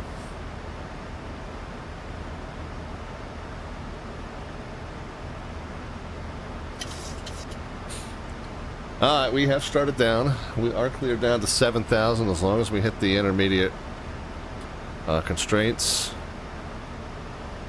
Aircraft is managing the speed and the path just without assistance on its own. And I said on the first leg, and I'll say it again, you know, sometimes the FMC will pop up with this message that says drag required, and it's basically telling you, hey, I need some assistance because I'm either too high or too fast or both. But before you even see that message, if you kind of just keep your eye on the path indicator and the target speed indicator, you know, if you see that it's struggling to slow down and descend at the same time, or one or the other, you don't even need to wait for the message. You can intervene. Go ahead and throw the spoilers out just a little bit and let it get one or both back under control. Going dark, so change to advisory frequency approved. Have a great flight to DFW. Oh shit. Very good. Have a good night. Watch your mouth. Watch your mouth. South Beach going dark. Radar service terminated. Change to advisory frequency approved. Have a good day. Alpha Golf Sierra 86. Appreciate it. Thank you. Kim 37 Walker 14 good on for well, this 1400 Kansas City Center. Hello. Still got a good amount of traffic coming in and out, but yeah, they've taken all they can take, I guess. You know, 4 hours of that level of intensity, you can't really say you blame them. It is 0300. They're going to drop like 5. Yep. Sometimes it works that way. It's always nice when they're able to stay on after, but you can't really count on it, you know.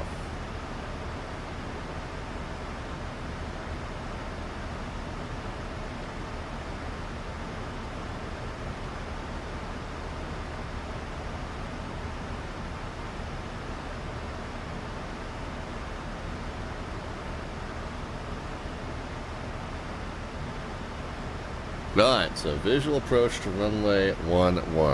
We are, yeah, he did say 3001.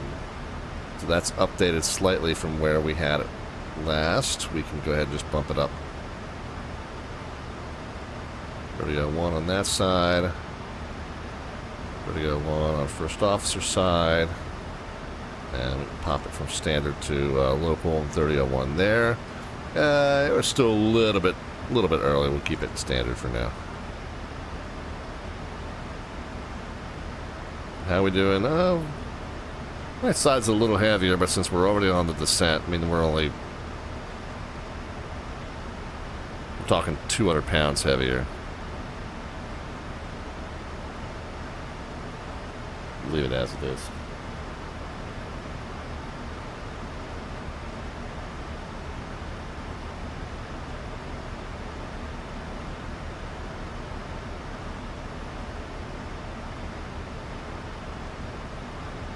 Emirates 2 Yankee, you are leaving my airspace to the north. Chicago is offline. Radar service terminated. Change to advisory frequency approved.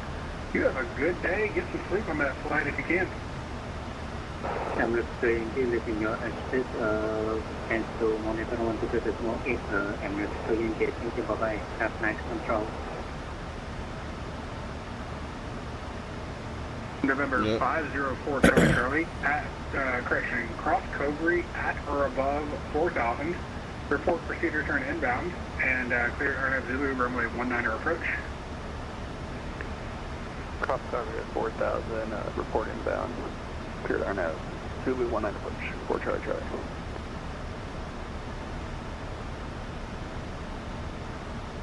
Charlie. Let's run through the approach briefing real quick one more time. Just now getting to the point where we're almost at the transition from standard to local, so let's just go ahead and do that real quick. 3001 on my side, 3001 on my lackey's side. It bumped up to 3002. Let's fix it. And 3001 in the standby. Alright, let's run through the approach briefing one more time, and remember, we're set up for the ILS to runway 11, but we are told to expect a visual to 11, meaning that some of the information on the approach plate does not actually technically count for us. We don't have local comm frequency set because we don't have any local comm frequencies on, so we're going to ride center all the way down, it sounds like. Approach frequency and course 111.95 and 123 is set. And again, that would only apply to us if we needed to use it as an ILS, but we'll have the guidance either way.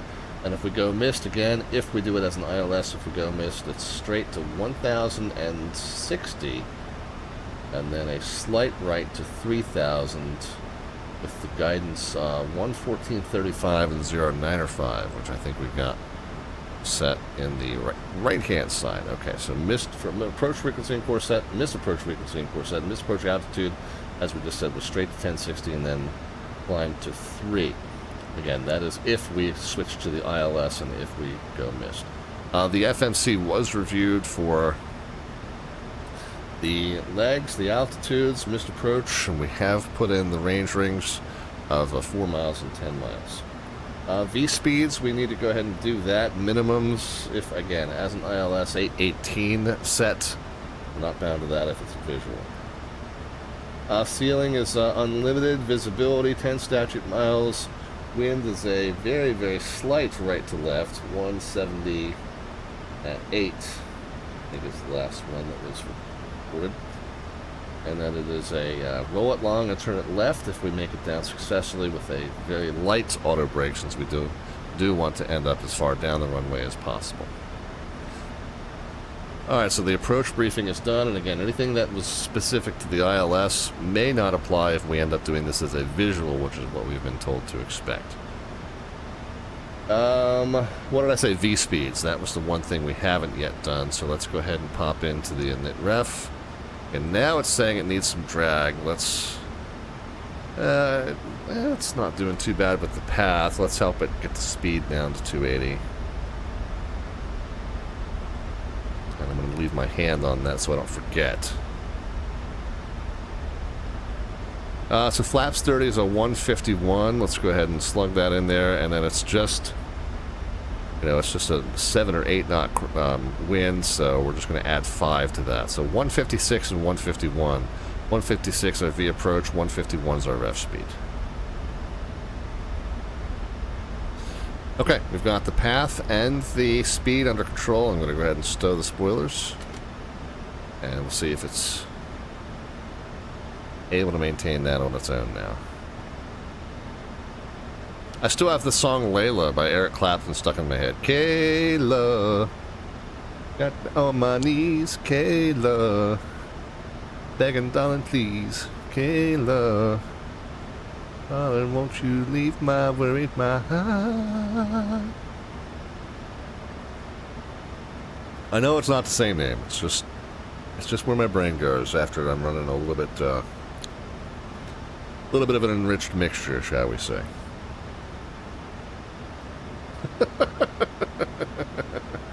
Regen, you're not supposed to clap. You're supposed to flick the lighter and swing it back and forth, or I guess now they do the cell phone, right?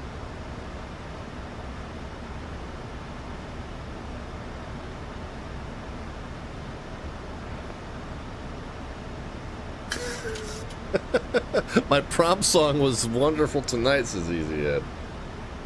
Mine was Thank You by Led Zeppelin.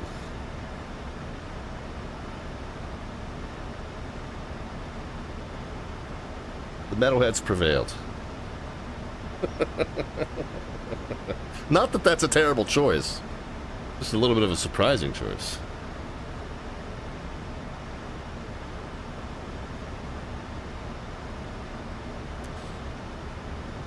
Alright. To alert our cabin crew. Landing lights on. I know we're not quite at 10, but we'll just get ahead of the game here a little bit. I know, Ed, we're old. So, yes, we are. I mean, I'm not disputing that, Ed. However,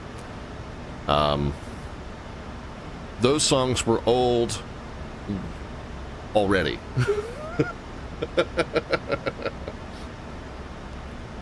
When I went to my prom, that was already an old song.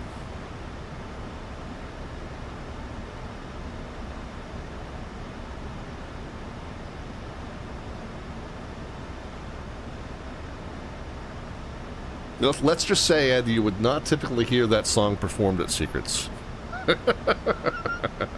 To bring the conversation full circle.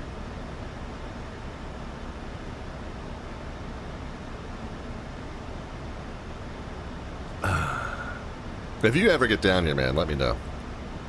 I don't know if we'll go to Secrets together, but we'll find a place to go grab a drink and a bite.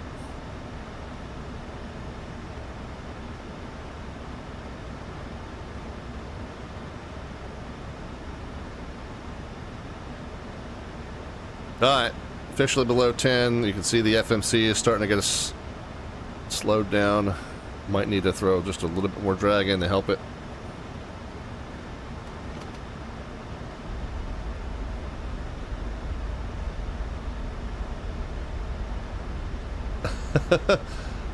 Ed says my senior prom song was Time Stands Still by Rush. And I am a huge Rush fan, but that is still random for a prom song. Yeah, that is an odd choice for a prom song.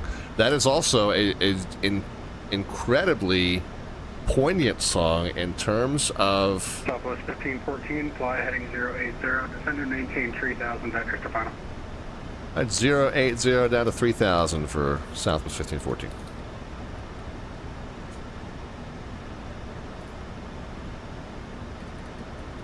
Hang on, I gotta come back to that point, Ed. I gotta address that. It is not well known. Time Stands Still by Rush is not well known among non-Rush fans. So that is rather surprising. American 869, lead MSFS to the north, Chicago's offline radar service terminated, change to advisory approved, have a good day. And then, but if you listen to it, I mean, it's really not that bad a choice. It is an incredibly poignant song. Walker 5955, lead MSFS in terms of... offline radar service terminated, change to advisory approved, have a good day. On route frequency, Walker 5955. How the progression of life catches up with you, right? Walker 1400, descend via the KLS area arrival, St. Louis landing southeast. The St. Louis I am gonna... is 2. I don't know if I don't think we've got the drag required message up. Yeah, I was just going to say.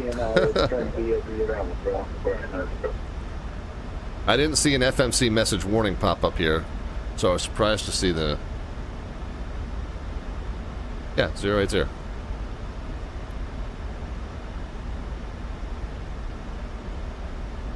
We'll drink enough in ZDT Live. Yeah, fair point. Hotel Sierra. Can we make a adding just a little bit of... You're asking way too much. I mean, I'm just kidding. I got you. Maintain trip further. Adding just a little bit of drag in to keep it down to 240. A lot of brake power. So, Ed, I got to ask you, man. Thoughts on Rush touring again with a I won't say replacement drummer. I will say a successor to Neil Peart.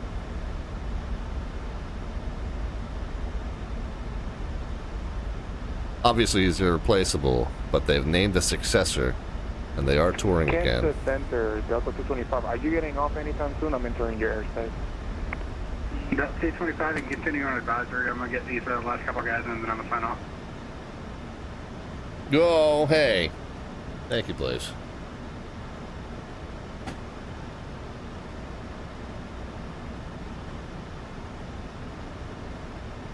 November 504 Charlie Charlie. The Kansas Center, Delta 225. Kansas City downtown R2. Madden, here's our latest edition of the artwork. We got the pup scaling the tower with the UFO. We got the Texas State Fair Ferris wheel, and we got Big Tex. Thank you.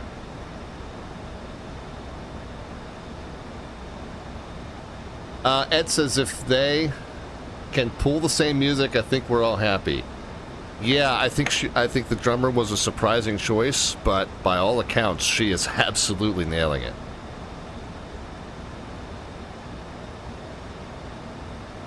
Southwest 1514, St. Louis is currently 1 to 2 o'clock at about 15 miles. Airport in sight. They got the airport in sight, Southwest 1514. Southwest 1514, thank you. Clear visual approach, runway 11.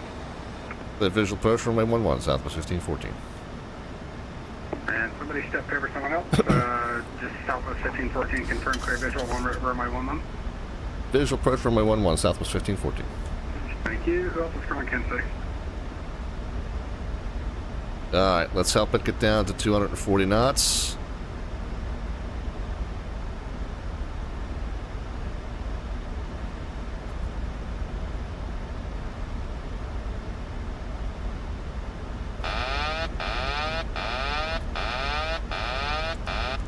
And my airplane.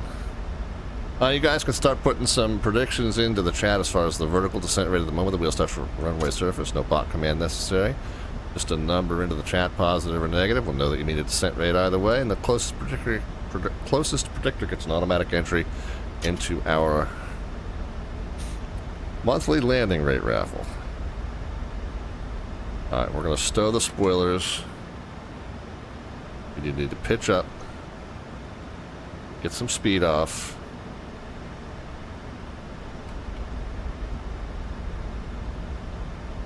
Low 250, we need to start deploying some drag. We need help getting slowed down. Let's go ahead and get the gear out. Continuous ignition on. Cleared for the visual approach. We get the taxi light on. We're not quite cleared for landing yet.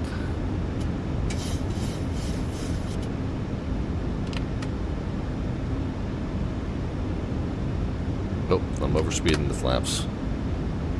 2,500.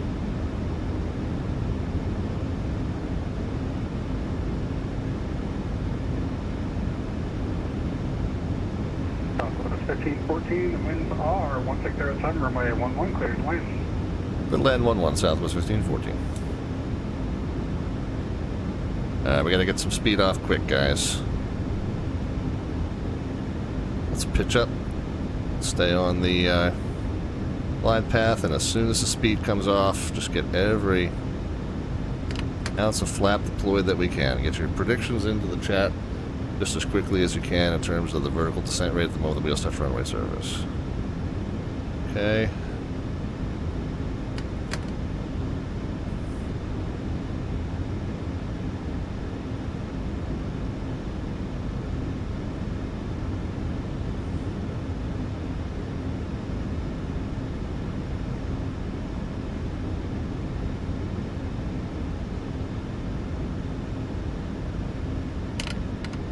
1,000.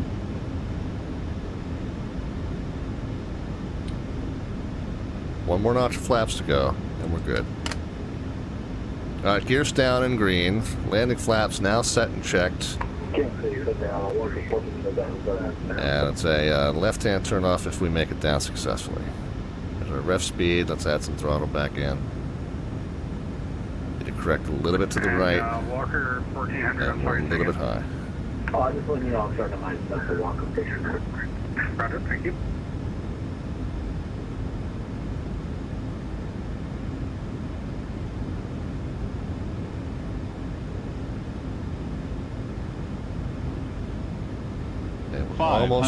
Almost a dot high still. 400. A little fast. 300. Minimums. We're very close to ref speed. We are continuing. We're going to land. Minimums. Okay, dots are good. Speed's good. 200. And let's not overflare. 100. A little bit of correction back to the right. 50. 40. 30. 20. 10.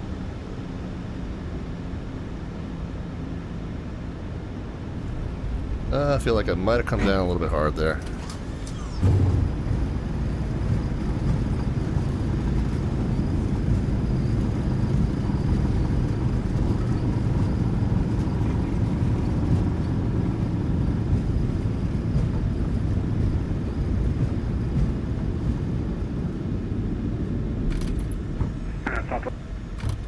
Southwest 1514, sorry about that. Excellent landing, exit via Tango, and taxi via Tango Charlie to the southwest gate. Cross runway 24 at Charlie. Alright, we'll join Tango, then Tango and Charlie. We'll cross the crossing runway and then to the southwest gate. Southwest 1514, thanks.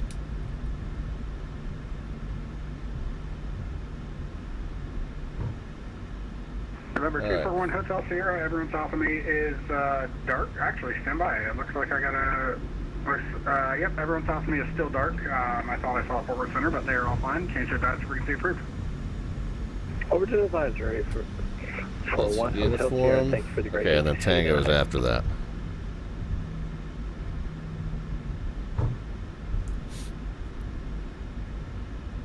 That's... Boiler stowed, flap stowed.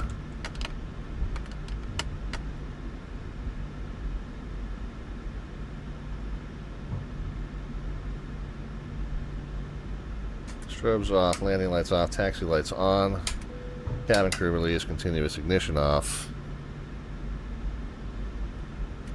TA and RA off,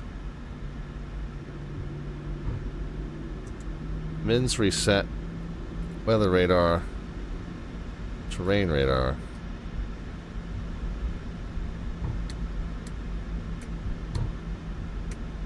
and probe heat and windshield heat.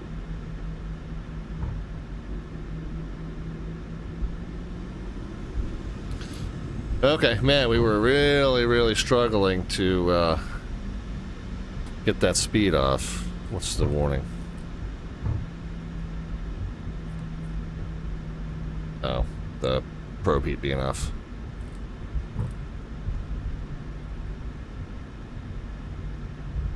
No, so this should be the right turn onto Charlie.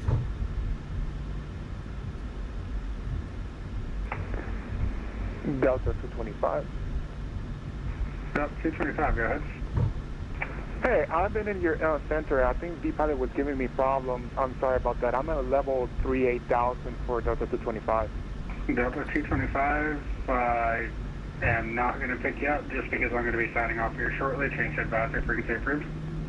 So, frequency change for Delta 225. Thank you so much. Have a great night.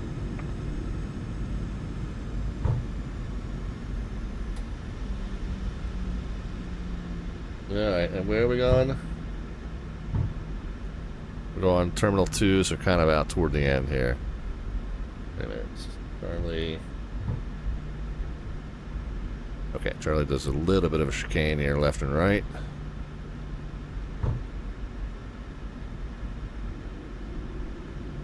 Alright, let's make sure I got everything done on the taxi end.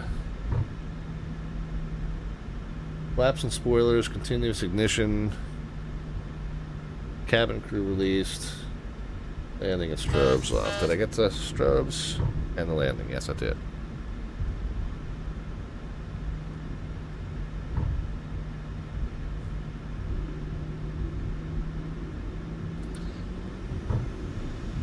Alright. Downwind Sim says we should be looking for Echo 8.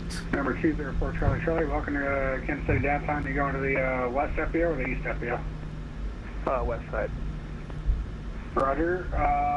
Let's see. Looks like you're past Delta. You can taxi to the FBO via runway 22 Bravo 8, 12, Lima. or 16. 22 Bravo Lima. 4 Charlie Charlie. Yeah, okay. It looks like Echo 14 is the one that's like the shortest walk to the baggage claim, so we'll go Echo 14. Strudel is here. Hey, man. Hope all's been well. How are you? And thanks for staying on. You can cut me loose if you need to. You can. I'll see you. And I got one more guy going to St. Louis, and then I'm off. Roger that.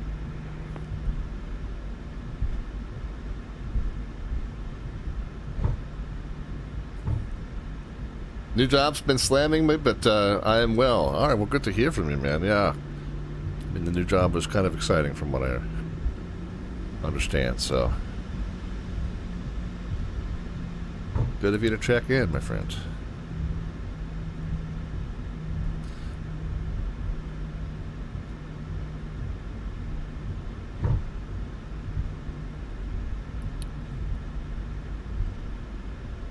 Oh, there was some other things I haven't done yet here. TA and RA, did I get that off? Yeah, I did get that off. Weather, terrain. I think I got those off already. Flight directors can come off.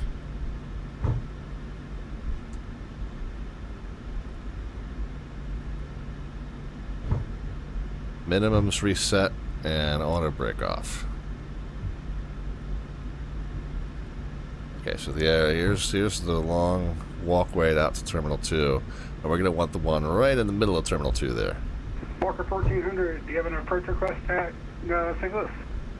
And did I get the APU on? Don't believe I did.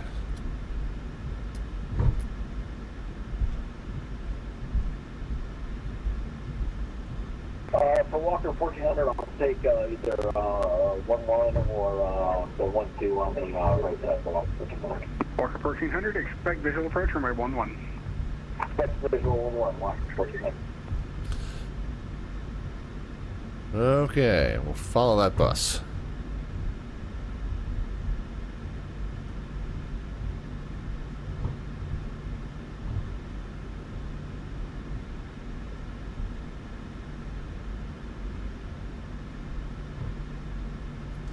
Alright, turning on to the ramp area, we can go ahead and turn the taxi light off.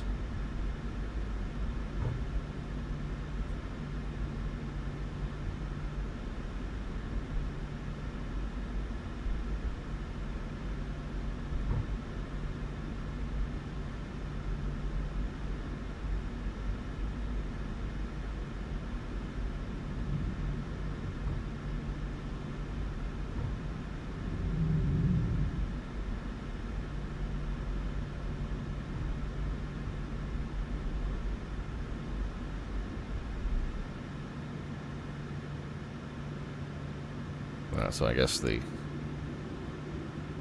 guide markers here.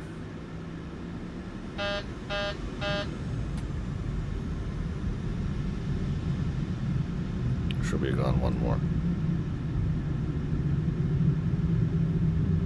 Yeah, I think I was intending to go one more, but we'll just take this one here. Good enough.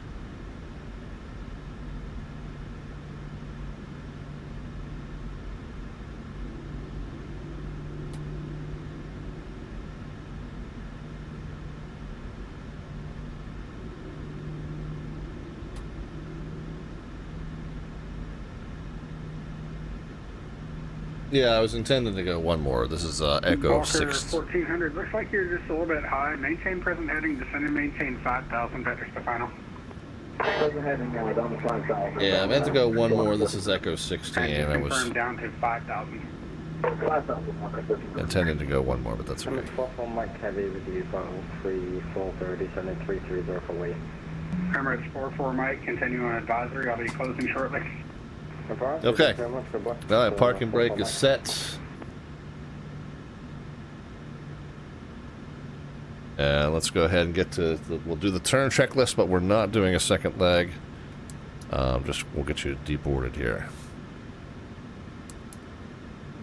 So APU bus is on. Engine bleeds can come off. We're not going to worry about the APU bleeds because we're going to connect the ground AC here in just a moment. So packs can just go ahead and come off. Let's go ahead and put the fuel levers into cutoff. Fuel pumps can come off except for the one powering the ATU. Hydraulic APU. I just said. Hydraulic pumps can come off. Wheel well lights can come on. Beacon light. Seatbelt signs. Up down here, let's get the menu button, ground services, set the chocks. Kansas City Center. Still waiting on engines to spool down. There we go. Flight level 360. Alaska 291, I'm closing shortly. Change to advisory frequency approved. And then we'll go ahead and pop some doors. Hatch, hatch, and hatch. Pop down here. Didn't you say again for Alaska 291? Alaska 291, I'll be closing shortly. Change to advisory frequency approved. Cover that. Frequency change approved. Alaska 291. 2000 and standby set. Delta 785. Back up to the top. You'll be leaving my airspace here shortly. Change to advisory frequency approved. Radar service terminated. Have a good day.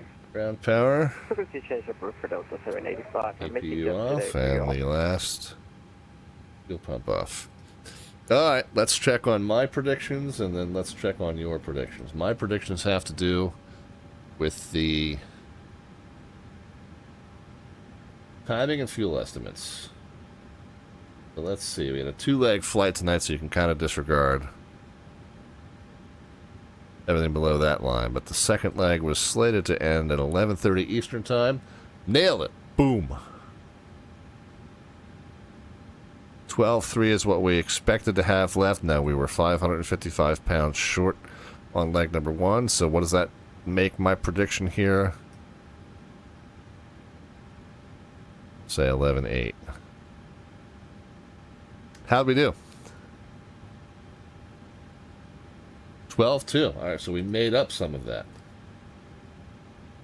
So we're only 177 pounds short. So we were a little bit extra fuel efficient on leg number 2, which made up for being not quite as fuel efficient on leg number 1.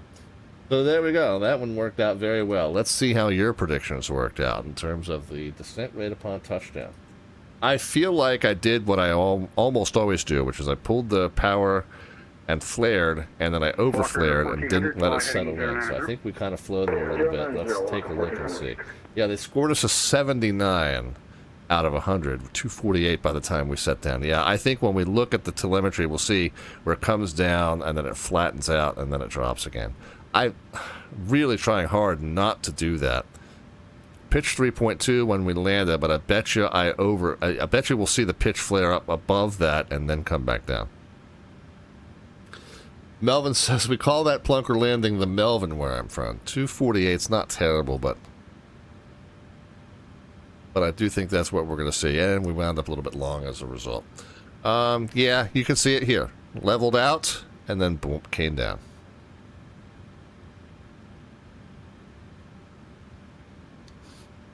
Four-knot crosswind from the right, not too bad. Controlled for that.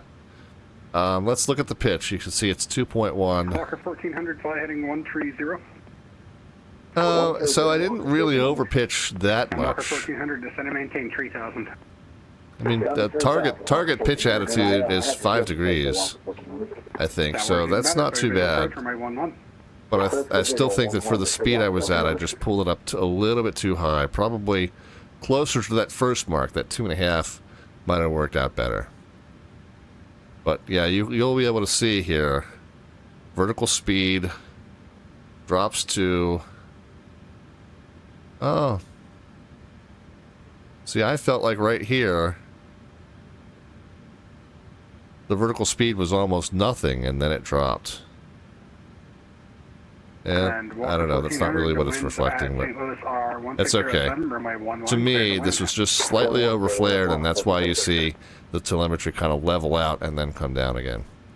That's all right, though. I mean, overall, not a bad landing. Just I'm always looking for what can I improve upon, and it's just that tiny little bit of overflaring in almost every aircraft, honestly, that I do. So, yeah, not too bad. 248's the number that you all were looking to predict. And Melvin says that profile seems pretty normal. Yeah, overall it was. It's just that I don't like that it flattens out completely and then comes back down. It shouldn't flatten out completely. Was it 248? Yeah, 248 is the number that you all were looking for there. 60, 76, 310 Easy Ed, and 75, 143. 310 from Easy Ed might be the closest. I gotta check on that, but I think you might have won it. 310 minus 248. So that's 62 away. 248 minus 62 would be 186 or higher. Did anybody come in with a 186 or higher? I don't think so. 60, 76, 75, 143.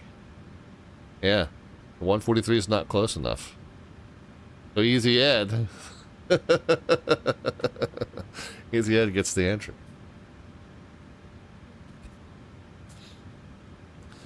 All right, well, congrats, Ed. Well, first of all, thanks for flying along with us, man. Always good to have you. Easy Ed, 1228 at KSTL on 8/14. All right, so congrats to both of you for picking up your entries into our monthly landing rate raffle. Now, I feel like I talk about the raffle and then I never talk about what the prizes are. If you are new to our stream, what happens is, toward the end of every single month, I'll pull one of those tickets out of a fishbowl. And I think this one's... I think this one is literally August 31st. Let me see. Let me look at the schedule. Yeah, so tonight, this month rather, it is literally the last day of the month. I always say toward the end of the month. But this month it is going to be the actual end of the month. And so when we pull one of those tickets out, the winner gets their choice of any item off of the Slant Alpha prize vault list, which includes our Slant Alpha t-shirt, or ball cap, or coffee mug, or tote bag. Or if you don't want any of that garbage, you can opt instead for an electronic gift card either to Amazon or Xplane.org store or simmarket.com. So we talked earlier about how much we appreciate the subscriptions and the cheer bits and the gift subs and the donations. This is what it goes to, guys. The money that comes into the stream doesn't go into my pocket. It goes back to you. And when we do a drawing at the end of every month, toward the end of every single month, we figure out who it goes to and how it goes to you. But really, it is basically all that money that you guys spend to support the stream that ends up coming back to you toward the end of every single month with that landing rate raffle drawing. We do other giveaways here on the channel as well. We tie in giveaways for our anniversary days. We do giveaways for March Madness. We do giveaways for the Super Bowl typically. We do giveaways for other stream milestones, X number of thousand subscribers or followers or what have you. So whenever we get a chance, whenever we have an excuse to do a giveaway, and sometimes when we don't have an excuse to give away, we do a giveaway on this channel. And then again, that is just to pay it back to you. The money that you pay to support the channel, the subs and the gift subs and the cheer bits and the donations, like I said, just comes back to you. All right, so thank you for all of that, all of you that support the channel that way. If you're not able to support the channel financially, by the way, you are still a cherished member of our community. And what I ask of you in the meantime is instead of supporting the channel financially, support us by letting everyone know about it. Letting everyone know how much fun we have here, how chill an atmosphere it is, what a great relaxing evening it is of flying, what you learn from it, what you know, the stuff, the fun stuff that we discuss, like Secrets Nightclub, or things that you can put in your beverage to enrich, or what you should dip your Wendy's fries in. You know, that's the kind of chill channel that we have here, and I cherish it so much. It's such a great time, such a great relaxing way to spend 3 nights a week with you. Mondays, Wednesdays, and Fridays at 7 p.m. U.S. Eastern Time, 2300 Zulu time is the typical show schedule. We're going to be off that schedule this week. We're moving Monday a day earlier. So we got Sunday, Wednesday, and Friday this coming week. Let me shut the aircraft the rest of the way down here, and then I will talk about what's coming up on the live stream. Not too much else to do, honestly. We can get the radio panel off, nav lights off. Let's come up top here, and let's do the emergency lights unguarded and off. The yaw damper off. IRS knobs off. The logo lights can come off. Wheel well lights can come off. Ground power bus can come off, and then the battery can come off, which is there and there. Alright, down into the FMC then. Let's hold the menu button. We can go into doors. We'll go ahead and close. Close, close, and close.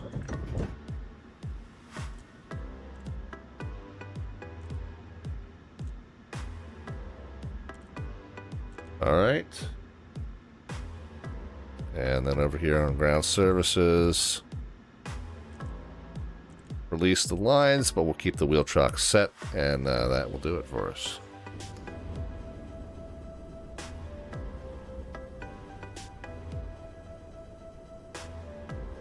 There we are. And our walker friend taxiing in right behind us.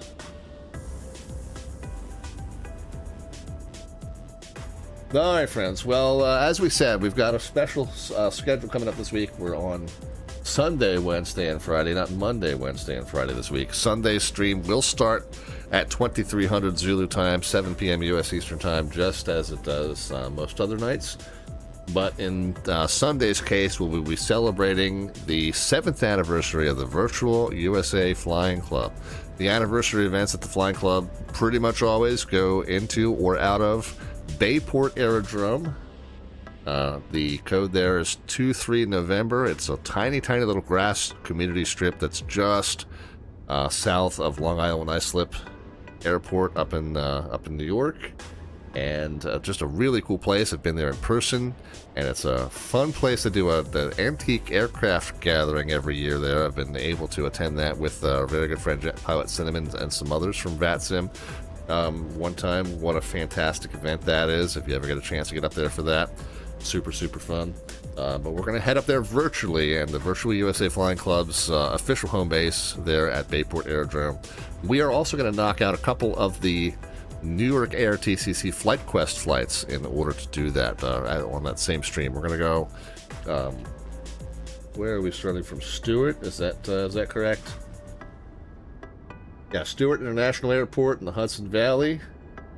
And then we are going to head out to Allentown, Pennsylvania, then back to Stewart. That's going to knock out several of the challenges on the ZNY Flight Quest page. And then we are going to go from Stewart down to Bayport Aerodrome. Now, we could go down the Skyline route, the Hudson River trip that goes right past the Manhattan Skyline. We've done that a number of times on stream. I thought this time we might change it up and try and come into Bayport Aerodrome kind of from the north. And how would you manage that? You got to go over top of that Charlie airspace and then descend, and then end up on the very unique approach procedure into Bayport Aerodrome. So we'll kind of figure that out as we go.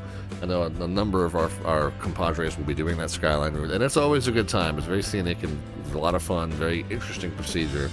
But like I said, we've done it enough times on stream that I think we're just going to try and change it up this time. So Stewart in the Hudson Valley, out to Allentown, back to Stewart, and then the north and east way around the Long Island islip to get to Bayport Aerodrome. That'll be Sunday starting 7 p.m. U.S. Eastern Time, 2300 Zulu time. The full show schedule is down underneath the About tab. It's also found over on our Discord server. And you can check that out there. And hopefully you'll come back and see us again. All right, well, let's go ahead and wrap up, friends. We almost always on a Friday night send the live stream raid over to our very good friend Sim Caesar. He, of course, is doing some train sim on a Friday night. Great way to wind down from a busy Friday night ops event. We'll go ahead and shoot you the raid to him. I know he's probably not going to be on too much longer, but he's always a good time, and get to watch maybe one or two more legs of his train sim, and then we'll see you back here on Sunday night, friends. Okay, well, thanks Easy Ed for flying along with us. Thanks for those of you who rode along with us, and appreciate all of you hanging out with us this evening. We'll be back with you Sunday evening from Stewart International Airport in the cockpit of the A2A Simulations Piper Comanche. But in the meantime, enjoy Sim Caesar's train sim. Tell him that Slant Alpha sends his love. And guys, be happy, healthy, and safe in all your travels and adventures between now and then. Have a great weekend, and we'll talk to you soon. Good night. Take care.